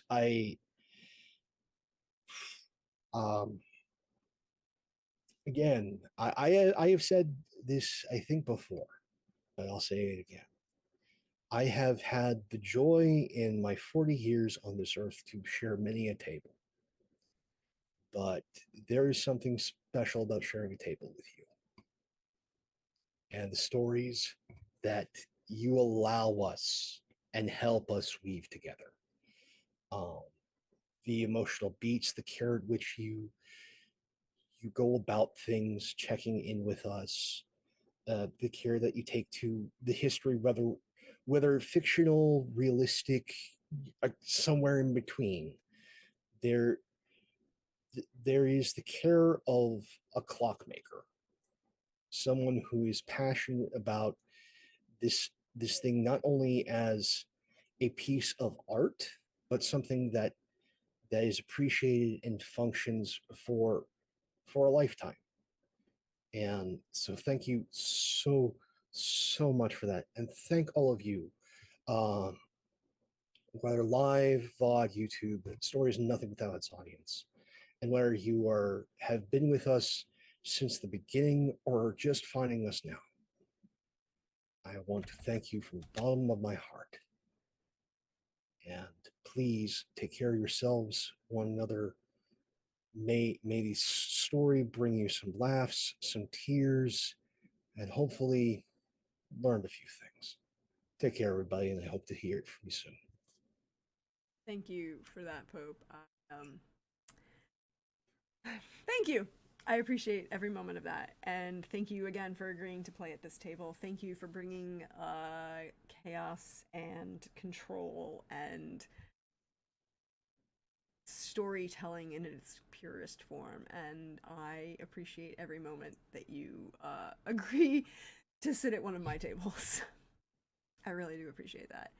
And then last but never ever least here, at least not at my table, PB, thank you again for agreeing to this chaotic experiment, an artistic experiment, and thank you for bringing the Walters family to life in a way that was absolutely wonderful. And before you say anything, I want to remind everybody, for all of you watching at home, if you go back and watch the house building episodes and see where the Walters family ended up at the end of that house building episode, and then come back to this point and where they are now, and you're just like, that is a transition in a story, and thank you for that story. Absolutely. And thank you for having me at your table. I always love playing games here. It's just such a refreshing, creative experience to be here and then be in these games, from just beginning to end. It's always such a pleasure. And I'll, business first, pleasure second. I am PP. You can find me at PP Plays Inside over on Twitch and on Blue Sky and Twitter. Right now, I'm playing through the Mass Effect series. I'm trying to refamiliarize myself with the lore of the universe. So, if that's of any interest to you, make sure to stop by. I stream during the weekdays, sometime after 5 p.m. Central Standard Time, depending on what's happening that day. And wow, no, yeah, the game. It's hard to believe we've been through 18 sessions in 3 seasons, and it's been so many months since we started this game, because it feels like we only just started playing, but also like we've been playing forever. And it's just a very familiar game. I'll miss all the families and all the characters because they're all just like so present in my mind at the moment. Understanding who each of them are, and like I loved how we started the game with this like almost divided, with the rich people and then the less rich people, and how these like little cliques formed early on, and then the drive-in happened, and that caused such a rift in so many ways, and was very much one of the most defining moments for the Walters in the direction I took them, because of what happened between Ro and Peter. I know it's all love now, but there was a very serious rift that had me reeling for pretty much the rest of the game. It's something I thought about always, about how I would approach anything, how I would approach anything, because Ro felt very disrespected in that moment, as you guys see in the intro. Respect is everything for the Walters family, and for that to happen from someone so close to him impacted him in a very real way that reverberated for Ro for the rest of the game. And an absolutely brilliant moment of just so much just chaos that I adored in that moment. And how from having just like this very meek character in the original patriarch of the Kwan family, into just growing into just these to his daughters just becoming just such cool characters that are so similar to their dad but also so different. And then Petra being the result of just that from there on. And just the way you told your story, Lynn, and how your family interacted with not only the court but just the rest of the world, is so cool. It was such a cool thing to watch you just weave this story that was bigger than the court and bigger than us, but also so significant to all of us. And I just adored that. And just I loved Opal, and how just like how she was this catalyst, this chaos gremlin right at the beginning, that just immediately just got stamped down, and we saw Opal just become so responsible after that moment that it was almost jarring to see her grow up. And I just loved that moment, but like also still seeing a lot of her personality in moments where she had to deal with Marta or Persephone or literally anyone, as being the most mature one in the household. And of course Marta just being just Marta, like as everyone else has said, there's not really much more to say about her. But just the way you navigated the world, even with Oliver, and just like how the Ardelines had their like anchored down in so many places that you really didn't think about it until it was brought up, like, oh, do you need something? Because we have this asset. And just like the quiet and also loud power of the Ardelines was so just fun to see in work, the machinations of like the old country, and it was great. I love the Ardeline family. You guys are wonderful. And I'm so happy I was able to gift you guys so many shovels.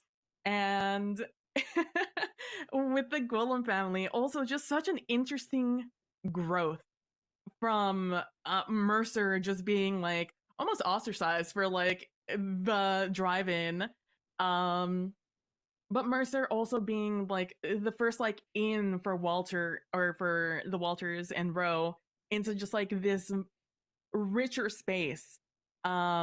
Mercer being like the first like rich friend he made, and then the transition into like Apollo, where Mercer was so like serious and very direct. Apollo was also very similar in many ways, but just like kind of not carefree, but a little bit more giving of himself to those around him, which we saw him grow more and more with Persephone and Marta and the D&D game, and that was such a wonderful growth to see from Apollo and the Gwillem family as a whole, as James kind of forced their hand to play nice with others and interact with the neighborhood in a way that I don't think they really wanted to or really anticipated having to do.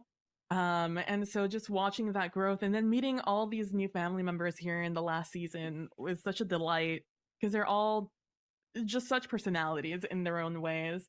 And the way that these characters were able to just dance through our story and just provide what needed to happen in that moment, from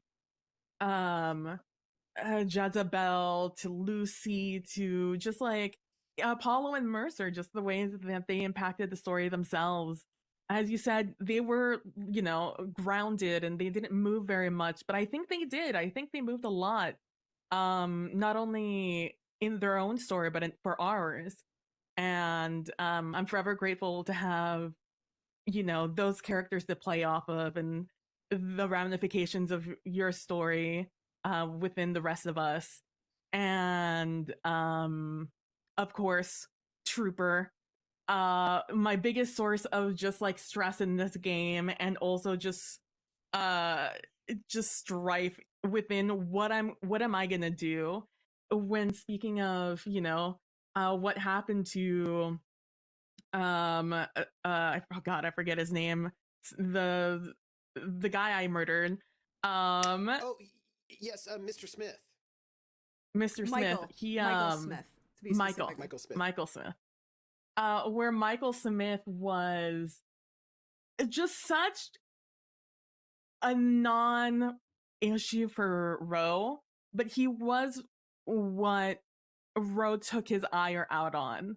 That like grief of Peter's death, and also kind of like this unresolved tension, because Roe didn't want to forgive Peter for his transgressions, and then he died, and it's just like, how do you not forgive him for that? And then to create just like the worst family in the best way in the neighborhood, and just have all those emotions in row, and have a reason to release those emotions to somebody, all the negative ones, was just such an interesting thing to play with. And then to give me Masters, which just put a pause on all revenge scheming that Roe and Linda had set up, just because like, okay, that moment of that sun coming through, the dark clouds, it's just like, ugh. And and then the land, and then Master is just the way you fucking murdered him right before we started the session. It was just this huge moment and a great gift in just storytelling. And so I would like to gift you why Ro was editing a stack of papers. What happened is, when Ro went to go stay with Luis and Nakoa as they were about to have their child, Ro had a lot of downtime. He was on vacation, essentially. He left the businesses to Umberto and other people in charge. And so Ro, like I said, had been struggling so much with what to do with the Musgrove family, and how much Peter meant to him, and how much things mattered to Peter. And with Masters dead, being directionless, he found like quiet in Hawaii. And so he started thinking like, wow, look at my family. Look at Luis and Nakoa and the child that just came into life. And so he started writing, and he asked the Guan family and Opal for like papers and things about Peter and the things that he had been studying about his family. And Ro wrote a biography about the Musgrove family, about Peter, everything he wanted in life, and discluding your little land part because I don't want your family to discover that, but still discussing how important the land was to the Musgroves and to the family, and not only speaking about Peter but the Musgroves and bringing in Masters and what he did to Savannah and to the world around everyone. So that's what Ro's final gift to the Musgrove family is, until one of them pops up to not be a piece of shit, where they can, you know, talk about the land and give it back to the Musgroves. But for now, the Walters will be the keepers until somebody in the family pops in. But there's a biography out there about the Musgrove family, in hopes that other people will learn and be impacted by Peter and Masters like the Walters have been. There are free copies available at all times at the dance studio. Oh, little library. And Brax, Jesus Christ, what a game. Like, it was just like surprise after surprise after surprise that you were dropping with us while we were creating this just crazy world with our own drama and problems. You were just like, oh, by the way, here's this little tidbit of information. There's this little tidbit of information. And oh, here's a religious figure who's actually a real badass and like more powerful than any way you can think of. But he's here and he's Irish and has a good time. And just everything that you brought to life and being able to take our stories and just mix it into just this crazy whirlwind of just what Carousel Court the game became, and the amount of research you put into the game and the amount of effort and love into the narrative and the world is so palpable and noticeable that it was hard not to love this game and hard not to live and experience and be able to be creatively free here. And yeah, I am just very grateful to be at this table and for all of you guys. Y'all are the best.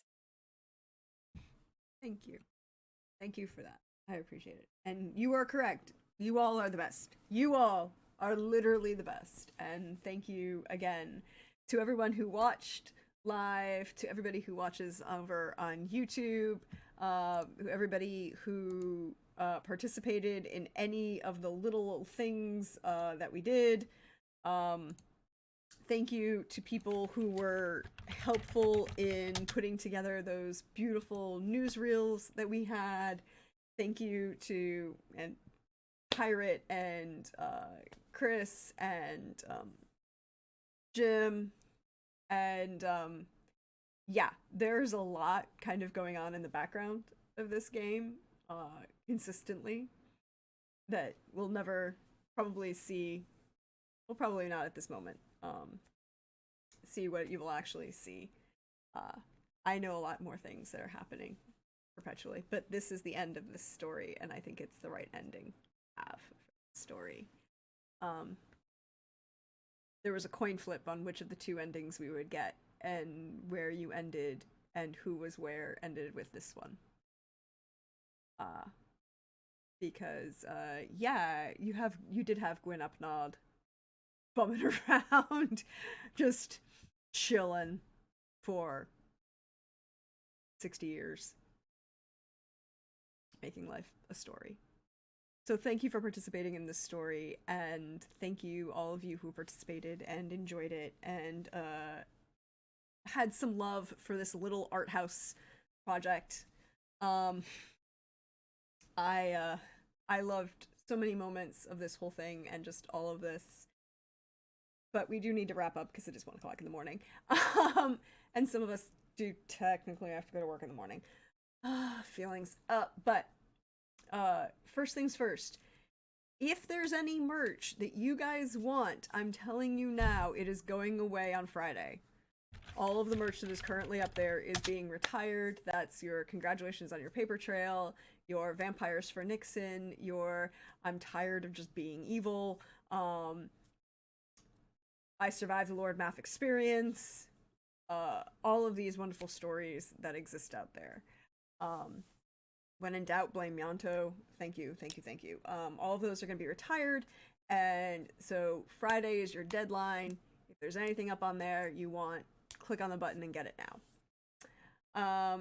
Thank you to everybody who's supported so far. If you want to support the channel or want to do anything like that, I have a Ko-Fi link. All of it goes directly into this channel. I was telling the cast before we sat down that because we had met our goal, I could buy a new camera for a DSLR, which actually we're getting a little bit fancier camera than what I originally planned for, but so that was ordered literally before we sat down, just before we sat down. So all of it does go into running this production and keeping it going and doing all of this stuff, and occasionally trying to do fancier things.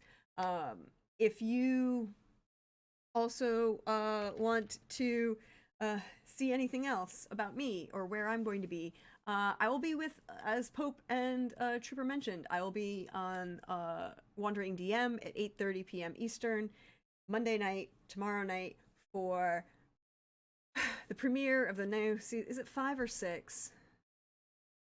5. 6? Look, I have to pull it up. It's one of the two. I think it's 5. I think it's season 5 of Vampire the Masquerade Montreal by Night. And I have not been bothering Pope for an entire 3 weeks about the thing. And it is hashtag not the Ravnos' fault. It is not the Ravnos' fault. There's going to be a whole bunch of shit happening that's not the Ravnos' fault. There's a whole lot of shit that might be other people's fault. But there's the thing. Also, underground. There's a lot of underground. And so we will see what happens there. You can also join me on Saturdays. Not this Saturday, but next Saturday. I've been doing book club readings and talking about the books that I've been reading, which has been a lot of fun for everybody who's there. I really appreciate you. Also, we're doing a community read-along for the month of January. We are reading Red Rising by Pierce Brown and The Templar's Legacy by Steve Berry. So if any of those interest you, or you want to hang out and talk about books, because I like books. Like if you didn't know, I like books. So that's all of the business stuff. And then and then be here on the 28th as we have our premiere for Mass Effect, and I get to put Hope in the GM seat, and I get to sit back, and I've been communicating with some people about this game, and I know things, and I'm just saying, y'all, sad, tragic, drama, and like a sprinkling of shenaniganry, which is what you want from a Mass Effect game, really. Like, just really. So I look forward to seeing everybody. Thank you again for being here. Thank you from the bottom of my heart for participating in this story. It means the world to me. So I'm going to try and see if there's anybody up. And of course, no, it's 1 o'clock in the morning on a Sunday. There's no one up. So I just have one last thing to say. I feel this is appropriate given like everything that happened. The Detroit Lions just won their first playoff game in 32 years. Eminem promised to drop a new album. I'm just saying that those are two things that may or may not be related. Have a good one, everybody, and see you next time. Bye-bye.